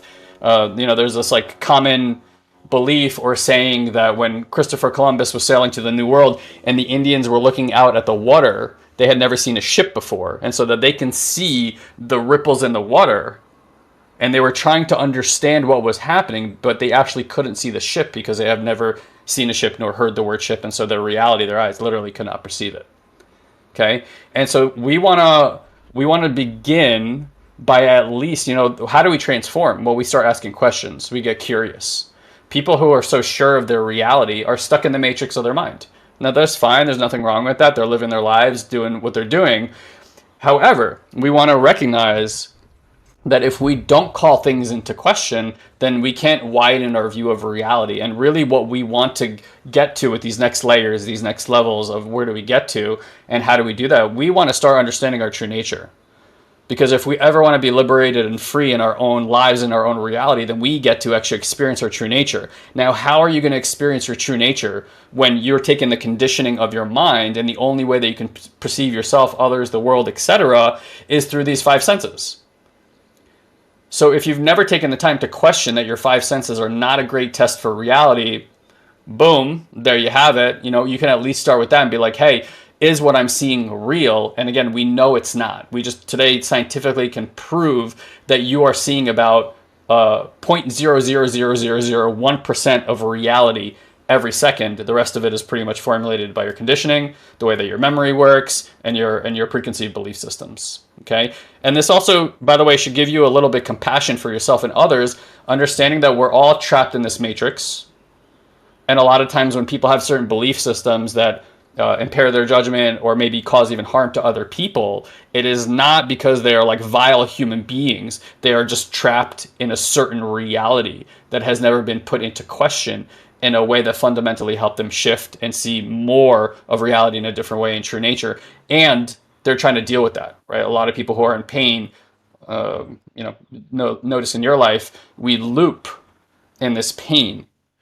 And we often deal with the same kind of circumstances over and over and over again. Now, a lot of people say this is suffering.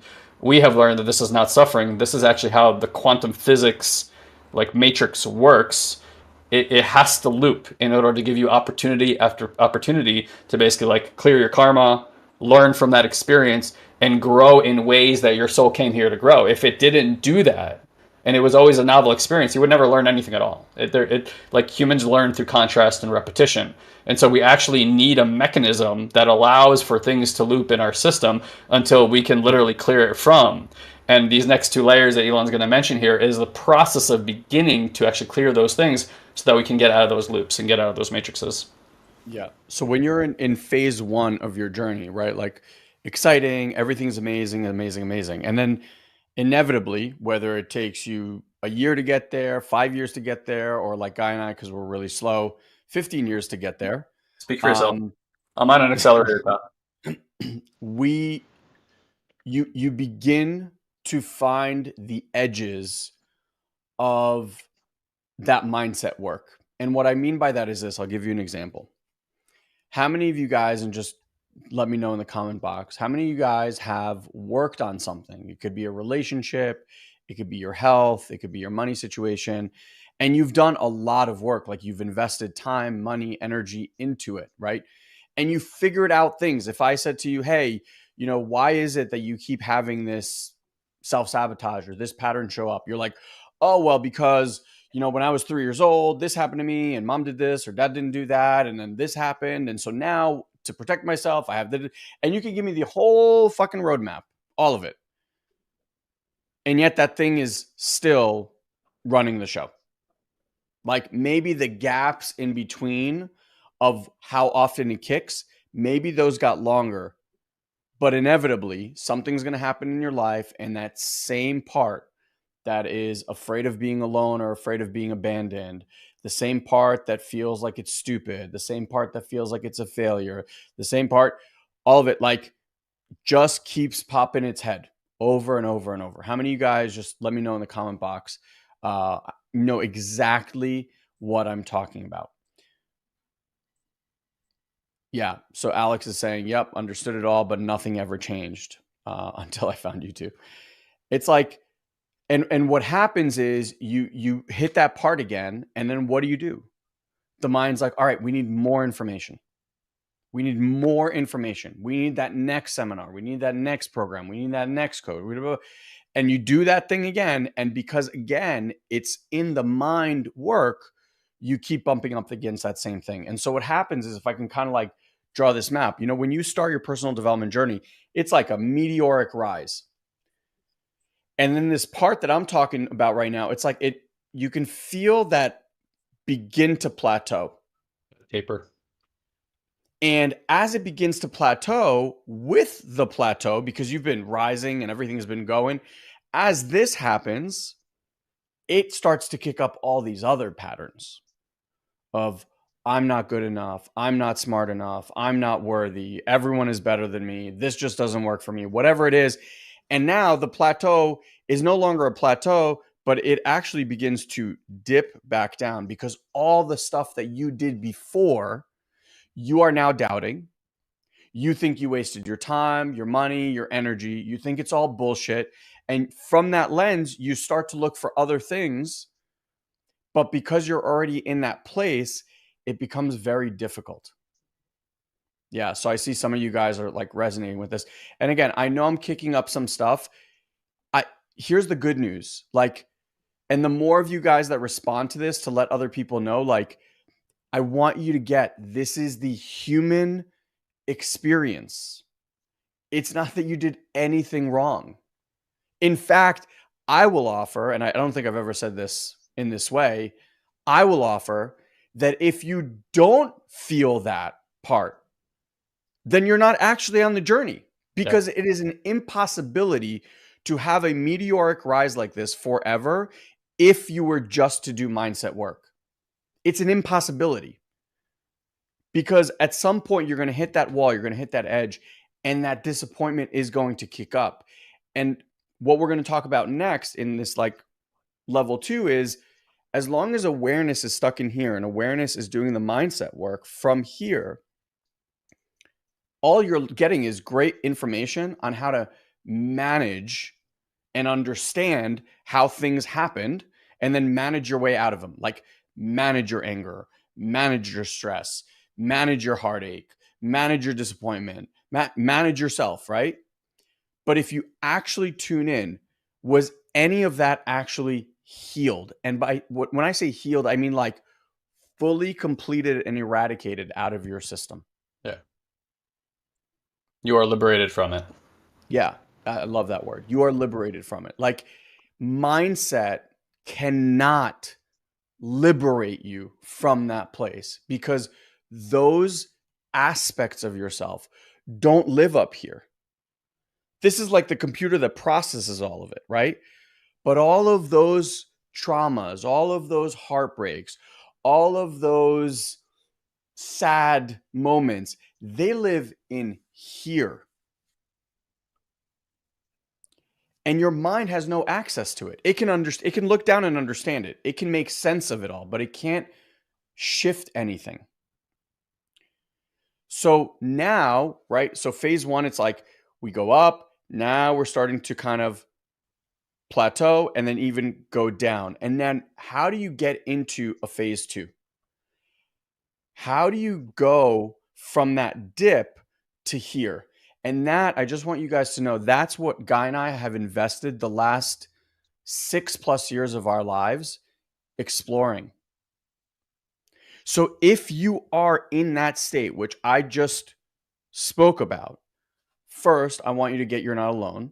Second, I want you to get like wonderful. It's a human process. And third, I would invite that you even found us here because your soul already knows that it's time to change the trajectory and go back up. Okay. And so I'm going to share with you what we have found. To switch from level 1 to level 2, awareness you must learn how to shift awareness outside of the mind and then allow that awareness to sit inside the body. Michael Singer calls it the seat of awareness. This, my friends, is where healing actually takes place. Mm-hmm.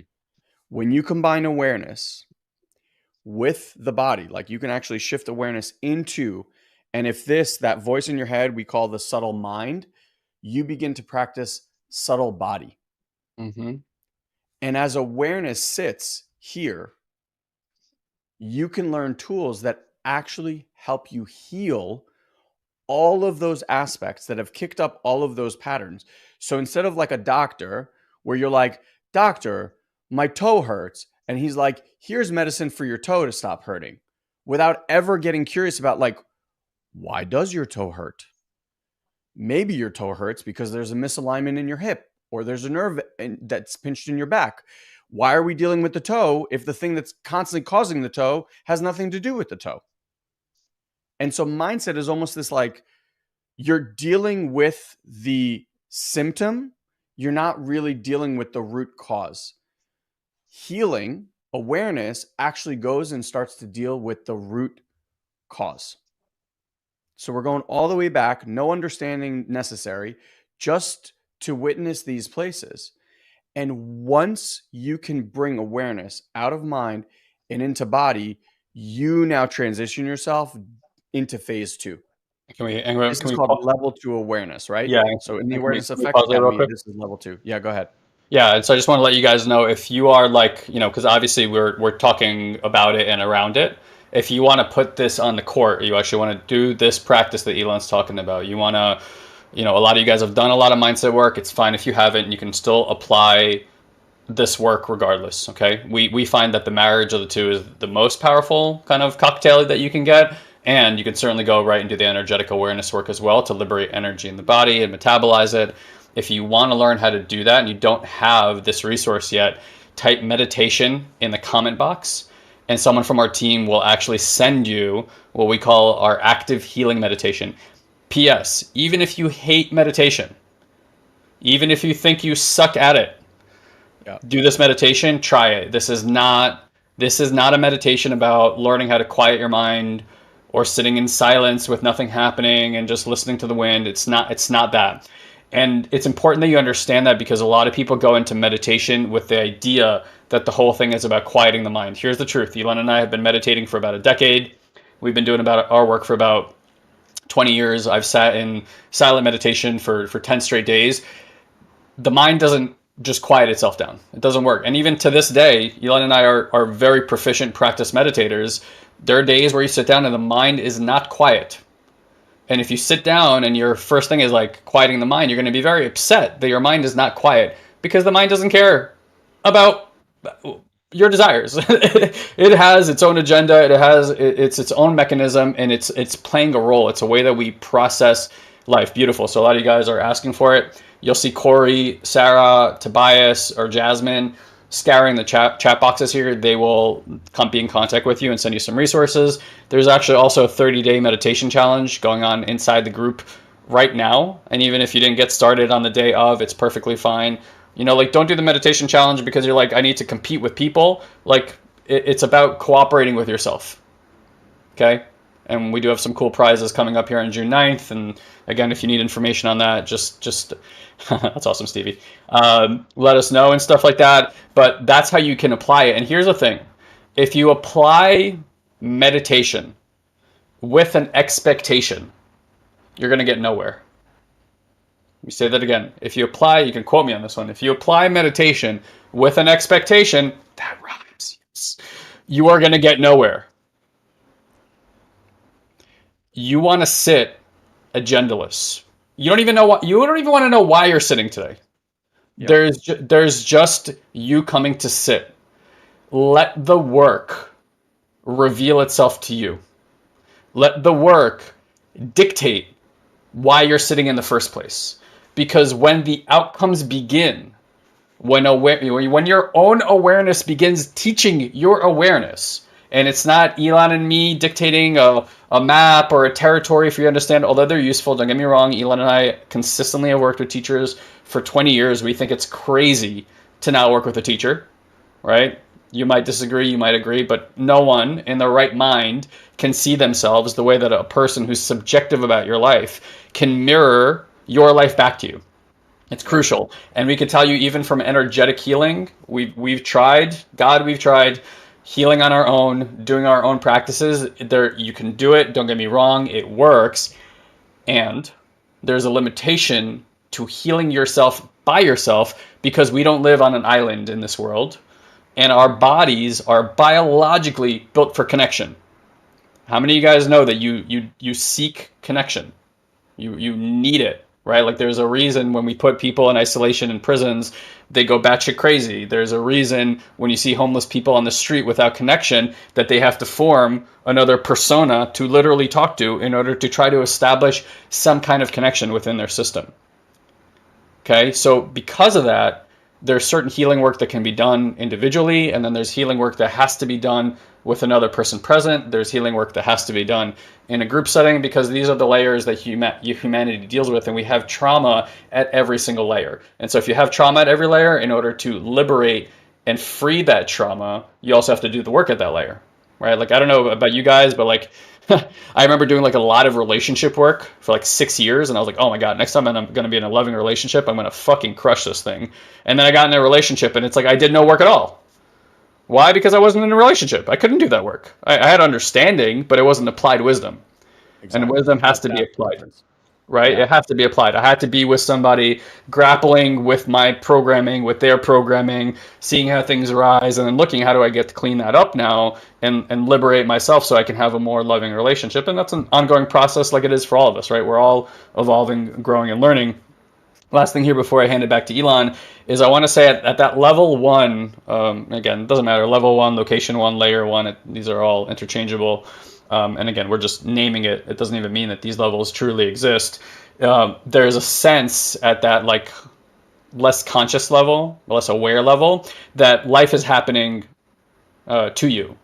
It's like you are a kite in the wind. You're kind of a victim of your circumstances. Everything that changes, that doesn't fit into your realm of your expectations, just creates upset in your life. And so the response from that level is to try to create and control more of life. And I don't know about you guys. Huh? How does that work? Yeah, and here's the truth. We all know this kind of like, you know, intuitively, is that like you can't control life. You just can't. the one thing, and even that, I'm not exactly sure, is like the one thing you can get good at is how are you going to respond to what's happening. But I can tell you, even the responses that you have biochemically, you're not in control of those either. They just happen. If something goes down in the room and it creates upset for you, you're going to be upset. The real question again, and what you do have some sense of control over, and I hesitate to use that word, is can you now work with what's arising in the system instead of squashing it, burying it, trying to manipulate it? Like, that's not being present. That's not the truth of your reality in that moment. You might have really good systems for these things, ways that you manage it, like Elon talked about. However, in essence, when you're managing things, what you're really doing is you're bypassing the actual experience that you're having. People call that compartmentalizing. Oh, I'll compartmentalize my anger with my spouse till later. Cool. Tell me how that works and let me know that that doesn't show up later in ways that you didn't want it to when they do the next thing that throws you off, and then you explode much bigger and you're like, where did that come from? Well, it's that thing that you didn't deal with, that you compartmentalized or managed, right? So it's like we are having an experience. It is a human experience. We are animals with biochemical, intense emotional responses. And until we understand how to elevate our consciousness to a higher state of awareness that is outside of the conditioned mind, we will always be stuck in this matrix of this conditioning. And that's what truly our work is all about, is showing people how to locate higher states of consciousness so that as those situations arise, as those emotions and feelings and sensations and distortions arise, is that you build a confidence and capacity, a new foundation in your awareness to sit with and experience those things from, let's call it like your spiritual self instead of your small human self. And until you've located that bigger mind, that bigger awareness, you're always going to be stuck in that game. I don't care how much information you have. I don't care how many books you've read. I don't care how many Tony Robbins courses you've gone and done, or whatever else that you've gone and did. Like, all that is good and will serve you as you clear things from your system and have to integrate a new life into you. Like, all that stuff is fundamentally beyond important to know and to have that basis in. And that's why we actually teach both, right? Because we do think they're both important. However, if you are truly here in this lifetime and here right now watching and listening to this, we don't think it's a coincidence. You're here most likely to create more well-being in your system, to fundamentally change how you feel internally, which is to feel more safe in your body, in this world, in your spirituality, in your communication, in your self-expression, right? And to connect with people in an authentic way. And if that's what you're here for, then we have not been able to find anything outside of the realm of energy and awareness that allows for people to do that. And something Guy said before about, doing this work on your own. Look, if I could tell you that you could do these practices on your own and get there, I would. I would love to get to that place where I can just show someone, hey, like, go do these things and here you go. The truth of the matter is this: you, however much work you've done, you are still a product of a human body. The human body is connected to a human mind. The human mind has been tasked from a very, very young age to protect you from all of these things that you have been running away from for decades. And so even when you do mindset work and you how many of you guys know when you found that door? You know the door you need to walk through, right? Like, think of maybe a relationship or something that has to do with your self-worth or something that has to do with like the part that self-sabotages. You know the door. It's not new. You can guide me to it. You can tell me, I've walked to this, but the opening it and walking into that darkness of the unknown, that's where the mind's like, are you kidding me? Oh, hell no. This is what I've been protecting you from for the last 20, 30, 40, 50 years. You want to walk there? Are you mad? Mm-hmm. Right? And so here's the difference. Like, when we do work with people, I want you to imagine, so there's that scenario, you trying to walk through that door by yourself, or imagine this: me and Guy holding your hand, walking next to you on either side. Coaches, people in the community, everyone walking, surrounding you, walking through that same door. Mm-hmm.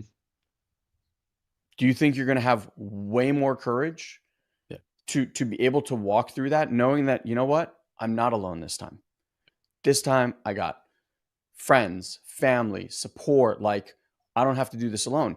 And that is where we create these two incredible healing. Like the incredible healings happen because we're finally able to walk through, right? Every spiritual text you've ever read, the only way out is through. Yeah. Right. And mindset tries to get you to this promised land by finding all of these like ninja cheat codes, but like it doesn't work because the only way out is through. So until you walk through that door into that darkness, into that unknown, you're just going to keep looping these things over and over. And so back to the levels, right? It's like once awareness can shift out of here and into here, we can begin to witness through awareness what is actually the body communicating. Because in the same way that the mind remembers everything, so does your body. And when the body gets hit with a certain energetic charge, it's going to clamp up in a certain way to try to protect you. And this is what the mind is actually responding to. So when you're doing mindset work, I want you to get it's amazing. And it's always in response to the reaction, never to the actual thing that is reacting. So at level 2, now we begin to bring that in there. And you start to really shift into like, wow, this world is really happening for me, not to me, but for me. And you begin to witness all of these things that happen on the inside and liberate from your system by the virtue of you witnessing them with this agendaless awareness. Now, I know you guys we're throwing a lot at you today, and that's okay. This is really for you to kind of map where you are, right? The how-to, I don't want you to get fixated on. The how-to is what we teach in our Awareness Effect Academy. We're not going to go into that today, but this is like the map so you can kind of sense of like, oh, wow, this is where I'm at. This is where I'm stuck. This is why I'm feeling this, etc. Now, once you start to shift awareness into here, that dip that you might be experiencing begins to shift, and it starts to shift and it goes up. And once you can marry the mindset work with the energetics, with the awareness effect, it's like napalm on an open fire. You will begin to grow so quickly as you begin to cultivate these practices. Okay. And now you get to reach into another level. There's actually 4. I'm going to touch on 4 for just a second, but here's where things get really cool. So the first step is, we call it like level 2 is like the self to self healing practices, right? This is the self to self. The next level is once you get a really good understanding and a really good felt sense of this, what you are then able to do is hold some awareness here and now begin to shift awareness out into your environment. So for anyone that is here because you want to make a difference, you want to make a difference with your kids, you want to make a difference with your husband, you want to make a difference at your workplace, you want to make a difference with your family or in community or whatever it is, once you get a good sense of this and you begin to liberate these things, and there's practices of self-love and compassion, which bring more peace and ease into your system, if you are a vibrational frequency that is walking out through this world, then guess what happens as you begin to change, like with little dials, the frequency that you are in the world? That's going to start to impact people. You ever walk into a home where people are just like stressed, or an environment where everyone in that environment is stressed, and you cannot help but be sucked into that environment where you're like, I don't even know why, but I feel like all like, ugh. Versus if you walked into a room, maybe you've gone to a seminar, or you've been to like a meditation training or a yoga training, and these beautiful places, and you literally walk into this place and it's like, oh, like your entire system just, you feel it down regulate. You can be that transmission for people in your life. That's what begins to happen at level 3. You can't get to level 3 though until you understand me, until you can feel that distinction of like me, not me. You can't impact that environment because everything is whiplashing you. You don't even know what's yours, what's theirs. Am I working on mine? Am I working on theirs? You have no idea.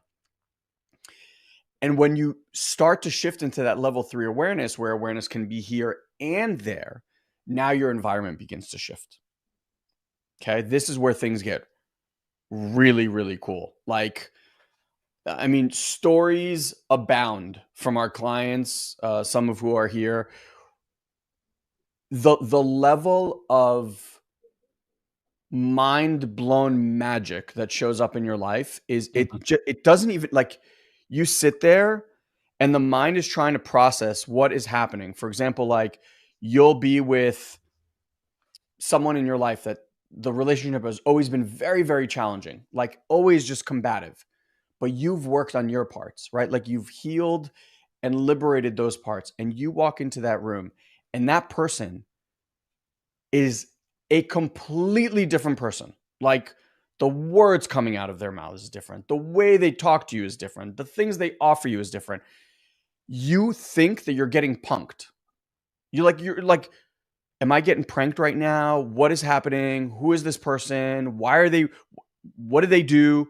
And it's all because not because you had to have like some difficult conversation with them and be like, you know what, mom, every time you say this to me, blah, blah, blah, this happens. And right, like, you don't even have to do any of that anymore.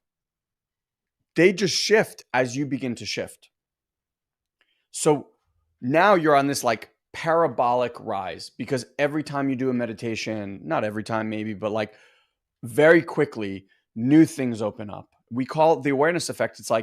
It's almost like opening an aperture where you just start to perceive more and more and more of what's happening in here, more of what's happening out there, more what's happening in the energetic world, in the field, and everything becomes, this is kind of what level 3 is. It's not just happening to you, it's happening through you. It's like you are the frequency vibration that things are moving through and starting to paint your reality.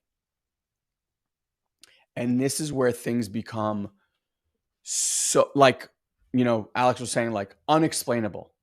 It is so beyond what your mind, because your mind works in linear fashion. This does not work in linear fashion. This is like, I was here, I am broke. Now I upgraded to this other timeline, and in this timeline, all my money worries are concerned. And I just want to say about that, it's because the conditioned mind is a linear mechanism, but reality itself is quantum in nature, right? That's why we have quantum physics and then regular physics, because physics is measurable in a conditioned mind reality. But when you get beyond that, you start going into a quantum realm, and you got to get that awareness, and this is, you can literally prove it to yourself, is free of time and space. There's no location to it at all. And so it's free to move faster than the speed of light anywhere into the universe that's perceivable, right? Which is really to say infinite time space. And so because of that, kind of like, Alex is saying here, she's saying, I'm manifesting everything within days, clients showing up out of nowhere, making more money, working less. I could go on. Again, I want to just say what we typically say here, which is, these were, a lot of times you go into programs and they'll tell you these results are not typical. You have to do this and this. Like, here, it's about consistency, right? Like, if you want to master something, guess what? You got to be consistent. You guys can come to our weekends. It'll be an amazing experience, alter your life for sure. And if you want it to be sustainable, like, guess what? Like, the people who are really getting a lot from it, like anything else, they got to be consistent with it. However, the consistency we're talking about here is not great effort on your part. We're talking like 5 to 10 minutes a day of doing anything. If you can't find 5 to 10 minutes a day to do something in your day that's going to build a new habit, then I'm just going to tell you flat out, you're not committed to transformation. You're not really committed to anything. Maybe you're committed to the suffering, and you got to get real with yourself about that. It's like, if I'm not making any habitual changes, then what I'm committed to is what I have.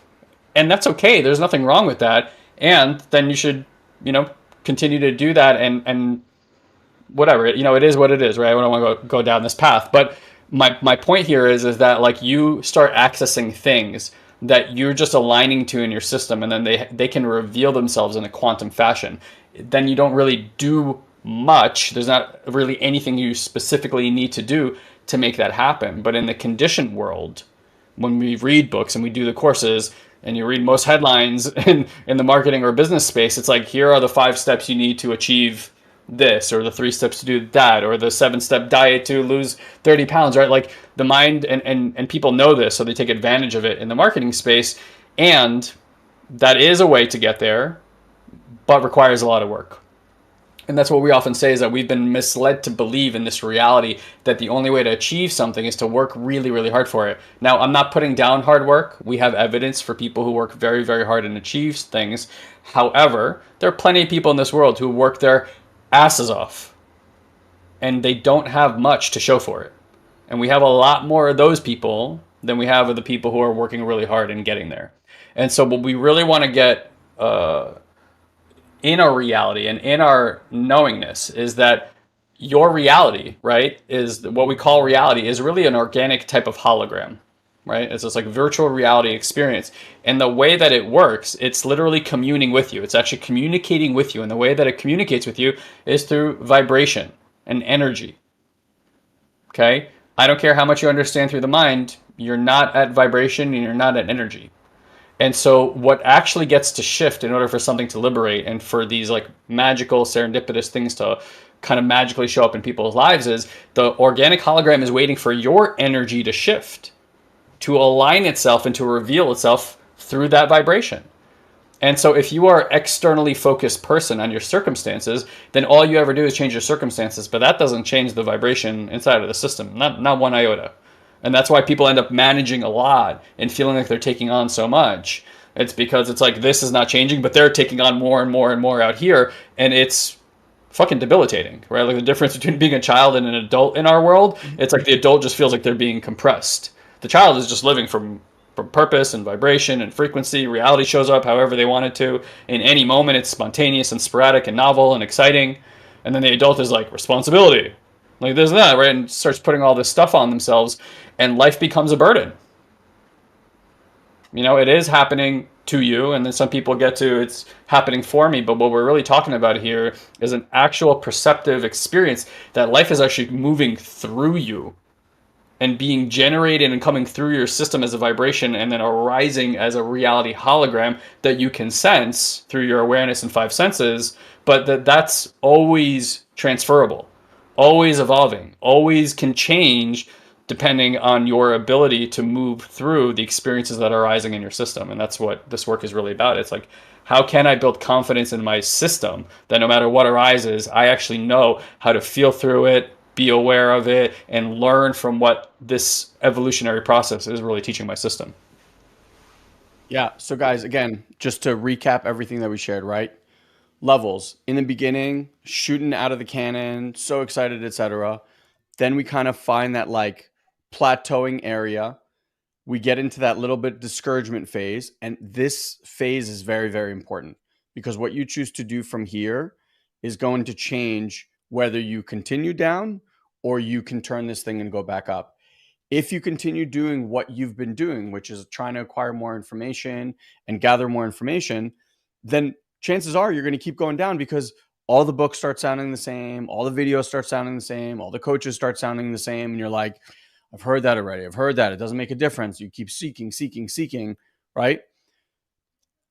When you shift awareness from stuck in here into out here and into body is when that transition begins to happen. This is like the new playground where you begin to learn in.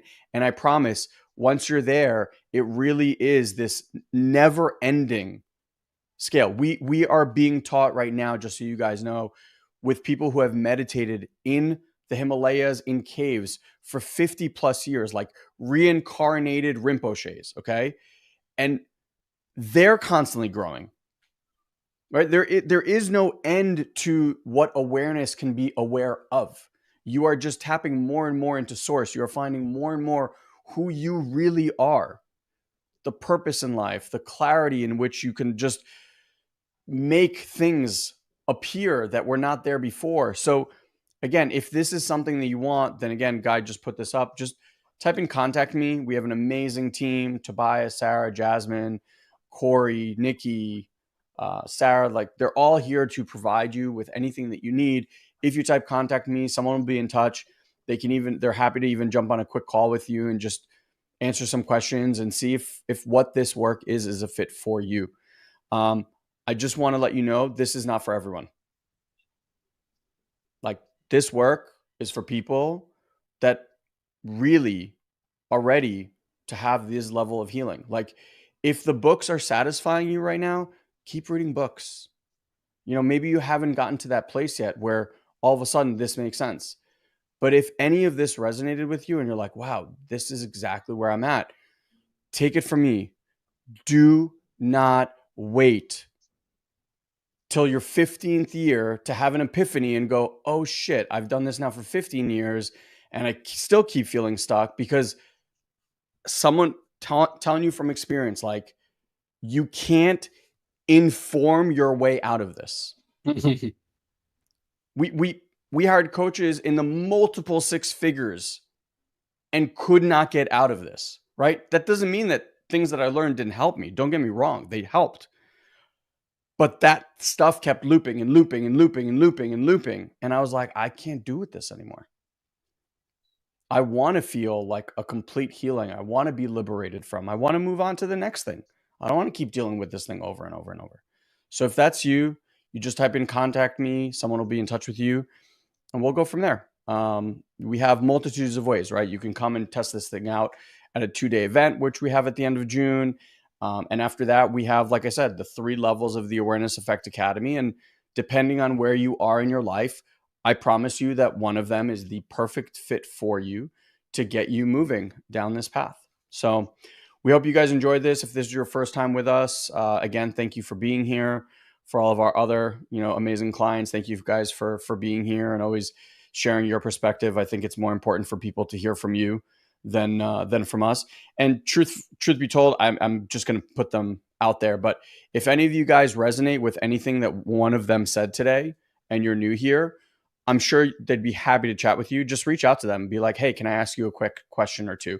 And I'm sure they will be more than happy to answer anything that you guys want to hear. I always say better to hear from people that have gone through the work than just from us. So thank you guys as always. Thank you for being here. Looking forward to more and seeing you guys in person, hopefully. Welcome to the show, Dr. Aprilla West. We would love to hear you share a bit of your incredible and diverse work that you do, as well as your background with our audience.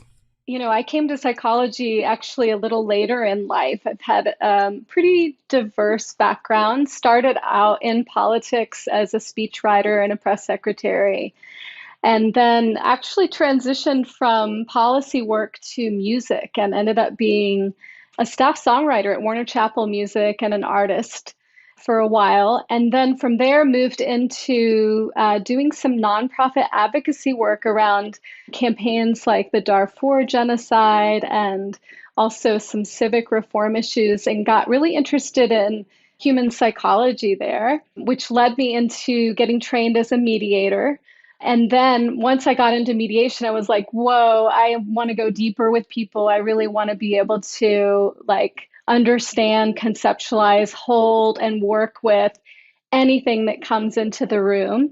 And that's what led me into psychology. There is a lot of skills going on there. And I, just for my own curiosity, I'm kind of wondering, how did you go from writing speeches in the political sphere to writing music? Yeah, well, it's actually a more natural transition than it might sound like, because in both spaces, we're really figuring out how to evoke emotion in people, right? Whether it's activating people around a certain cause or policy direction, or whether it's really bringing them into the deepest experience of heartbreak or new love or some of the other peak experiences that we have in life.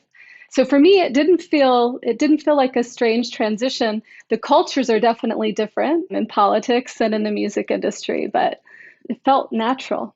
So it sounds like emotions played a big role in your career, and that naturally leads to emotional efficacy. And Johnny and I believe that emotional intelligence and communication are really key to building successful relationships, but also your career. So can you unpack for our audience what emotional efficacy is? Absolutely. And by the way, I think you just said it really well.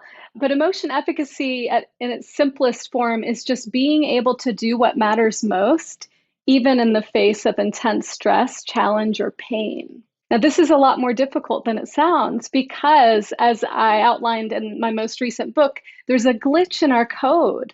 Our emotions tell us about everything from fake news to what really matters most to us. And so, if we don't have the skillfulness to decode what kind of messages we're getting from our emotions, it's really hard to figure out how to choose wisely. I'm kind of curious on this, on the emotional efficacy tip. For myself, I tend to find the music that most pushes my emotional buttons. And it changes from my mood or what's going on in my life, but the more emotional, the better. I mean, it just drives me in so many ways. When I listen to today's music, I find it devoid of any emotion, especially, I mean, it's not to say that there aren't artists who are doing that, but on pop radio, it's empty, at least to me. Did you find that in the same way, or were you working in an area that was writing quite emotionally stirring music? I'm not sure that I struggled because in order to write music, you have to tap into something that is evocative for you. If you're bored, you're not going to write a good song. You really have to find a subject, a topic, a moment, a person who, brings out all the emotional stuff to take advantage of that, to put that into music. Johnny's not being honest in his fandom of Taylor Swift. And there certainly are pop musicians who do know how to play those emotional buttons. Unfortunately, a lot of it is with technology and EDM and other forms of evoking those emotions. But, circling back on what you were saying earlier, it just feels today like our emotions are being evoked from so many different places, on screens, friends, family, work from home, uncertainty, the news, politics, everywhere we go, all of these emotions are at play. And it feels like many of our conversations are now emotionally charged. So it feels to me like emotional efficacy is more important than ever to be able to sort through like what really matters to you versus understanding, hey, this person is actually just playing with those emotions, or they're trying to evoke these emotions to get me to act in a way that isn't really in line with my values. Yeah. And what you're bringing up is a great intro to this idea of the emotional default world, which really is where we are in this trance of reactivity, where we're moving from emotional reaction to emotional reaction, and we lack the spaciousness or the curiosity to really think about what is it that I'm experiencing? What is this other person experiencing? To step into more perspective around what's happening. And it's so easy because by design, our emotions want to suck us in. When you think about it, our emotions are responsible for us surviving. And so we are born into this world with an emotional reasoning bias. That means that we tend to believe everything we feel. Our emotions are by design super sexy, super seductive. And it's hard not to get into that emotional mode, that what I call the emotional default world.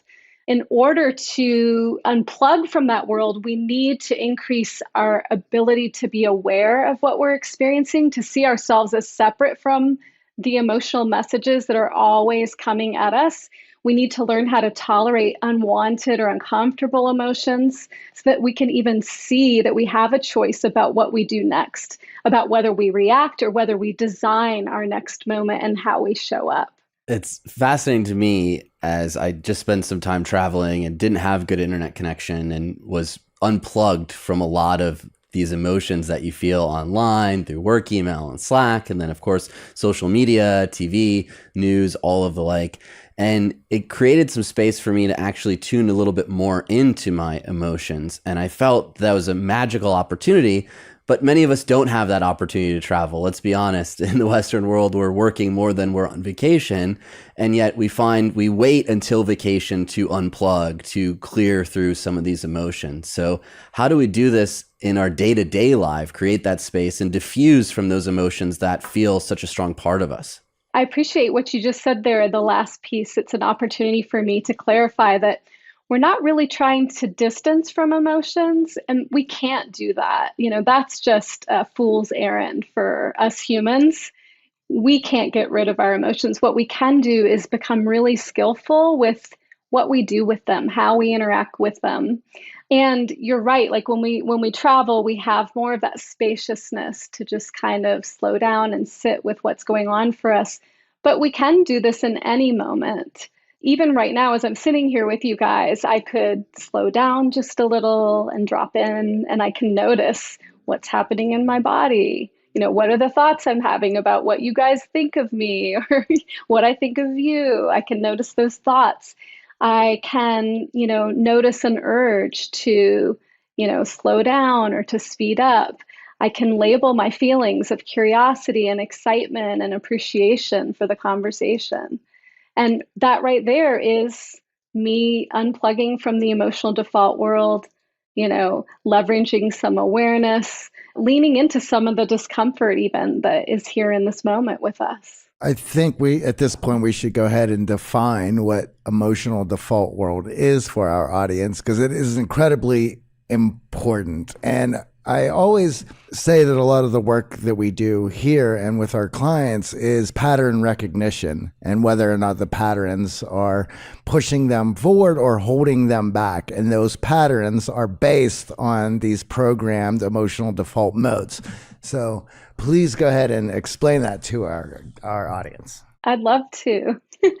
Twist my arm. I love talking about the emotional default world, and I actually developed a model to help people understand what's going on when we just have sort of automatic reactions.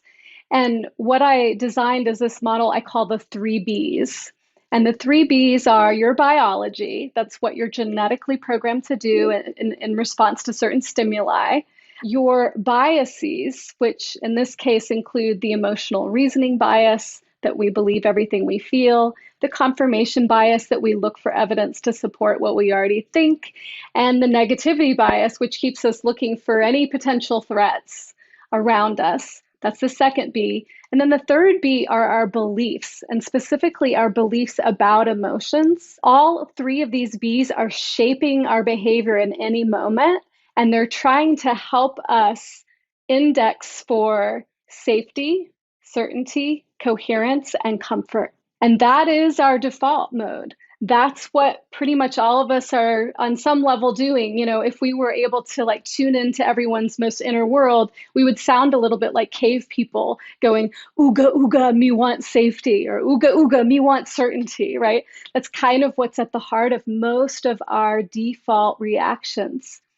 Now, that's not always helpful in every context. So this is where we really can imagine an evolutionary upgrade to our emotional coding, right? Like I say in the book, there's a glitch in our decision-making code when we have, on average, 35,000 choices a day, and 98% of those are actually not authentic choices. Not that every choice has to be authentic, right? I don't want to decide whether or not I have to pee. I want to just know I have to pee and go pee. I don't want to do a lot of inquiry around it. That's nice and helpful. But there are times where it's not so obvious what choice is going to move me. Like, AJ, I think you were suggesting, or Johnny, maybe it was you, saying that, we want to move in the direction that matters to us. So I think comfort, certainty, that resonates, but this cohesion piece, I think our audience might be a little lost on. Do you mean coherence? Coherence, sorry. Yeah, we like things to make sense. It's uncomfortable when we can't make sense of things. So, our minds are really meaning-making, problem-solving machines. And again, for good reason. We have to solve problems. If there's a big bear standing in front of us, we have to figure out how to survive that. What's really difficult for us is we have a lot less physical threats now in the time we're living in. But what our mind has done is it's gone from identifying threats as sort of threats to our physical survival to threats to our social survival. So now we tend to read threats as what does someone else think about me and how do I think about myself? That's usually what's at stake when we think about, navigating threats on a daily basis now.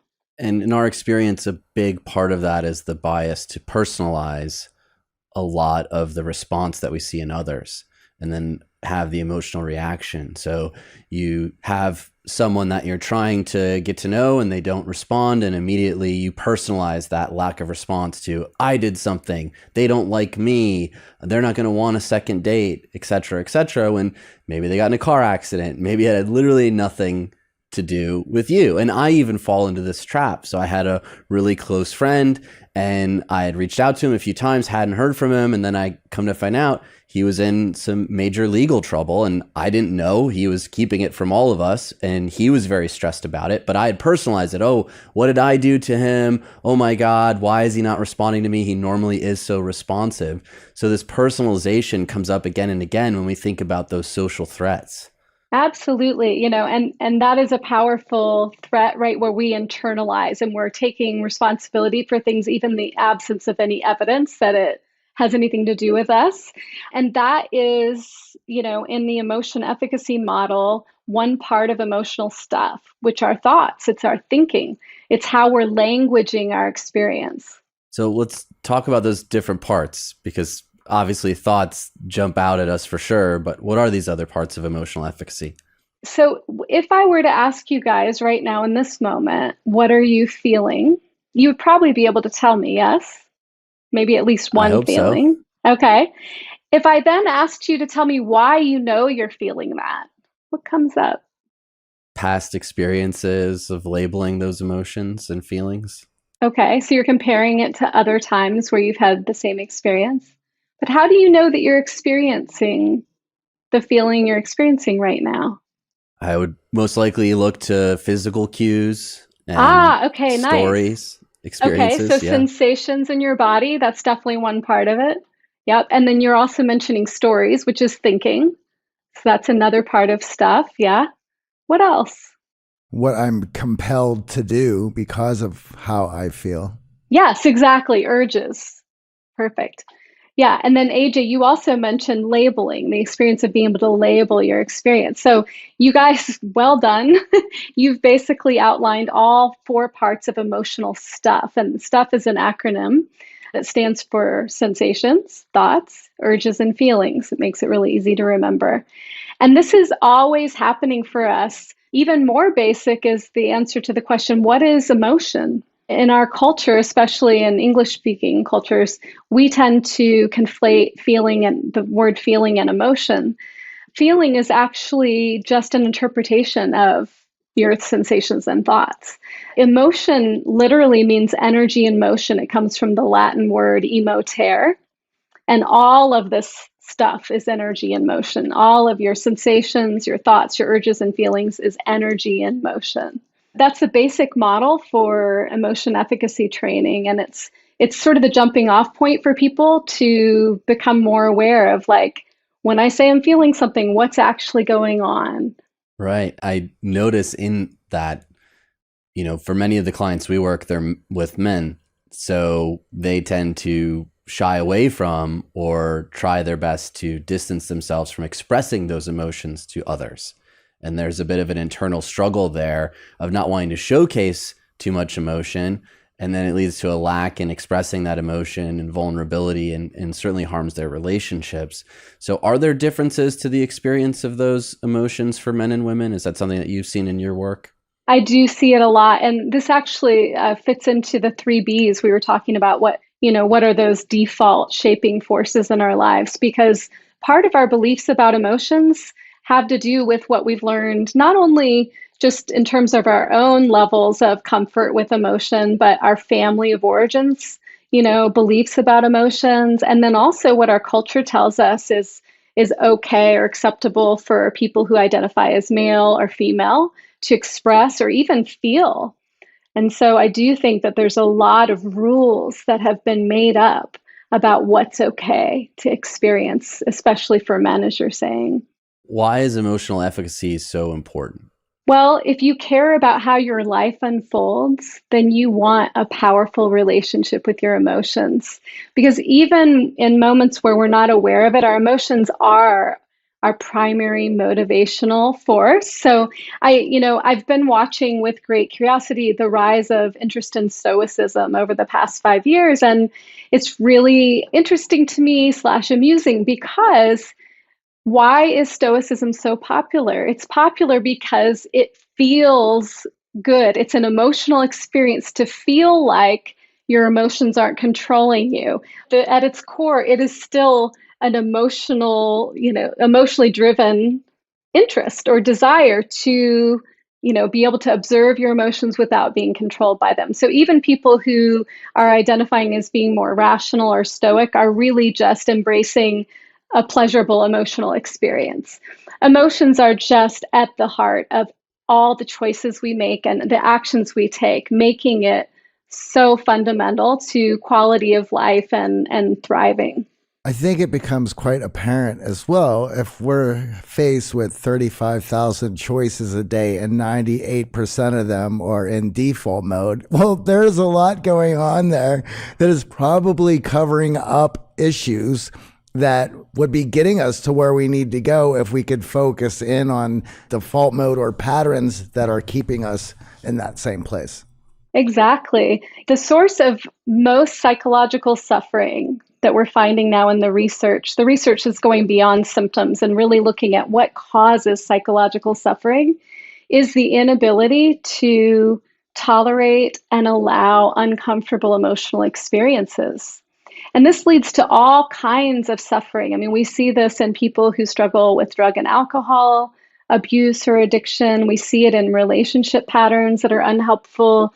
Anytime we're moving away from something that we don't want to experience, it's possible we're also blocking ourselves from connecting to what really matters.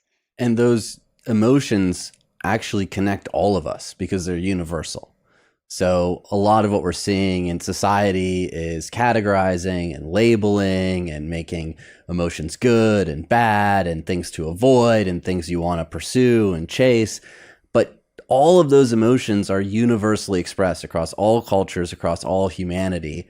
And we've found in a lot of the work that we've done with our students is there's also a lack in emotional vocabulary.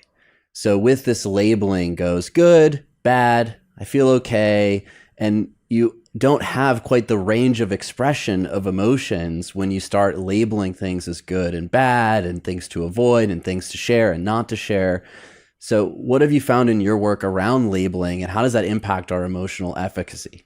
Well, if we can't describe or language our experience, it's almost like being a baby who can kind of like look around and notice their surroundings and has sort of this maybe ambiguous sense of what they're experiencing, but can't make any meaning out of it. What human doesn't love coherence and certainty? So just being able to put labels on what you're experiencing is very regulating for humans. So that's one of the benefits of it. The other benefit, which you're, alluding to, AJ, is that we all experience all the feelings.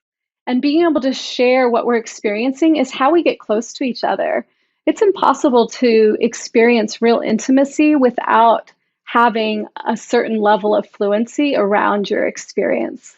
So I think that makes it super important. I also just want to say I love what you're talking about in terms of needing all the emotions.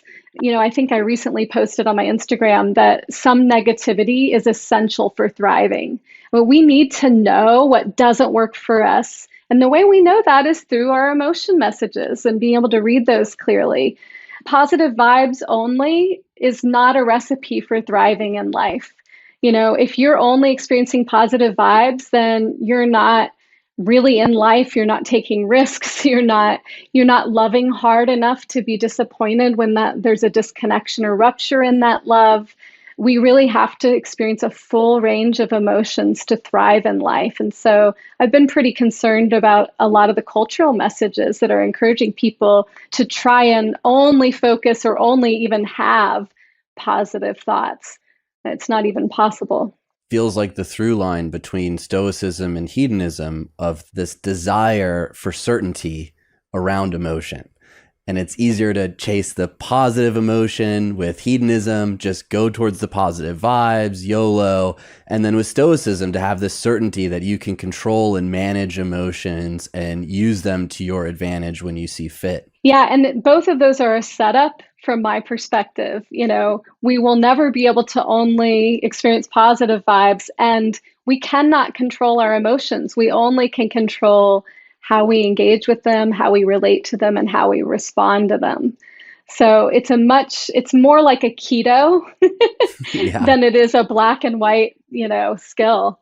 I also feel that a lot of times, because of these cultural forces to hide or not show the full range of emotion, because, hey, you don't want to let people down. You don't want them to see you in the negative. And obviously the highlight reel that social media creates, we're lacking this ability then to recognize in others when they might be feeling what we label as negative emotions, and also to feel them in ourselves because we don't feel comfortable expressing those negatively labeled emotions. And that is not healthy. Right. It's not healthy. It's not helpful. There's also a belief that we perpetuate there that negative emotions are somehow undesirable or ugly. And I feel sad a lot of times that people don't have the experience of joining in someone's sadness and really celebrating that we have the ability to celebrate/mourn together. We're losing a lot of rituals around the experiences that are less positive in our culture as a result of that. And that also means a life that has less meaning for people. Well, thinking about Johnny's music selection, sadness is often a driving force of some of the doom metal that he listens to. And it is a very powerful form of music, is sadness. And it's funny that pop culture now has labeled this as a negative emotion to run from or avoid. Well, it's funny you bring that up, AJ. There's another thing that I had connected it to, and there's a certain scene for what is called doom metal. And it's just very slow. It's very sad, and it's incredibly emotional. And when I hear it, I get lifted up. I revel in it. I get stronger. Somebody who's not used to it hears it, they're getting mowed over. And I remember the first time I played some stuff for AJ, and he's like, whoa, I don't even know what's going on right now. And one of the things that I had connected it to why it feels so good, I've also lived in the Southeast and played within the alt country scene as well. And really sad country songs to the untrained ear it puts people in a place where they're squirming and they're trying to get out of it. But folks who understand those sad country songs are being lifted up by the same music. I really enjoy how people are experiencing that. And I also know that they could easily fall into the joy that I'm getting out of it as well. But their first guttural, visceral instinct of hearing that is they're uncomfortable with the overwhelming emotions that it throws onto them. Well, I mean, so they're being true to their wiring, right? Which is to index for comfort, certainty, coherence. I will say, I remember when I first started writing songs, and for me, country music was the least interesting. And then as I began to appreciate it more as a craft and, the stylizing and things like that, I got more interested in writing it. But in the beginning, I did feel like it was pulling me into something that felt a little too obvious or too simple to hold my interest. I think it's very contextual for people. That's why we like different kinds of music, right? And different things like, blow our skirts up. And certainly different time periods. I remember growing up, my emo phase, and listening to that music now evokes fond memories, but I don't necessarily want to be in that emotional state all the time, like my teenage years. Mm-hmm. So are there any clear signs or indicators that we might not have high emotional efficacy and it might be hindering our success, our wellness, our health? That's such a great question, because I think, first of all, yes, there are signs. And secondly, I don't think that people even know to ask themselves that question.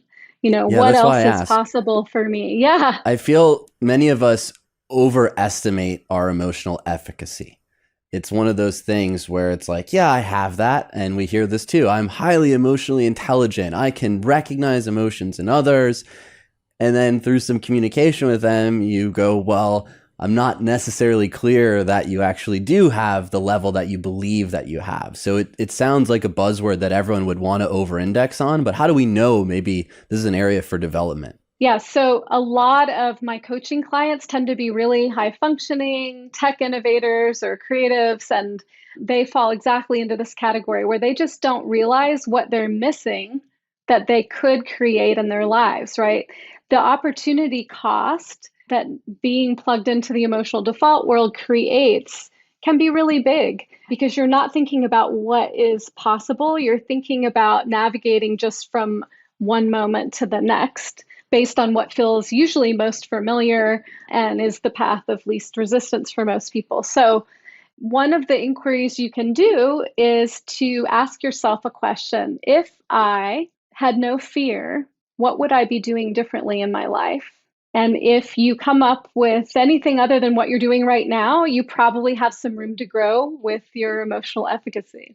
Most people I know would be able to come up with things. Even for myself, I did this with myself last week, and I came up with 3 things I would be doing differently right now in my life. And so, I see my own ability to grow there and in facing some of what feel like insurmountable challenges or stress, that once I commit and I see why I might want to move in that direction, I then see the opportunity in front of me. And this is the kind of thing you would just miss going along in life, maybe being, reasonably content even. But it does allow you to stretch for what's possible. It's not just for people who struggle with chronic emotion over control or under control. It's also just for people who want to tap all of what's possible for them. Well, there's certainly that aspect of aspiration and goal setting. And if you're setting proper goals, those goals should be outside of your comfort zone. If they weren't, you should have reached them already. But if they're real goals, you're gonna have to step outside of your comfort zone and you're gonna have to work.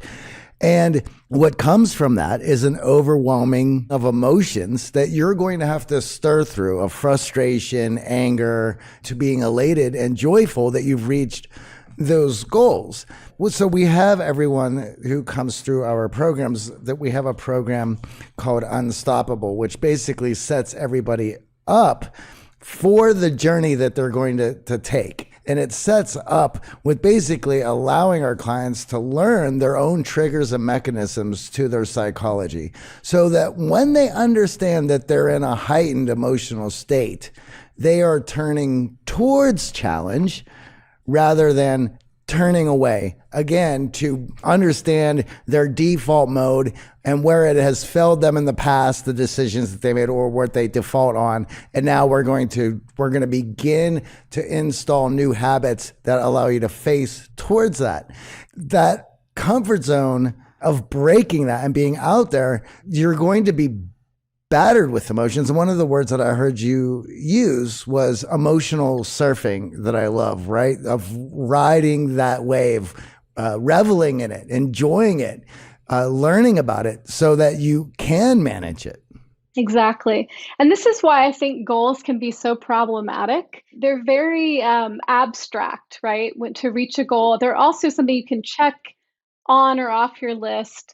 But as human beings, we are more than human doings. When people use goals to guide their lives, I find that they come in a lot more frequently with burnout and overwhelm. It's really, for me, what helps with motivation and leaning into discomfort and doing what matters is being really clear about your values. Because values, you can derive goals from values, but also values are what give you the secret sauce. Values give you the willingness to do hard things. There is no way I would do my physical therapy 3 times a week were it not for being willing to do these boring exercises that only serve to remind me that I'm not where I want to be physically yet. If I weren't connected to my value around strength and health and all the things that will come from that for me.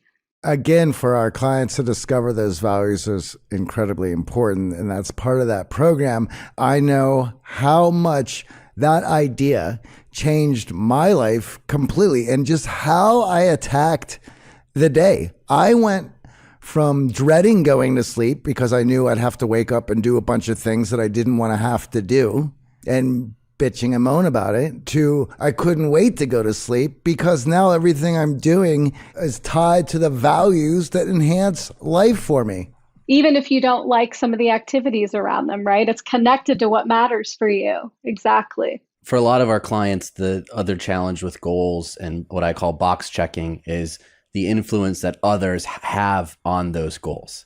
Marriage, kids, buying a home, safe career choice. I mean, a lot of these things are passed down through our families and culturally as the safe, comfortable route to success. And then many of our clients find us having reached those goals, checked those boxes, and still feeling an emptiness, feeling a lack of connection with others, and a wondering and a regret around, did I make the right decision living my life based on these goals? Yeah, exactly. And so you're referencing the third skill of emotion efficacy training, which is values-based action. And in that part of the training, we're looking at what part of what you organize your life around are shoulds, things that you've learned or internalized you should do. What part of this are just values that your family or your culture has?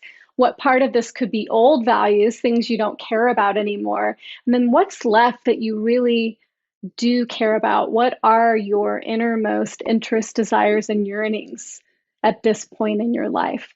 And that right there is, for a lot of people, a huge inquiry that doesn't happen in one session.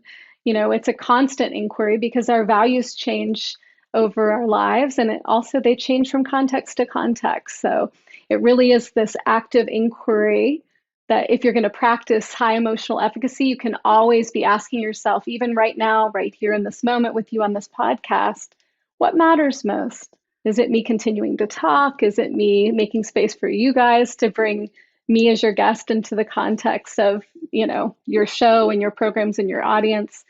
So it allows for so much more flexibility, intentionality, and creativity in life. That word flexibility, psychological flexibility, a big part of acceptance commitment therapy and what we do with our clients is just so important, because a lot of this regret, self-doubt, inner criticism comes from that lack of flexibility and the rigidity that comes with these goals and checking boxes and timelines, that life just doesn't always work out that way as much as we try, as much as we force it to. That's another nice way of talking about the default world. Is it's essentially like a set of rules that govern our behavior instead of being freely chosen and authentic. It does not lead to vitality and meaning.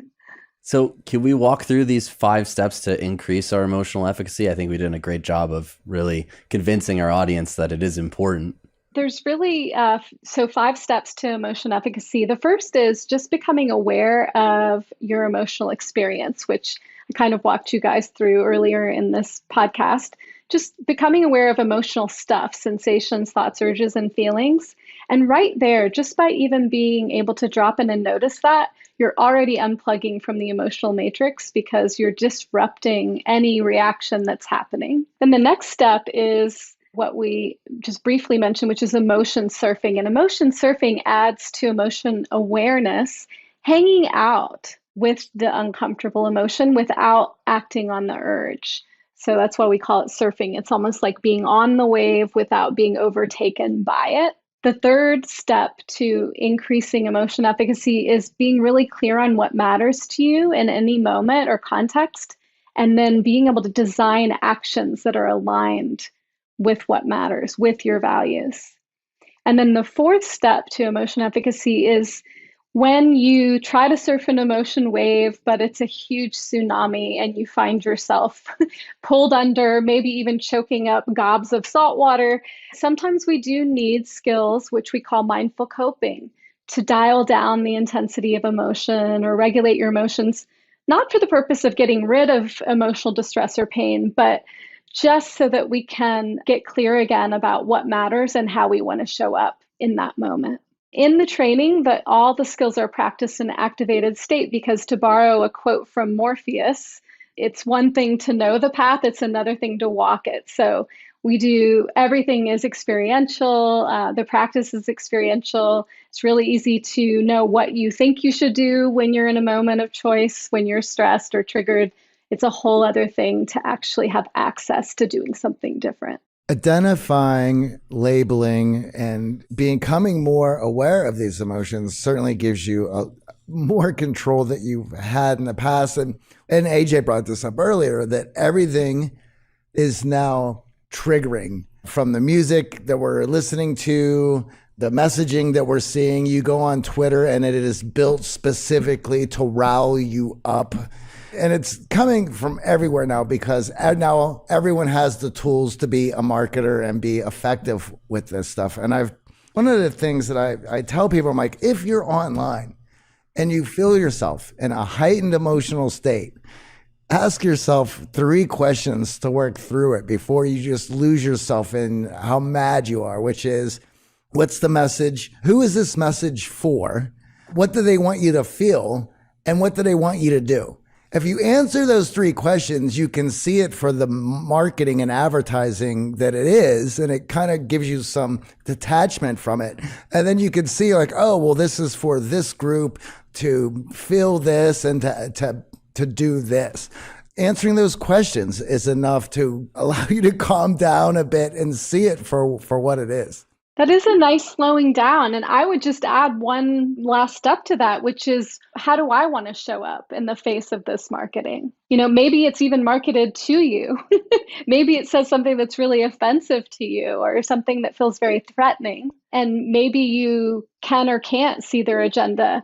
But ultimately, what you do next is about your ability to design your actions, how you want to show up.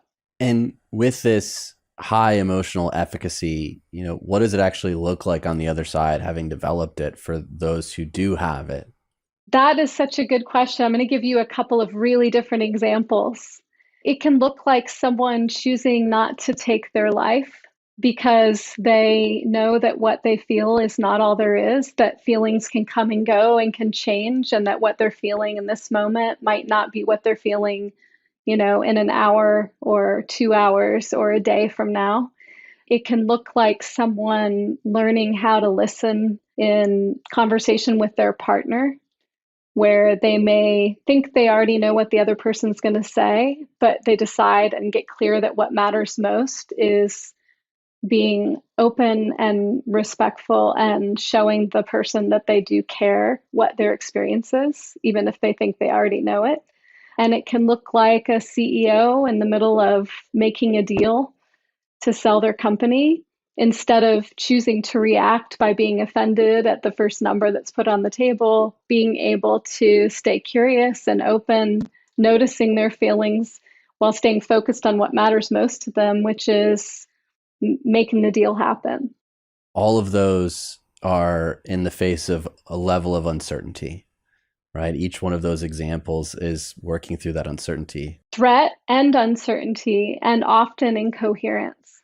Like, I'm not really sure what's going on here, maybe. Right. Yeah.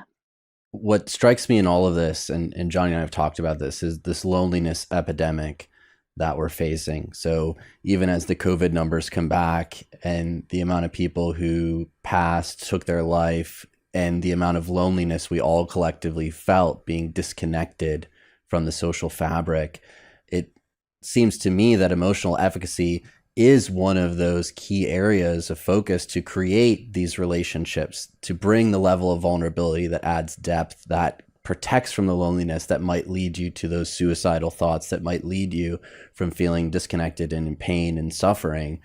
And yet this isn't taught in schools. This isn't widely available, which is so frustrating to me and Johnny. And many of our students who come to work with us, they want simple tricks and solutions and strategies. And they also see, and they're confronted with, we've talked about not only triggering marketing messaging, but also this false ideal that emotions are something that you need to be able to control on a whim, You need to be zen in the face of that wave, and you can never let that wave of emotions overwhelm you to the point that you need coping mechanisms. And all of that seems to just be working against this healthy state that we need as humans. No, that's a dangerous belief in my professional opinion, because again, we can't control or even stop what we experience emotionally. What we can do is get really good at how we respond to it. And, to your point about loneliness, my hope is that people like you and me, who have some kind of public platform or ability to model, will model vulnerability, that we will share, when we are lonely, because the more that we normalize that as a healthy, acceptable experience, the more people will feel comfortable calling someone up and saying, having these thoughts that are really scary. I need support, or I just need to share them, or I need to feel like someone cares about me today. And that's one of the keys, is just being able to actually share those thoughts, right? It's very easy to feel trapped by those thoughts when you just keep them inside internally. And sometimes the simplest share could be a journaling practice of just actually writing out what you're thinking and feeling in the face of those emotions, or that tsunami of emotion that's knocked you off that surfboard. Even if you have one or two people that you can be that vulnerable with, that's successful relationship. You have deep relationships. In fact, there's a lot of people that don't have one or two people. And then the opposite side of that are the people who just floodlight mass audiences on social media, which is like, well, you're being vulnerable, but are you really? Because I think that vulnerability is sharing space in those emotions with somebody else. When you're just floodlighting your platform and an audience, you're not sharing in that with them. You're not there with them. They may be feeling it for you, but you guys aren't sharing that together. It's harder to have that kind of quality sharing and connection on those big platforms. I have seen some people successfully share on bigger platforms, and I think it's made a difference for some people. But in general, what we're talking about is really getting that sense of like, someone's a witness to my life, I matter on the most basic level. And that usually happens in much more intimate kind of settings. Absolutely agree there. I think the other piece to this equation on the emotion front that I know we have shared a lot on the show is understanding that even in this state, you might be labeling and feeling negative emotions. Opening yourself up to new experiences, new opportunities is a big part of the work that we do, so that you're not just in this constant environment that might be the triggering environment. And it's very easy right now with devices and social media and the messaging that we're seeing to feel trapped in this environment, in this emotional state, and to not have the ability to maybe step outside. So for me, on a weekly basis, I've shared this with our audience, I have a men's group, and a lot of what we do is body check-in, talk about the sensations in our body and the emotions that we're feeling, and we create space to hear from others. And then I also have a daily gratitude practice to try to ground myself in some things that I am grateful for in the face of whatever negative emotions I may be feeling. Do you have any daily practices that you recommend, or things that we can do and our audience can use to start to work on these tools? Sure. Yeah. I mean, my favorite one is a really brief just inquiry, which is in any moment, just check in with yourself and ask yourself, is what I'm doing right now in this situation what matters most to me? It's just, I call it an intentionality check. And it's something that pretty much anyone can figure out without a lot of training. I love your gratitude practice, because what that does is it helps offset our negativity bias, right? And it's really easy in this culture of increased emotion activation or reactivity that we're living in right now to be more attentive to all the threats in our environment. So it's really helpful. I do this too at the beginning of my day.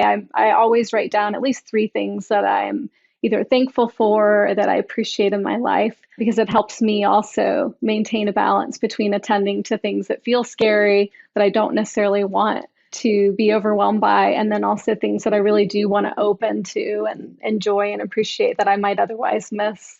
Love to hear the answer to our favorite question of every guest. What is your X factor? What makes you unique and extraordinary? Ooh, wow. I was so not prepared for this, which I love actually. I'm just noticing in my body a little bit of fluttering in my stomach, a little bit of tensing up, some thoughts like, what's the right response? And then like intentionally going a little deeper and asking myself, what is an authentic response to this? So I think that my X factor is how much I freaking love helping people stretch for what's possible. Like I can hang out there all day. I never get bored. I find it energizing. I truly love it. It is a very generous contribution and it's incredibly selfish for me because of how much I enjoy it. So I think that's what I would say. I love that. Thank you so much for joining us. Where can our audience find out more about your latest book and all the great work you do with your coaching? Yeah, thank you for asking. So, the most recent book, What You Feel Is Not All There Is a self-help book. It's available on Amazon and across the interwebs. And if you want to find me, I am on IG at Dr. Aprilia West. That's APRILIAWEST. And then I also have a website where I have a lot of professional offerings. I also have a quiz if you want to take a quiz and find out what your EEQ is, your emotion efficacy quotient. And that is at www.draprilliawest.com. Awesome. Thank you so much for joining us. Thank you for having me. You guys are. If you think being successful is going to make you more confident, you're wrong. And you've actually got it backwards. You need to be confident in order to be successful. Because think about it. Why would anyone believe in you if you don't believe in yourself? If you are tired of feeling like you are at the mercy of everything and everyone around you, from a shitty boss to a dead-end job and everything in between, let me help you change your situation. And if you apply the 9 strategies we're going to talk about, by the end of this video, you will be a different person.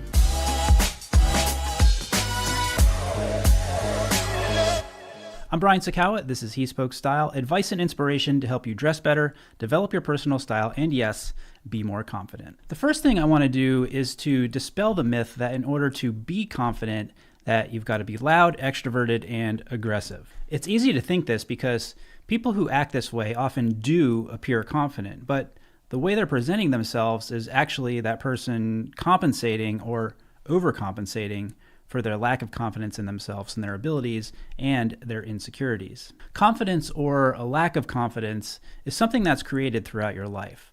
The opinions of your parents, your teachers, your friends, all help to build up that confidence or destroy it. And the reason is because we care about what people think.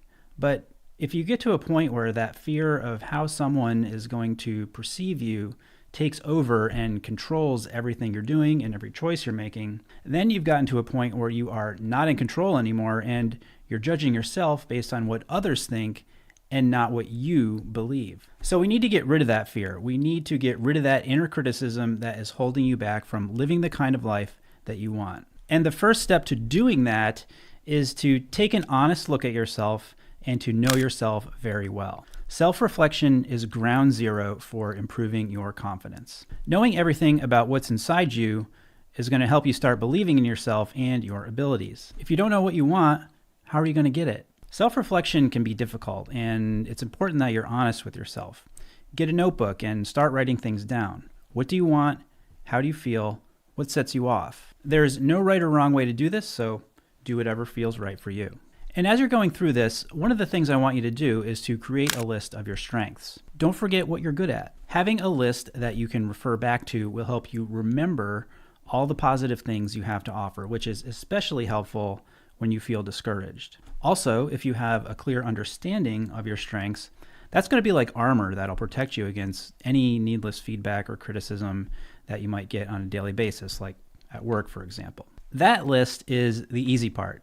This next list, not so easy, because what you also need to do is to make a list of your weaknesses. And once you've identified your weaknesses, those are the things that you're going to want to work on the hardest. Make plans for how to improve them. Figure out ways to minimize their negative impact. It's easy to sit back and coast on the things you're good at, but if you know that you have these weaknesses and you're not working on them, that's not going to make them go away. Over time, that's just going to reinforce any doubts that you have about yourself. People with talent who don't practice or work on stuff only get so far in life. It's the people that dig in and do the hard work on the things that they can't do or aren't so good at.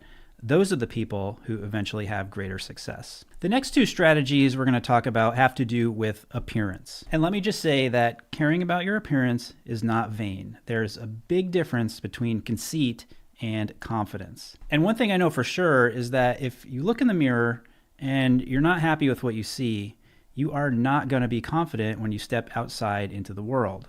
The first thing we're going to focus on is skincare, because your face is one of your most important assets when it comes to your appearance. And to take the best care of your face, you need to make it a habit and part of your daily routine. I used to go in fits and starts when it came to skincare. I'd start and then I'd stop. And it was usually because there was like too much out there to choose from and not enough guidance. That's why I love Tiege Hanley, who I'm proud to partner with for today's video, because they make it so easy to start and stick with it. If Tiege is new to you, they have many different products, but all you really need to get started is their basic plan. Now that's a face cleanser, exfoliating scrub, AM moisturizer with SPF to protect your skin from the sun, and a PM moisturizer for the important repair process that happens while you sleep. I'm almost 45 years old, and if you're like me, I'd recommend bumping up to Tiege's level 3 system that adds in a firming serum and an eye cream. But let's get back to the part where I said it's easy. So when you get your box in the mail and open it up, it comes with a card. That card tells you what to do, when to do it, and how much of the product to use. And it gets even simpler because when you subscribe, you don't even have to think about going out to get more when you run out, because it automatically comes to your door every month. Now, in addition to great skin, when you join Tiege, you get tons of perks as well, including at least 20% off the retail price, the ability to customize your box, shipping reminders, pause or cancel at any time. There are no hassle refunds, and there's free US shipping, as well as low-cost shipping to most other countries. And because Tiege Hanley is sponsoring today's video, they're offering you guys a great deal. All you got to do is click the first link in the description to get Tiege Hanley for 30% off, and you can choose Adopt Kit, hand towel, or body wash and scrubber combo as a free gift. So click that link to get started today. All right, the next thing we need to talk about in terms of appearance is how you dress. Like it or not, the clothing you wear, how it fits you, your accessories, all those things communicate something about you. It affects every relationship you have, how you're perceived, what group you belong to or want to belong to, and it's a direct reflection of what you're going to get out of your day. How you dress is completely up to you, and it's dependent on your personal style, your situation, and what you want to get out of life. But however it is you choose to dress, if you put some time and effort into it and do it with intention, people will notice and you'll be more confident. Now, nothing boosts your confidence more than when you win at something. And the bigger the win, the bigger the boost. But if you're only focusing on those big victories, you are missing out on a lot of smaller ones. Think about your day. You probably get a lot of stuff done, a lot of stuff you overlook and don't consider a victory. But they are. They're things you've accomplished. That's a good thing. And the best way to see these things and celebrate that you've accomplished something is to make a list at the beginning of the day and cross things off. Seeing what you've done every day will give you a huge boost. Let's circle back to the myth that in order to be more confident that you have to be loud, extroverted, and aggressive. Aggressiveness is not confidence. If you respond to someone aggressively, that's a sign that you're insecure about something. You can be assertive without being aggressive, and that is something worth practicing. But you've got to know yourself and your insecurities to do that. But being assertive without being aggressive will boost your confidence. When you're good at something, you know how that feels, right? It feels good, and it automatically boosts your self-confidence. So if you could get better at more things, it would follow that your confidence would also keep increasing. That's why it's important to continue to seek out opportunities to learn and grow throughout your life. Of course, a great place to start is that list you made of your weaknesses, but it could be anything that interests you, from a hobby to your work life. Define what that is and set a realistic amount of time that you can devote to it every day, because getting into a routine is going to be the key to success here. Let's talk about comfort zones. Now, a comfort zone feels good, thus the term comfort, but it's also something that can hold you back discourage you, and diminish your confidence. You always regret a chance you didn't take, so step outside of what's comfortable every now and then and try something new. Doesn't have to be crazy either, like you don't have to go jumping out of an airplane or something. But think about what you know about yourself. If you're shy, maybe it's just going up to a stranger and saying hello. Whatever it is, if you face that fear, your confidence will improve. Thanks once again to Tiege Hanley for sponsoring this video. Just a reminder to click that first link in the description and you'll get 30% off Tiege Hanley. Good afternoon, and thank you very much for joining today's Civil Society seminar dedicated to the outcome of the ECB's strategy review. My name is Marie-Therese Bitterlich, and I work in communications here at the ECB. I'll be moderating this event today.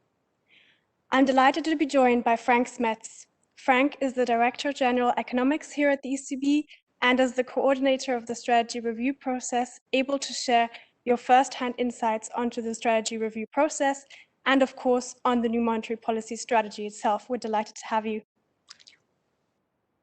To get a better understanding of what this new strategy is all about, what has changed, what has remained, and what it means for us as citizens, we'll be structuring this seminar slightly differently than usual. We'll be starting with a conversation between Frank and myself for about 25 minutes before we'll be opening the floor to your questions for the remaining half an hour of this event. A little bit of housekeeping just before we get started. In case you have any technical problems or questions, please feel free to reach out to the colleagues in the background via the chat function and just make sure that you're chatting with all panelists. As we mentioned in the invitation of this seminar, we'll be recording the seminar and uploading it to the ECB's website afterwards. With that out of the way, let's get started. Frank, last week the President announced the outcome of the ECB's strategy review. The President referred to the new strategy as a strong foundation that will guide us in our conduct of monetary policy in the years to come. Can you explain what this new strategy is all about and how it differs from the previous one? Sure, Marie-Therese, and let me first of all welcome the participants to this webinar on the new monetary policy strategy. One way of describing the new monetary policy strategy is to use the words of Chair Powell of the American Central Bank when he introduced their new strategy. This is to say that it's an evolution, not a revolution. And the main reason for that is that, of course, the strategy is anchored in the treaty, which gives the primary mandate to the ECB of maintaining price stability. So the ECB is requested to stabilize, to maintain the value of our money, of our currency, the euro. And that's the best way in which it can contribute to the welfare and the well-being of euro area citizens. And of course, that's very much an anchor. I mean, the strategy in the end is about how to achieve that mandate. But of course, the last strategy was about 18 years ago in 2003, and many things have changed. And of course, and for that reason, an update of the strategy was overdue. And this is really why President Lagarde, when she became president at the end of 2019, sort of initiated this whole process. I mean, the biggest change is probably that we've moved from a relatively inflationary environment into sort of a low interest rate, low inflation environment. Why is that important for central banks? And this is a global phenomenon. So everywhere in the world, central banks were constrained in terms of using their traditional interest rate instrument by this low interest rate environment. Why? Because interest rates can go negative, but not infinitely so. They cannot go very negative. And so central banks have used other tools to try to achieve their price stability objective in that context. So that's one important reason. There have been many other structural changes in the past two decades. One is the process of globalization. Remember the integration of China in the world economy. That has put downward pressures on international prices. Another important structural change has been digitalization. Think about the emergence of e-commerce. Again, everything else equal, this has a downward impact on prices. And so it was important to analyze those phenomena and to see what are the implications for our monetary policy strategy. And now I have not yet mentioned, of course, what is probably the biggest challenge for humankind in the coming decades, which is climate change and the policies to combat climate change. That's also a part of the strategy. And so the purpose of the whole process was really to make our strategy fit for purpose for the coming years. Thank you very much, Frank. What do you think is the most important change that came with this new strategy? Well, there have been a number of changes, and we can talk about those. But let me maybe first focus on what is the core of the ECB monetary policy strategy, and that is how to formulate and maintain price stability. I mean, the most visible change is probably the 2% symmetric inflation target. So the Governing Council considers that in order to maintain price stability, it best aims for inflation to be at 2% in the medium term. And let me emphasize two aspects of this target. First of all, there's a small inflation buffer of 2%, which is important in order to reduce the risks of deflation and to give some policy space for interest rate policies in response to these inflationary shocks. The other feature of this target, which is very important, is that it is symmetric. So the Governing Council, the ECB, views upward and downward deviations from this target as equally undesirable. We don't like high inflation, we don't like deflation or low inflation. And so this is a very important part of this announcement that the 2% is not a ceiling, which is sometimes how our previous sort of definition of price stability was perceived. 2%, of course, is very much a norm amongst central banks in the global economy. If you look at the Fed, the Bank of England, Bank of Japan, they all have 2% inflation targets. The second important change in the strategy statement is that the Governing Council recognizes that in order to maintain this symmetric inflation outcomes around 2%, it has to take into account the effective lower bound on interest rates. Again, the fact that interest rates cannot go very negative. I mean, the current policy rate, most important policy rate, is minus 50 basis points. We probably can reduce that more, but not by much. So what are the implications of that recognition? I mean, the first implication I already mentioned, and that is that we need other instruments. And that's the asset purchases, that's the forward guidance, that's the lending operations, the refinancing operations towards banks.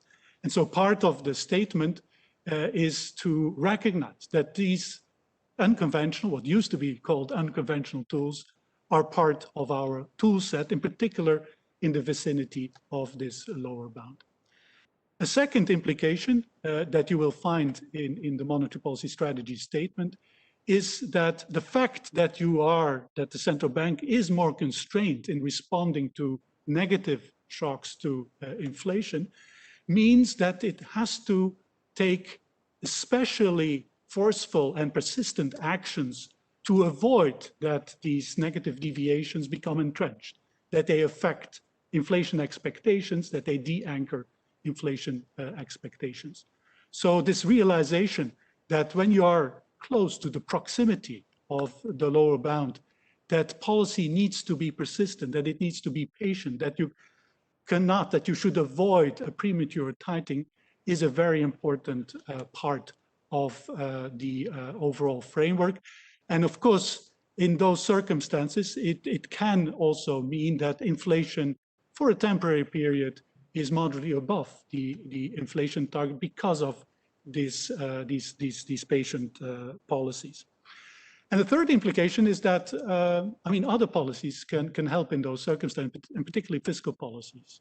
And that is something that we have seen in response to the pandemic. Fiscal and monetary policy have worked hand in hand to provide sort of the bridge to companies, to households across the pandemic. And particularly when interest rates are concerned, fiscal policy seems to be more effective in stabilizing the economy and helping also to increase the space for monetary policy. Thank you very much, Frank. You explained the change in the 2% and also the importance of the zero lower bound. Are there any other topics that are relevant to European citizens that are mentioned or addressed in this strategy? Yes, I mean, I would like to here mention two specific topics. The first one is the concern that we've heard in many of our listening events, particularly by young households, about the costs of housing, of shelter, in particular the owner-occupied housing.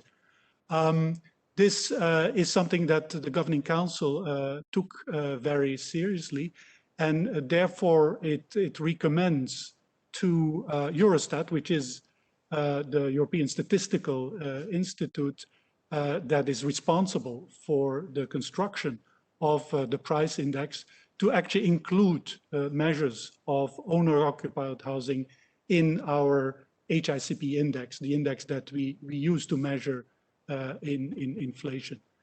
Now, of course, the ECB realizes that this is a multi-year project, and in the meantime, we will continue to use the HICP, so the main index, to measure inflation and price stability, but we will also include initial estimates of owner-occupied housing costs in our set of indicators that we regularly used to measure inflationary pressures.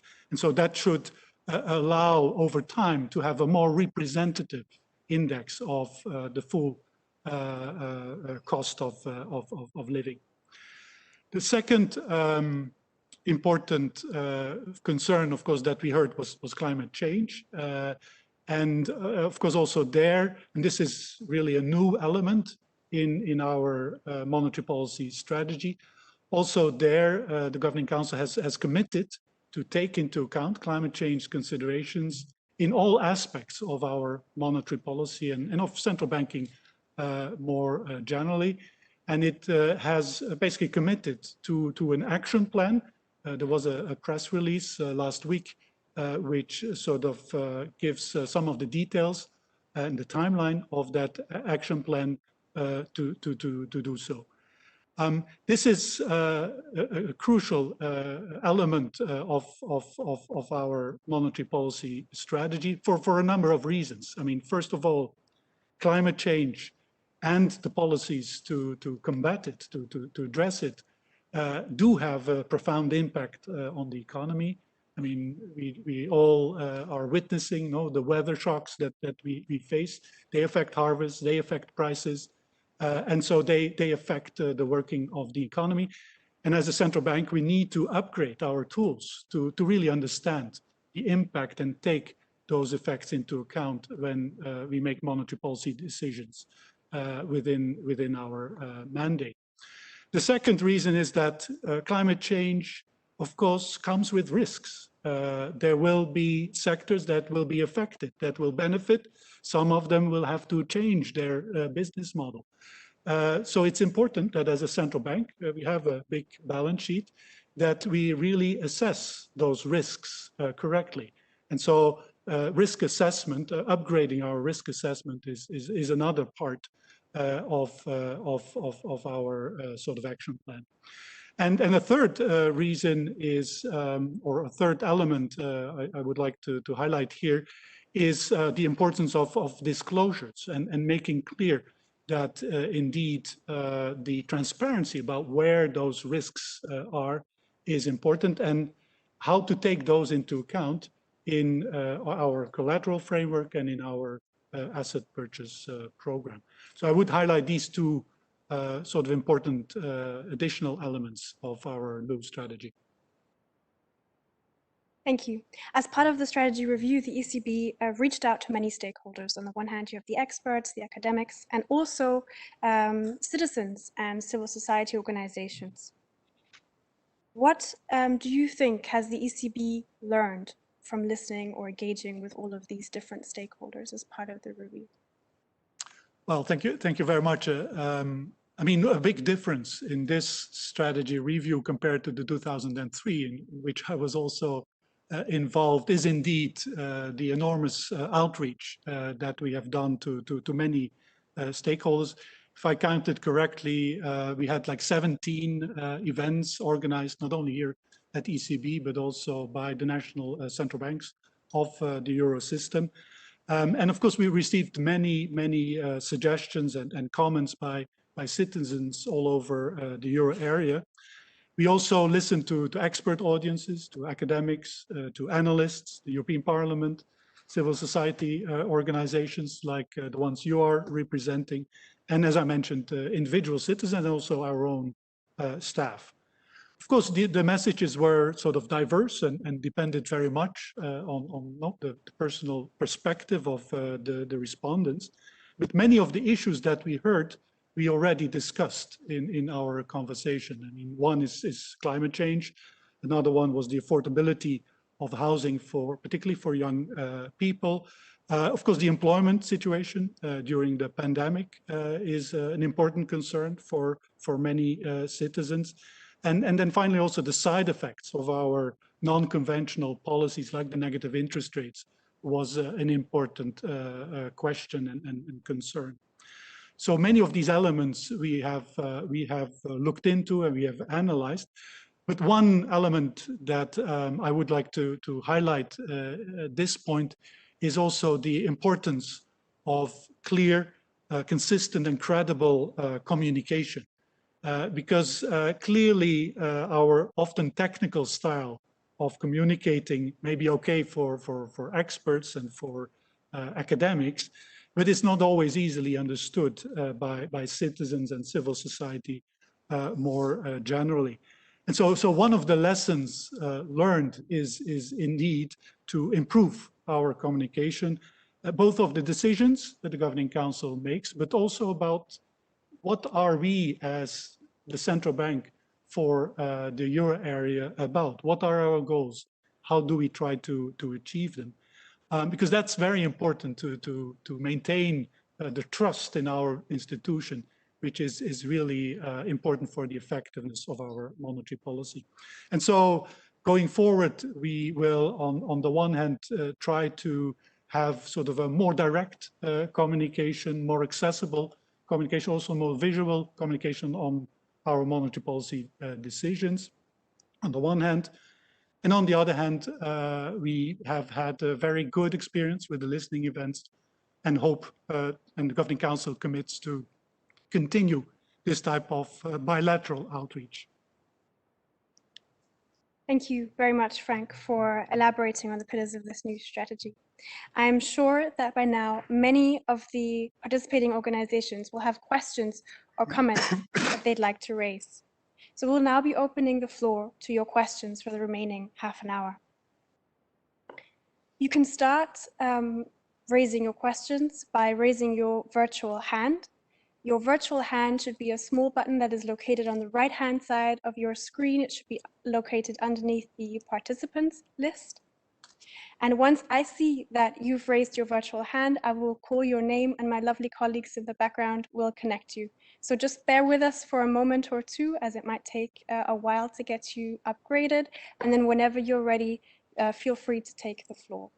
You'll be automatically unmuted, and we do encourage you to turn on your camera as well so that we can see you when you ask your question.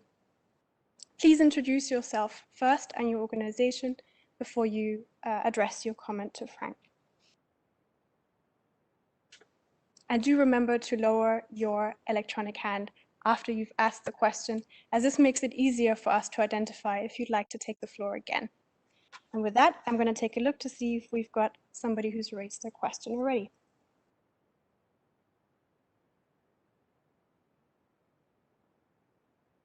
I can see the first question comes from Ms. Orintuya Batsaikan. I hope I pronounced your name correctly, and I apologize in advance if I did not. Please bear with us for one moment, and you should be upgraded shortly.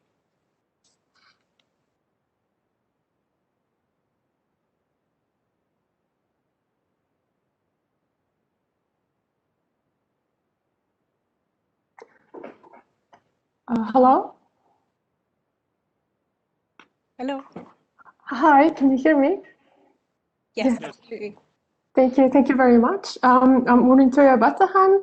I'm an economist here at Positive Money Europe, an NGO based in Brussels. I have a question on the targeted longer-term refinancing operations. Given its volume, the TLTROs represent one of the most important ECB monetary policy operations, yet they were not included in the climate roadmap. Also, green TLTROs in particular have been deemed as an interesting idea by President Lagarde at the European Parliament during the monetary dialogue in September 2020. So my question is, was there any discussion on greening the refinancing operations during the strategy review process? Thank you. Thank you very much. Well, first of all, on your question on green TLTROs, so of course, in the work stream, we had a work stream that looked into the relationship between climate change and monetary policy. A number of possible measures and modifications of our operational framework were looked into. This initially included some of the measures that you mentioned, but in terms of the actual action plan, the governing council decided to focus particularly on the issue of disclosures, because this can have a very beneficial impact also on sustainable finance by increasing the transparency of the market and sort of openness about where climate exposures and climate risks are.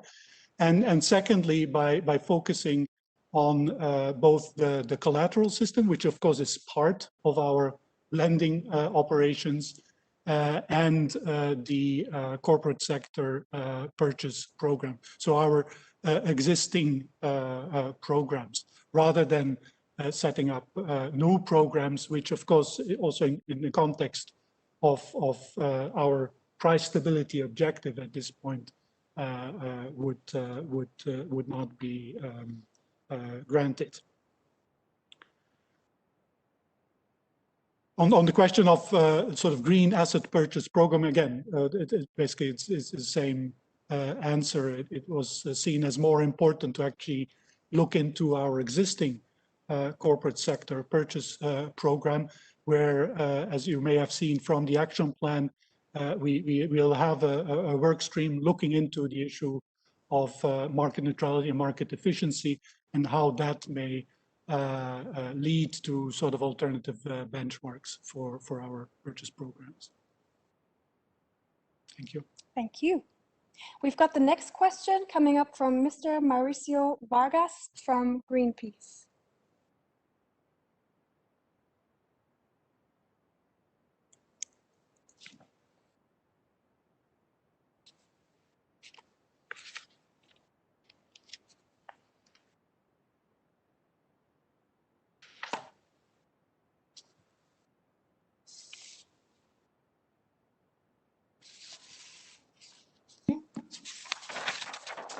Hello?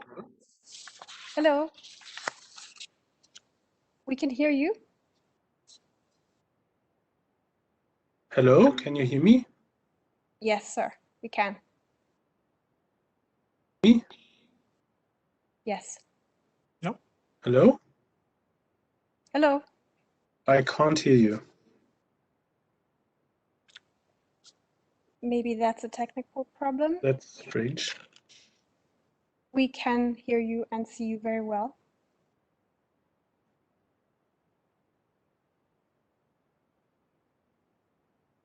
Maybe we will try to sort out this technical problem.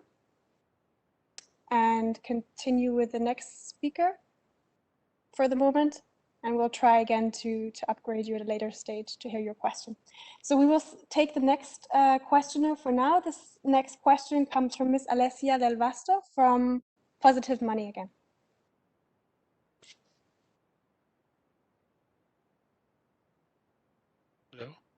Hello, hi, I hope you can hear me and see me. Yes, we can. Okay, great. Hi, again, it's Alessia Del Vasto from Positive Money Europe. As an organization, of course, we recognize the importance of setting inflation target at 2% right now. But, well, unfortunately, the ECB has constantly missed the target in the past year. So we were wondering whether, well, if the ECB continues to struggle with reaching the inflation target, will it consider introducing new instruments, new policy tools such as helicopter money? Thank you. Thank you for the presentation. Thank you very much for your question. I mean, at a general point, I mean, the statement does explicitly say that obviously not only did we look into the existing instruments and sort of confirmed that they are effective and that they have contributed to avoiding risks of deflation and supporting the economy and the reflation of the economy.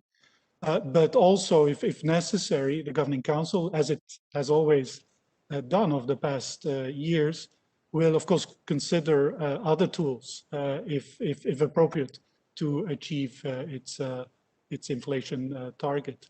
And of course, that's where sort of the commitment to, particularly in response to negative shocks, to have an especially forceful and persistent response and action is important. That's where that is backed up by this commitment to use other instruments. Now, on the specific example of money drops, of course, there it very much depends on the details, but we didn't look in as part of the strategy review into the details and the parameters of particular alternative instruments. This was seen as part of sort of the stance discussion rather than the strategy discussion.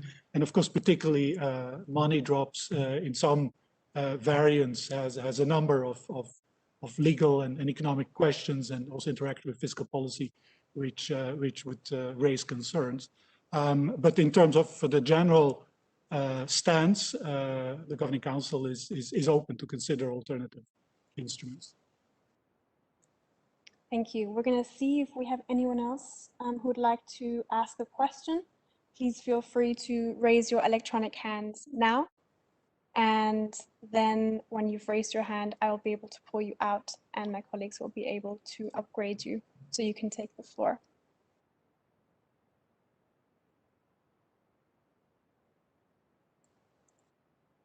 We have one more question from Adua Dalla Costa,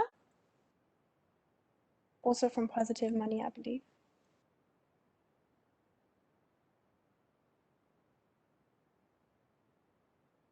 Hello? Hello? Hello? Hi. Hi, can you hear me? Yes. Yes, we can. That's great, thank you. I'm Adwa Dalla Costa from Positive Money Europe, and I have a question on the engagement with the public. So recently, from May 21st to July 2nd of this year, the Bank of England has opened a consultation on options for greening its corporate bond purchase scheme. And the bank will implement its new approach on the matter on the fourth quarter of 2021. And in the past months, President Lagarde has affirmed the ECB intends to increase the involvement of the public.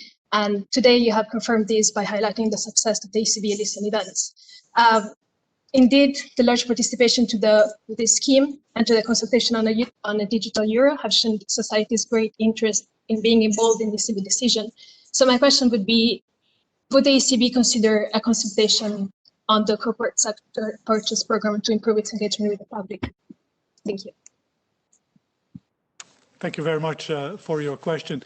I mean, in the press release and the annex, which consists of the action plan, the various elements, and also the timeline of the various areas in which we, as a central bank, will take into account climate change considerations in our strategy are very much laid out.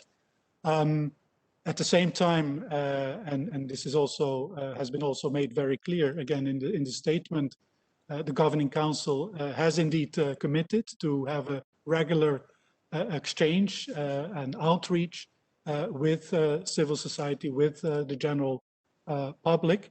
And of course, I think differently from what we had over the past year, it should not only be about listening, but also about explaining and interacting.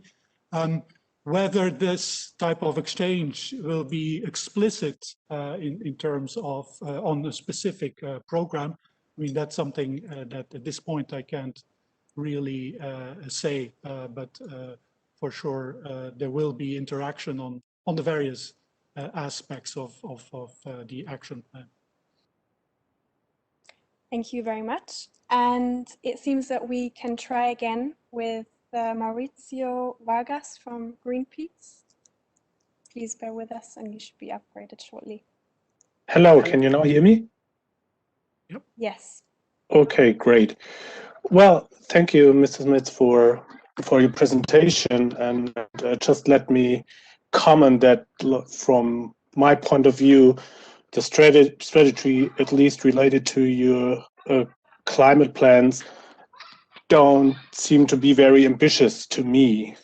But perhaps you can convince me otherwise. So I'm really excited. And I have two questions. The first question is, what is the concrete implication of the new climate strategy that you proposed? I mean, you provided a plan, but I think it's quite vague, no? So therefore, for example, it would be nice to know, for instance, what concrete changes the strategy will be for your CSPP portfolio. So could you elaborate a little bit on the potential changes we might see?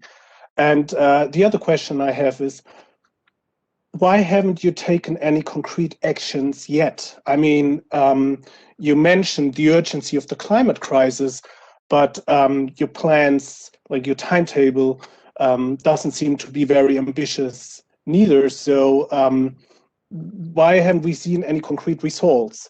And therefore, a third question, from a kind of precautionary perspective, wouldn't it be necessary to end at least some support for very carbon intensive companies right now, until you have a detailed plan? So thank you, and happy to listen to your answers. Okay, thank you very much for this question. I mean, I would beg to differ and sort of claim that the action plan that the Governing Council has decided on is quite ambitious and with clear sort of timeline and deliverables.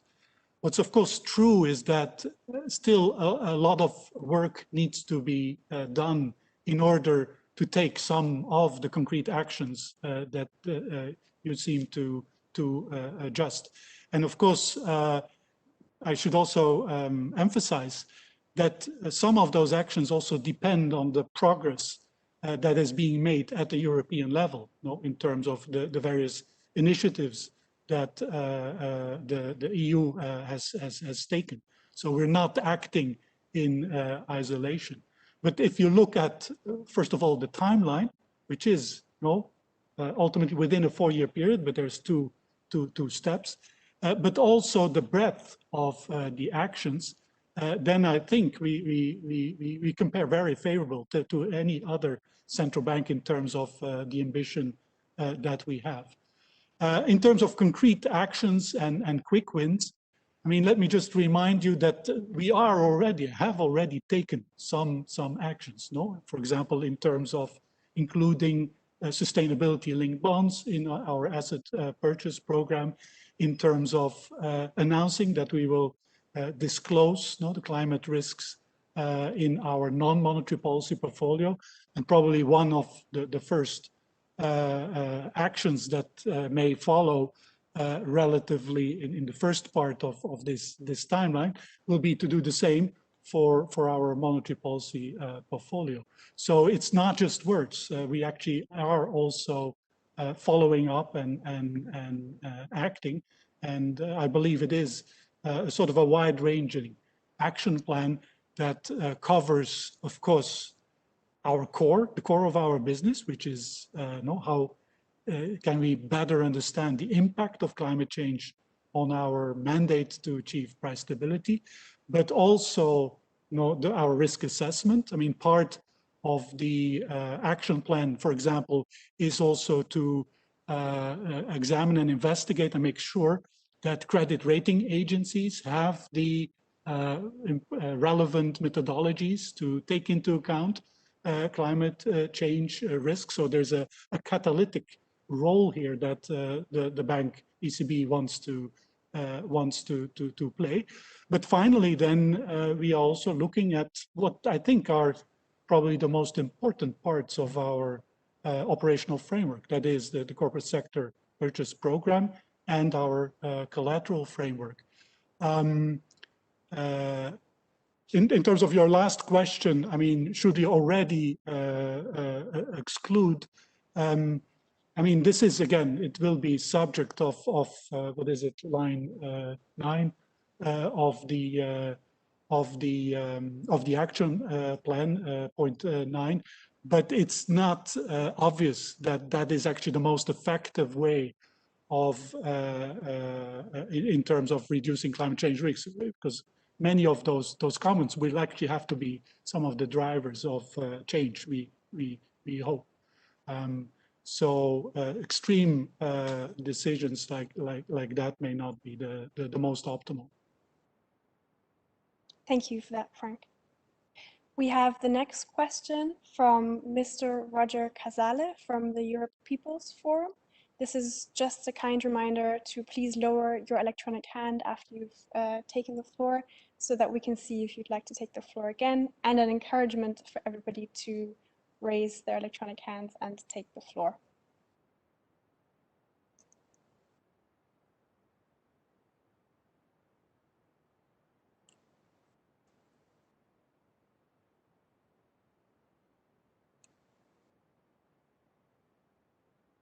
Thank you very much.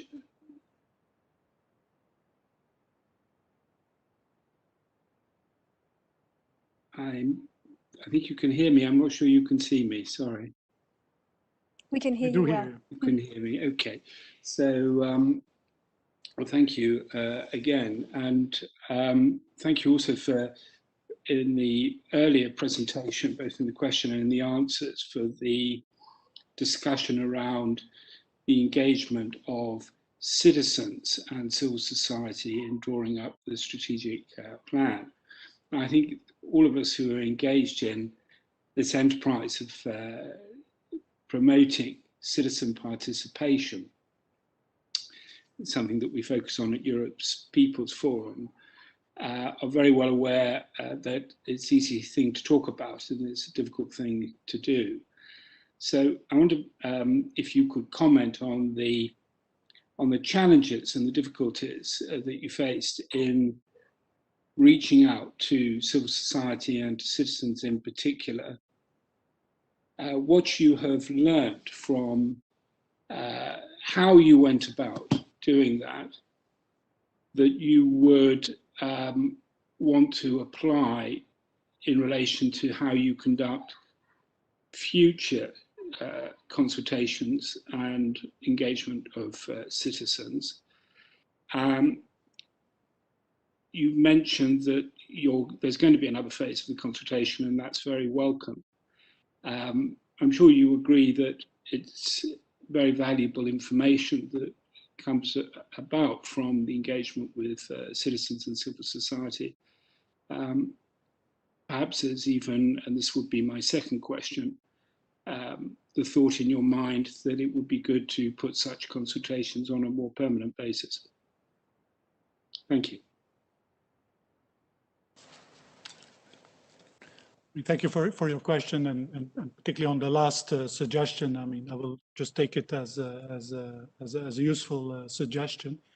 I mean, in terms of our experience in reaching out to various parts of society in the euro area, of course, I mean, the first thing that comes to your mind about what are the challenges and the difficulties for an institution, European institution like the ECB, is that, of course, the audience are very diverse in a number of ways.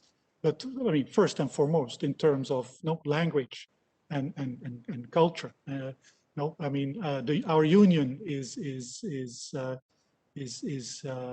about unity with diversity, and so to ensure that sort of diversity is acknowledged and that we can reach out to the different parts of the society, I mean, is a challenge, even a bigger challenge than I would say in a national environment. Fortunately, we are not only an ECB here in Frankfurt, but also a system, the Euro system of national central banks.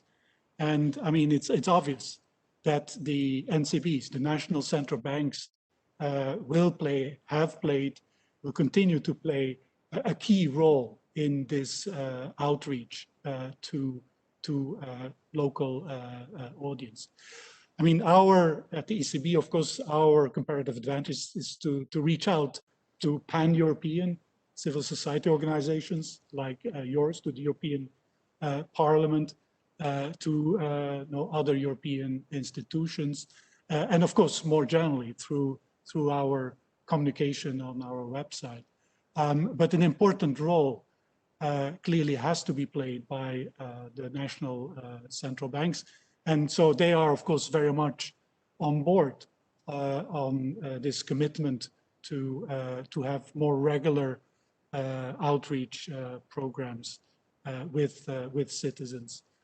I mean, the other challenge I would sort of highlight, and I think I already mentioned it in the introductory Q&A, comes from this diversity, but is also more general about the difficulties to reach out to citizens in a sort of a direct, clear, coherent, easily accessible fashion. So what we learned is that actually the knowledge of the ECB, of the central bank, of the euro is not very great. And so we need to really make more efforts in explaining really what we are about. And so that's another important challenge that hopefully in the coming months and years we will try to address. So I would say these are probably the two most important challenges that come to my mind.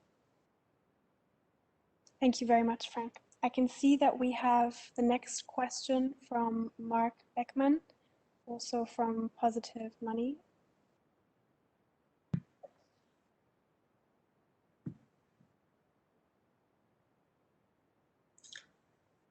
No, can you just confirm if you hear me well? Yep. Yes, we can. Thanks a lot. I just wanted to come back to the last question actually on citizen engagement, because we as Positive Money have been organizing a big outreach project called the European Citizens Bank, where we built a platform similar to the Conference on the Future of the European Union, where we put up content on the monetary policy issues, where we organized webinars where citizens could learn about current debates, and where we organized citizen assemblies, where we drew citizens into a 1-day, 2-day workshop and let them discuss monetary policy issues. And so we've been doing that project in several countries, and some countries are still to come, and we're assembling the recommendations that citizens formulate in these assemblies together. And so my question would be, if you are in the spirit of your commitment to public engagement with the citizens, would be interested in meeting with the citizens who came up with these recommendations, and maybe to have a session where we can compare and contrast what the citizens in our outreach program have come up with, and maybe the outcome of the new strategic review that you now finalized. Thanks. Thank you.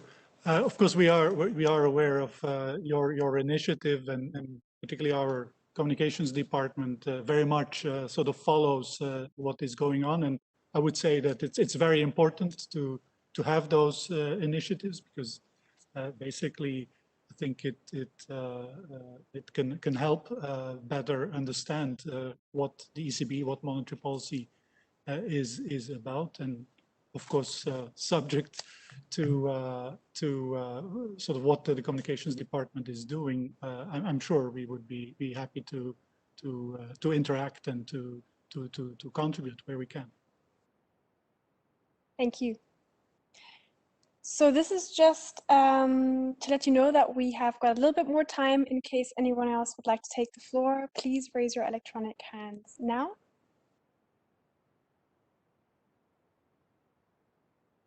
Otherwise, allow me to take the floor, Frank, and ask a question. Seeing as the last review was such a long time ago, do we already know when the next review is going to take place? Yes, in the sense that the Governing Council, in its statement, indeed also announced that from now on, it will periodically assess its monetary policy strategy. And so initiatives for future ideas and so on will be very useful as an input for these future assessments.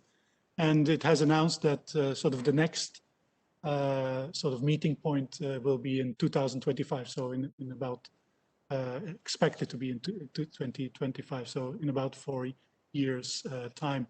And we very much hope, I mean, this is very much in the spirit, you know, of continuing this conversation about what we as a central bank are about, and how we go about in achieving price stability and achieving the mandate in the best way for the well-being of citizens in the euro area.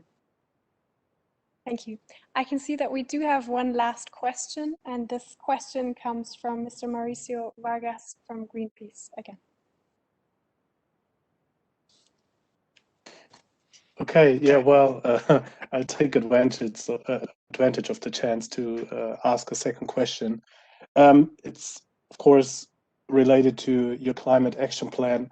And there's another thing which I think remained very unclear, and would be very happy if you could help me to understand what's meant with the following sentence. When it comes to the CSPP, the ECB, or you were writing that corporates have to be aligned with, at minimum, EU legislation implementing the Paris Agreement through climate change related metrics, or, and that's what I really don't understand, commitments of the issuers to such goals. I think it's really a good thing that you refer to EU legislation and the Paris Agreement, but I totally don't understand why you implement a sentence where you're saying, and on the same level, you accept commitment of the issue itself to such goals. So what's the meaning of the second part of the sentence? Yeah, I'm not sure I understand sort of the subtleties of those two parts. But I mean, the sort of idea in general terms is indeed to make sort of commitments of some of the issuers to and implementation to the EU legislation that is related to the Paris Agreement, to make that sort of an eligibility criteria. Now, the way in which one does that, again, needs to be discussed. Is it, and again, this is will also be sort of a function of making sure there is enough of a transition period. But sort of the general idea is really to provide incentives to issuers to basically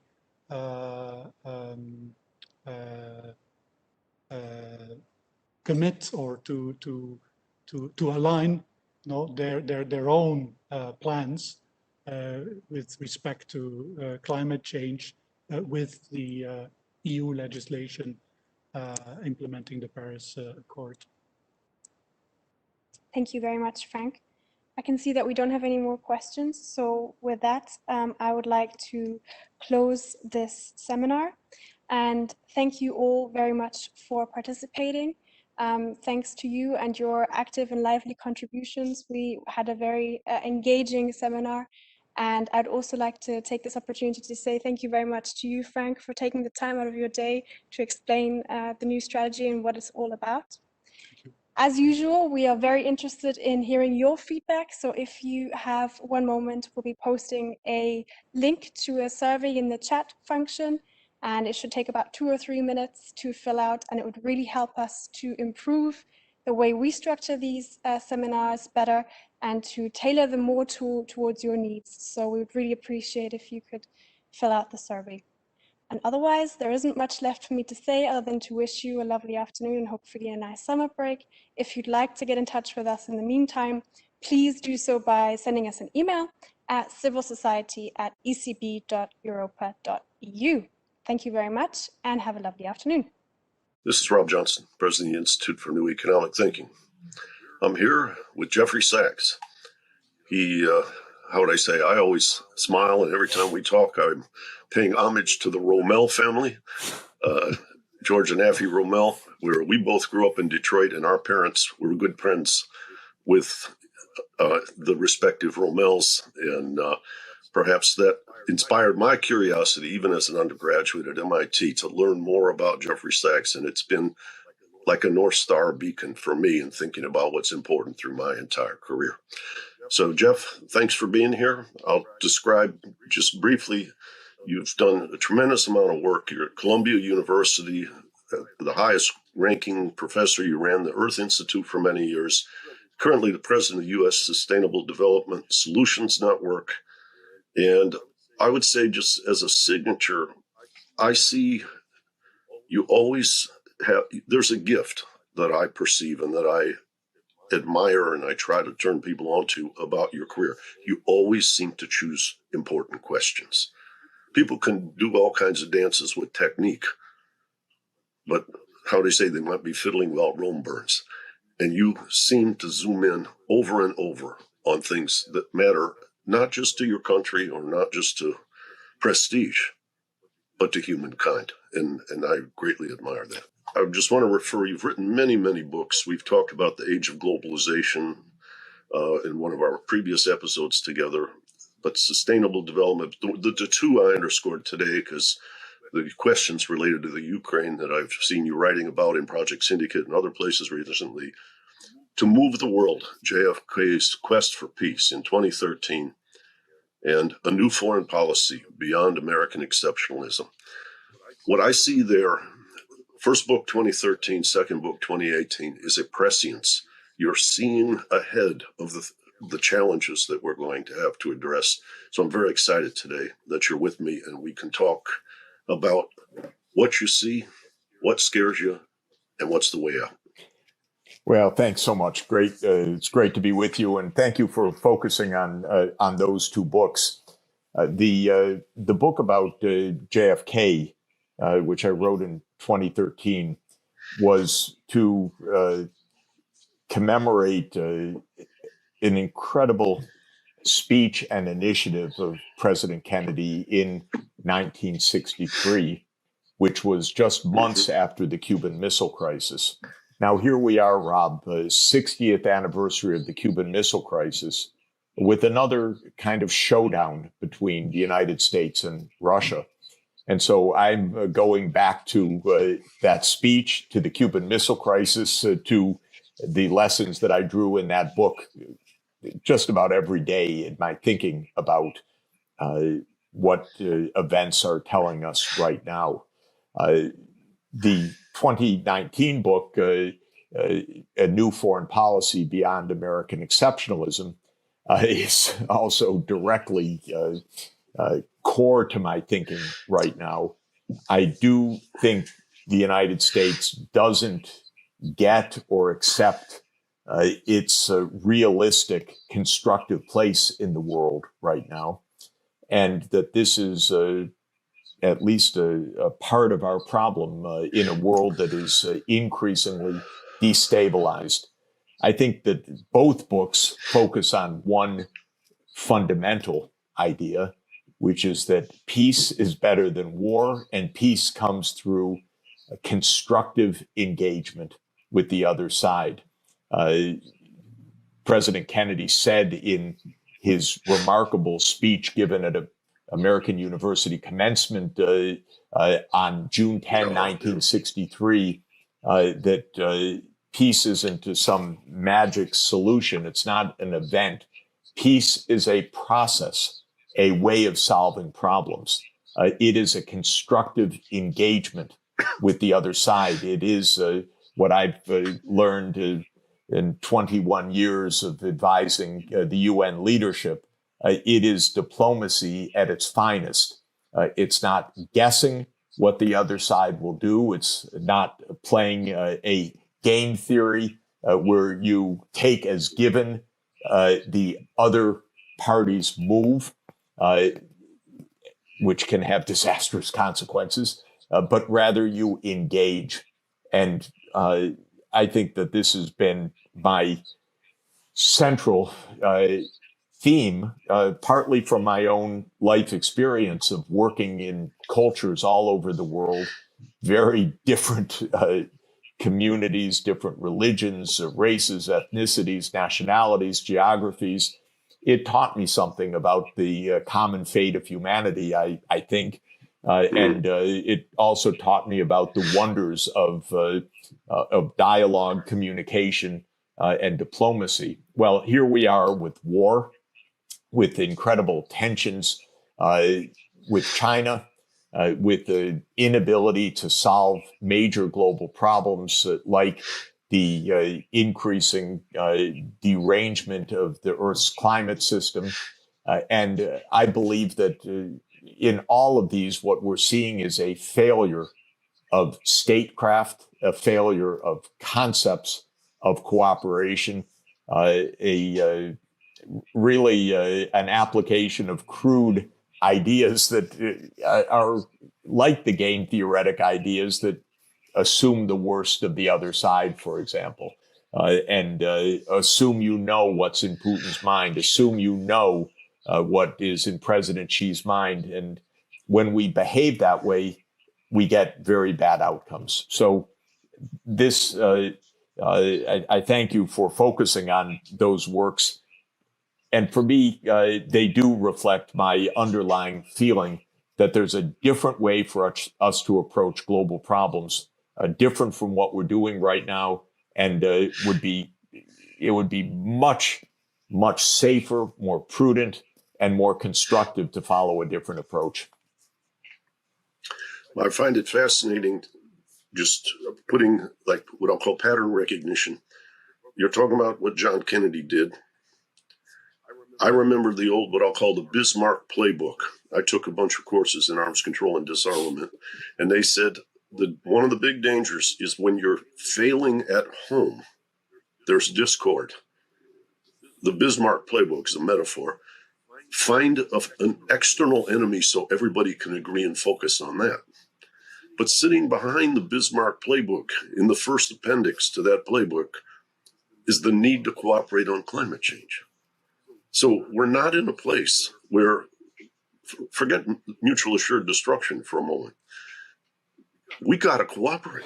Well, there's another way we can exterminate Earth if we don't collaborate.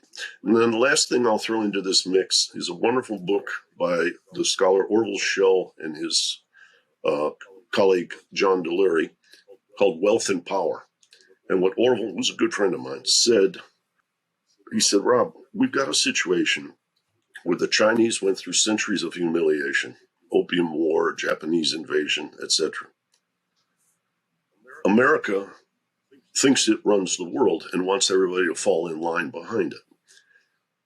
To use the Big Brzezinski's metaphor, we have tectonic plates crashing between two philosophical systems at the head table. of the G7, or excuse me, of the G20 that used to be the G7. We are in a situation where you can't even play game theory with different philosophical systems because you're projecting things onto your counterpart that may never have been in their imagination or in their training. So you've got this instability, what I'll call the Bismarck playbook. You've got the end game of climate, and then you have this tension that centers on U.S. China. But we could bring, why didn't Russia, after the de-escalation, the end of the Soviet Union, and I know you've worked a lot there, so I don't know the answer to this at all, but why didn't Russia get the equivalent of an aid program to integrate them into the EU, regain prosperity, dignity through that? And I'll ask you a question. Is the political economy of the military-industrial complex a little bit of the evil that hides inside this dilemma of danger? So there's a lot of intertwined issues there. And let me start with the very specific issue of climate change and the energy transformation that we know we need. We need to move to a zero carbon energy system. Excuse me. And that requires actually a lot of long-term thinking and a lot of international cooperation.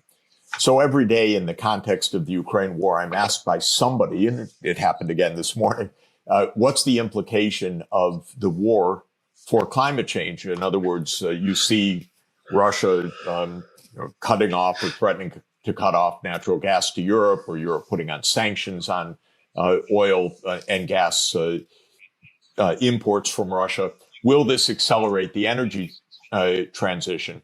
And the answer is basically no, because it may change the calculus in the very short term. It's actually opening up more coal mines again, or pumping more gas and oil to make up for what has been lost from Russian supplies. Maybe by raising the price of oil and gas on world markets, it's making some new solar projects more economical and financeable. But all of that misses the main point, which is that the real changes we need are long-term strategic changes in the energy system. And that requires a stable, peaceful, cooperative environment. Even renewable energy, to be efficient and effective, needs to cross borders. It needs to be regional, even globally connected in some ways, maybe in the new hydrogen economy. We can't do this if we're in conflict. We won't do this if we're in conflict. So this is the first point, that almost everything of real value for development, and what we now call and should call sustainable development, meaning economic development that is also socially just and environmentally sustainable, requires a long perspective. If you have a short perspective because of huge uncertainties, because of war, because of conflict, then you can't accomplish anything real of the transformations that we need. You can improvise, you can maybe keep your footing in the short term, perhaps. But the truth of the matter is, real development of any kind requires years, even decades of hard, continuous work, educating children, building infrastructure, cooperating across riversheds, building power transmission grids that are, again, transnational. And that is a long-term cooperative effort that depends on peace. And we're not getting there right now, partly because our mindsets really are wrong. And unfortunately, what I have inveighed against in the US context is the idea, which is very popular, it's in every speech of US leaders, that the world is safe when the United States leads the world. So primacy, or what the political scientists call hegemony, is really built into the American thinking. I think Henry Luce did an unfortunate thing to America when he in 1941 christened this as the American century. It was a great turn of phrase, by the way, so inspiring and so ennobling. But it actually basically went to the heads of the permanent state that they took it literally. This is our century. In the past, it was Britain's century. In the industrial age of the 19th century, or it was the Mongol century, or it was the Roman centuries. Now it's our century. Oh, what a dangerous way to think about things, because you get way overstretched.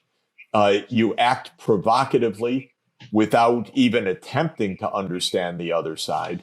And that, unfortunately, is so much of what happened in Europe after the 1990 remarkable transformation. And as you know, I was there. I was physically present in the Kremlin in December 1991. You couldn't even believe, I could not believe, and especially you'd appreciate it, a kid from Detroit sitting in the Kremlin in this huge office, and who walks in the far door? Boris Yeltsin. And he walks across the room and he sat down right in front of me because I was leading the delegation. And he said, gentlemen, because it was all men, he said, gentlemen, in the next room is the leaders of the Soviet military. And I have just agreed with them to the dissolution of the Soviet Union. I heard literally those words. Wow. Yeah. Wow is exactly right. It was Turning weird. point, huge turning. No. So Yeah. I thought, and I had been working in the Soviet Union before that. I was told, I don't know if it's true, that I was the first person to brief the Gosplan leadership in its entirety on the top floor of Gosplan, just outside of Red Square, in 1990, to the Politburo leader who headed Gosplan on the transformation to a market economy. And they were taking notes, 50 Soviet leaders on the other side, all with notebooks open, taking copious notes about market economics. But the fact of the matter is, Gorbachev and Yeltsin wanted a common home. Gorbachev, who I regard as the greatest statesman of our age, and who's reviled in Russia for having lost the Soviet Union and for inflation and everything else, he's the greatest statesman of our age because he understood that what we needed was peace rather than a cold or hot wars. And he was ready to even let the system fall rather than shoot people to, quote, save the old system. But his idea, which I know, was a common home from Rotterdam to Vladivostok, that we have a common European home. I believed it. I went to work for his team in 1991, promoting what we called the Grand Bargain, working with Graham Allison, who was then head of the Kennedy School at Harvard, and Stanley Fischer and others. And we recommended a significant financial assistance program to the Soviet Union to support its economic and political reforms. What was the White House response? Complete niet, nothing, nichevo, not anything. Yeah. We're not doing this. Okay, that was a disaster for, the failure of Western support definitely undermined Gorbachev. Yeltsin emerged after the attempted putsch against Gorbachev, which was in the summer of August 1991. And then I was contacted by Yeltsin's economic leader, Yegor Gaidar, and I came to Moscow. And Yeltsin said to me and said to others, I want a normal country.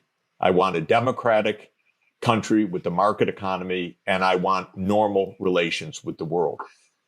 I said, absolutely wonderful. This is exactly what we want. And, you know, Gaidar, who was then the acting premier of Russia, which was about to become the sovereign country, was meeting with the G7 finance deputies in November 1991.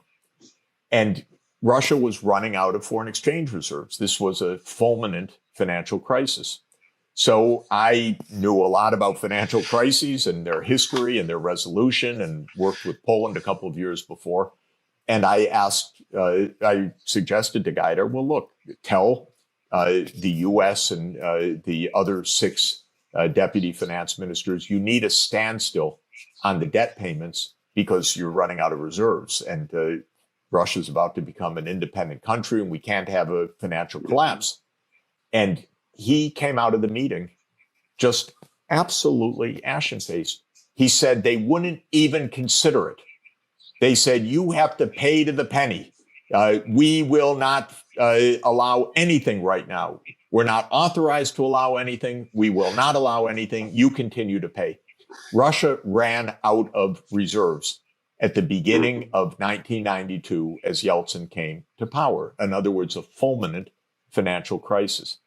I couldn't believe it. I spent 2 unbelievably frustrating years trying to get the US and the IMF to do something, and they wouldn't do anything. And Larry Eagleberger, who was acting Secretary of State, explained to me at one point, said, Mr. Sachs, it's not even about what you're advising. Even if I agreed with it, it's not going to happen. And he said, you know, this is an election year. It's not going to happen. And the truth is, you know, this didn't determine all the future, but God, did it show an attitude of obtuseness in the United States. And I didn't appreciate then that Cheney and Wolfowitz were working on their great neocon illusions that now we're the sole superpower. Now we get to do what we want. And they really were working on the next wars because they were going to take away every Soviet ally or Russian ally in the Middle East, knock out Libya, Syria, Iraq. This was a plan already from the early 1990s, according to Wesley Smith. And I didn't know it at the time. I just couldn't believe here we are, this historic moment, a chance to cooperate. No, we're not going to cooperate. We're going to be the sole superpower. And I just found that obtuseness year after year from the U.S. And by the end of the 1990s, I basically had it because I had seen the U.S. now from all sides. I had seen it from the Latin American perspective. I had seen it from the Central European perspective. I'd seen it from the Russian perspective. I'd seen it from the Indonesian perspective in 1997.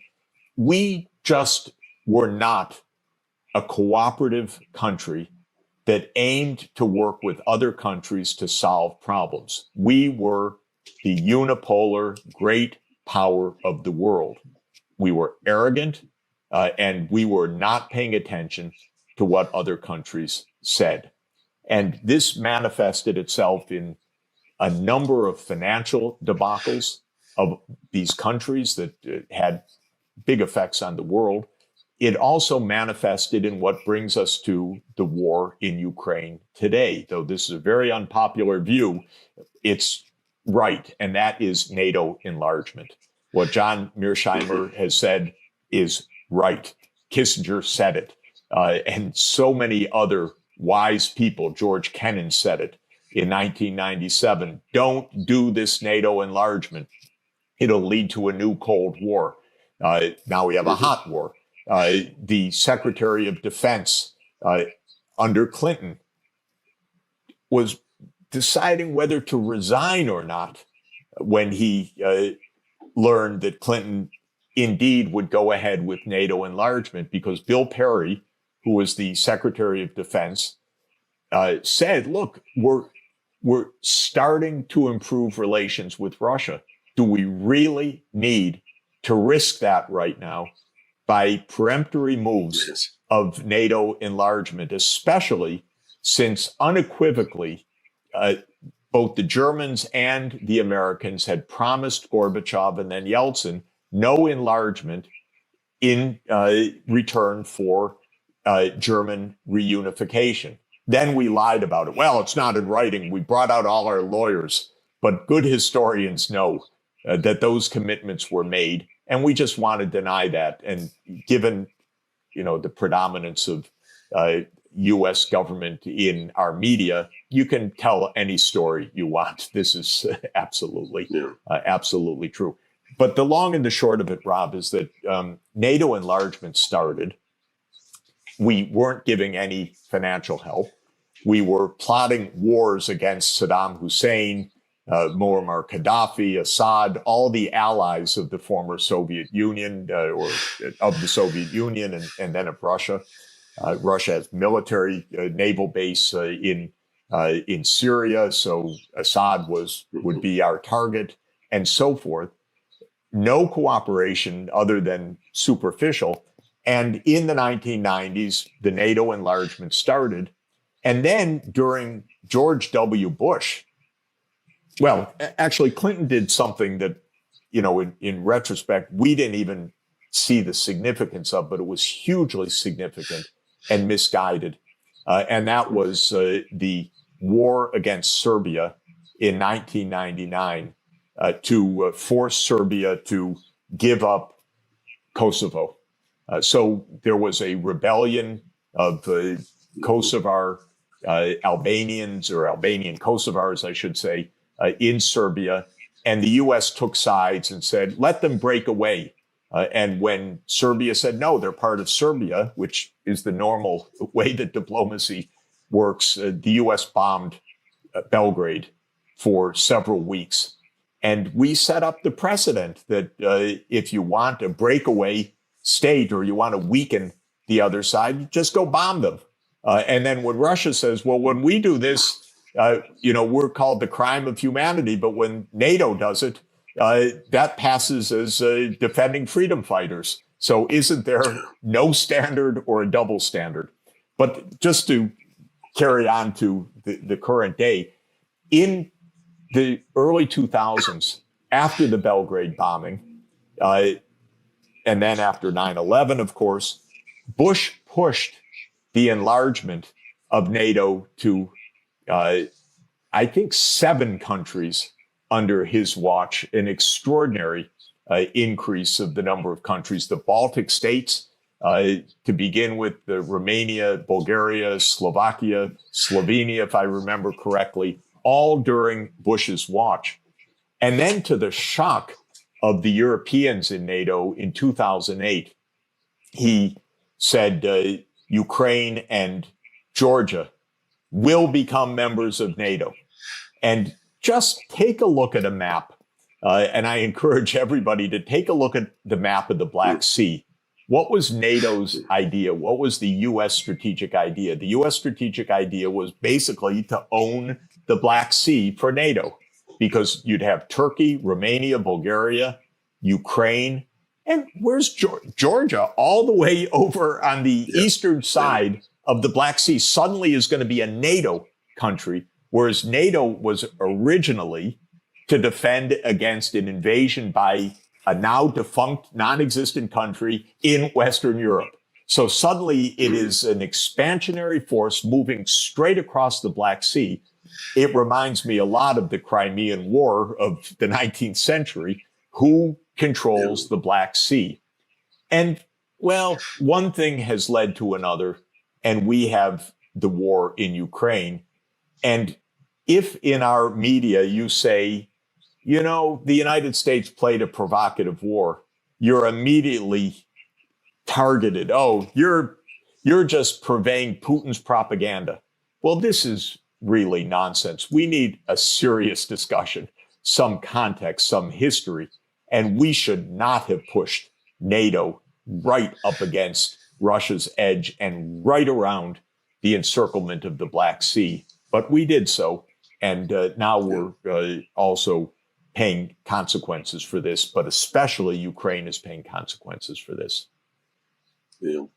I remember some of my teachers at MIT in that arms control disarmament. This was years after I was a student, but I ran into Bill Kaufman and I said, this doesn't feel like game theory to me. It feels like the chain store paradox, which is you never should engage in each of these things, but you act like you got to do it to show you're tough to the next 3 episodes.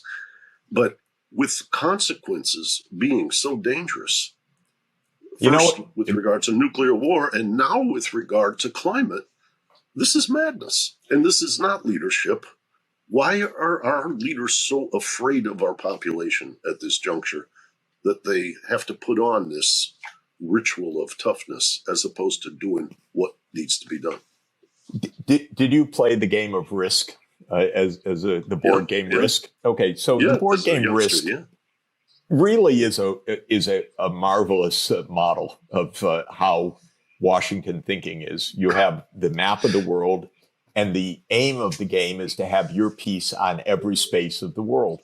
And as you move forward, if you're successful and your armies are advancing into new territory, every new territory you have has borders with the enemy. And suddenly, every new border becomes the conflict zone.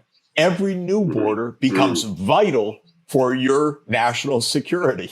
And so you have to have every space on the board, or suddenly you're at risk. Now, American strategists get this or behave this way. I think it's mind-boggling, because we shouldn't be playing a game of Risk where you're trying to conquer the world. But this is the American strategist approach. And a good example of it is the Solomon Islands. Tiny islands, 3,200 kilometers off the coast of Australia, that had the audacity to sign a security pact with China. And suddenly the United States and Australia are in a tizzy. How dare they? This is a threat to security. And you hear the voices in the U.S. Congress, completely unacceptable that there's a security pact because you give China 1 inch, they'll take the world. But when the United States says, NATO should enlarge to Georgia and Ukraine, and Russia says, no, that's a security concern, we laugh. We say, why is it a security concern? We're peace-loving. We're wonderful. And that's their choice. That's not our choice. We didn't say, well, that's the Solomon Islands choice. We dispatched the deputy of the National Security Council to Asia on an urgent mission to express the U.S. displeasure at the Solomon Islands' decision to enter this pact with China. So much, Rob, comes from the unwillingness to really have rules that apply to yourself as well as to others, or to think empathetically, what is the other side thinking? And it comes back, by the way, to the Cuban Missile Crisis, and I think we should talk about that because it's absolutely relevant. Yeah. When Khrushchev put the nuclear or the atomic weapons in Cuba, all of Kennedy's advisors, except Adlai Stevenson, said from the start, you must attack and take them out. We need a military operation. Many things can be said about that, but I think the bottom line is it would have started World War III because the CIA had every fact wrong. It thought that the missiles were not yet operational. It completely underestimated, roughly by a factor of 7, how many Soviet troops were actually in Cuba, how many would be killed in a military operation, and so forth. Kennedy did a remarkable thing. He kept asking one question. What is in Khrushchev's mind? What is he thinking? In other words, Kennedy behaved empathetically. It didn't mean he sympathized with Khrushchev. He was thinking, what is Khrushchev thinking? What is his point of view? Does he want war? What is he trying to prove? Kennedy had to learn, actually, the details that there were U.S. missiles in Turkey. What are they? Why are they there? Who put them there? And so on. But by the second week of the crisis, Kennedy realized Khrushchev didn't want war, but he did want to put America's face in it, because the U.S. had its Turkish missiles, or its missiles in Turkey pointed right on the border of the Soviet Union. The U.S. had invaded Cuba in the Bay of Pigs operation and so forth. Kennedy realized, you know what? We got to get out of this by a compromise. You remove your missiles. We remove our missiles. We commit never to invade Cuba again. And that's how the crisis was resolved.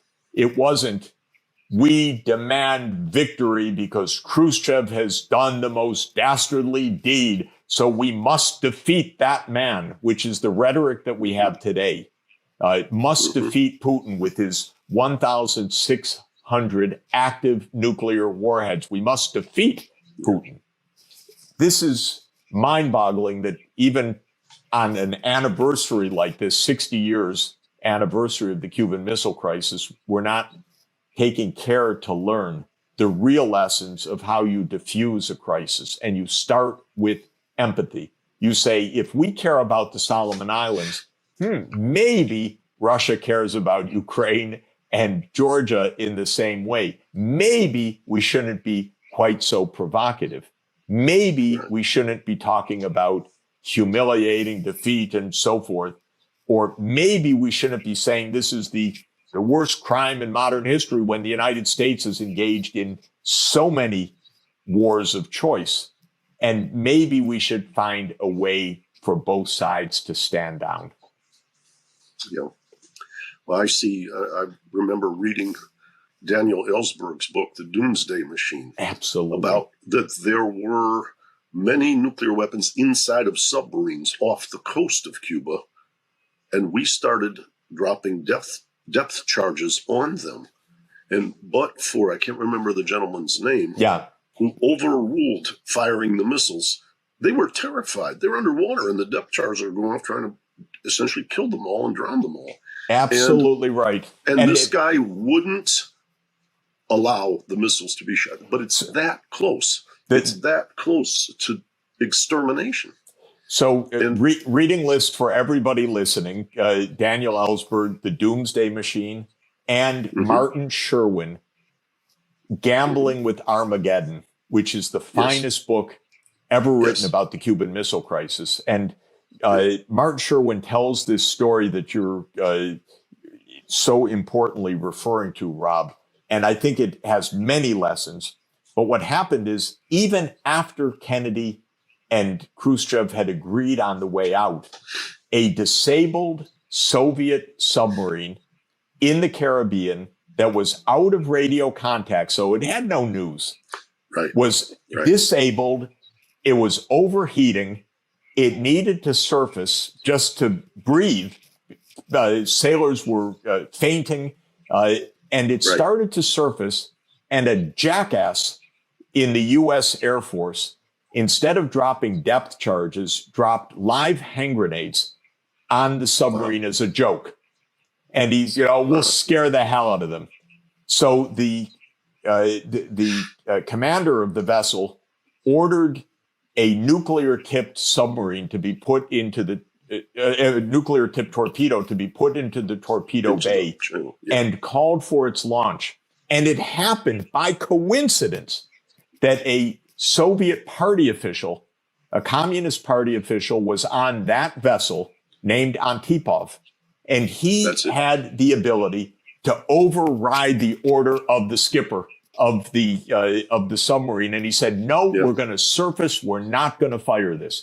And under U.S. military doctrine, described by Ellsberg and by Sherwin, if the U.S. was attacked by a nuclear weapon, even a nuclear-tipped submarine, our military doctrine said we would unleash the full scale response of a complete attack on the Soviet Union, China, and all of the other countries of the Soviet system.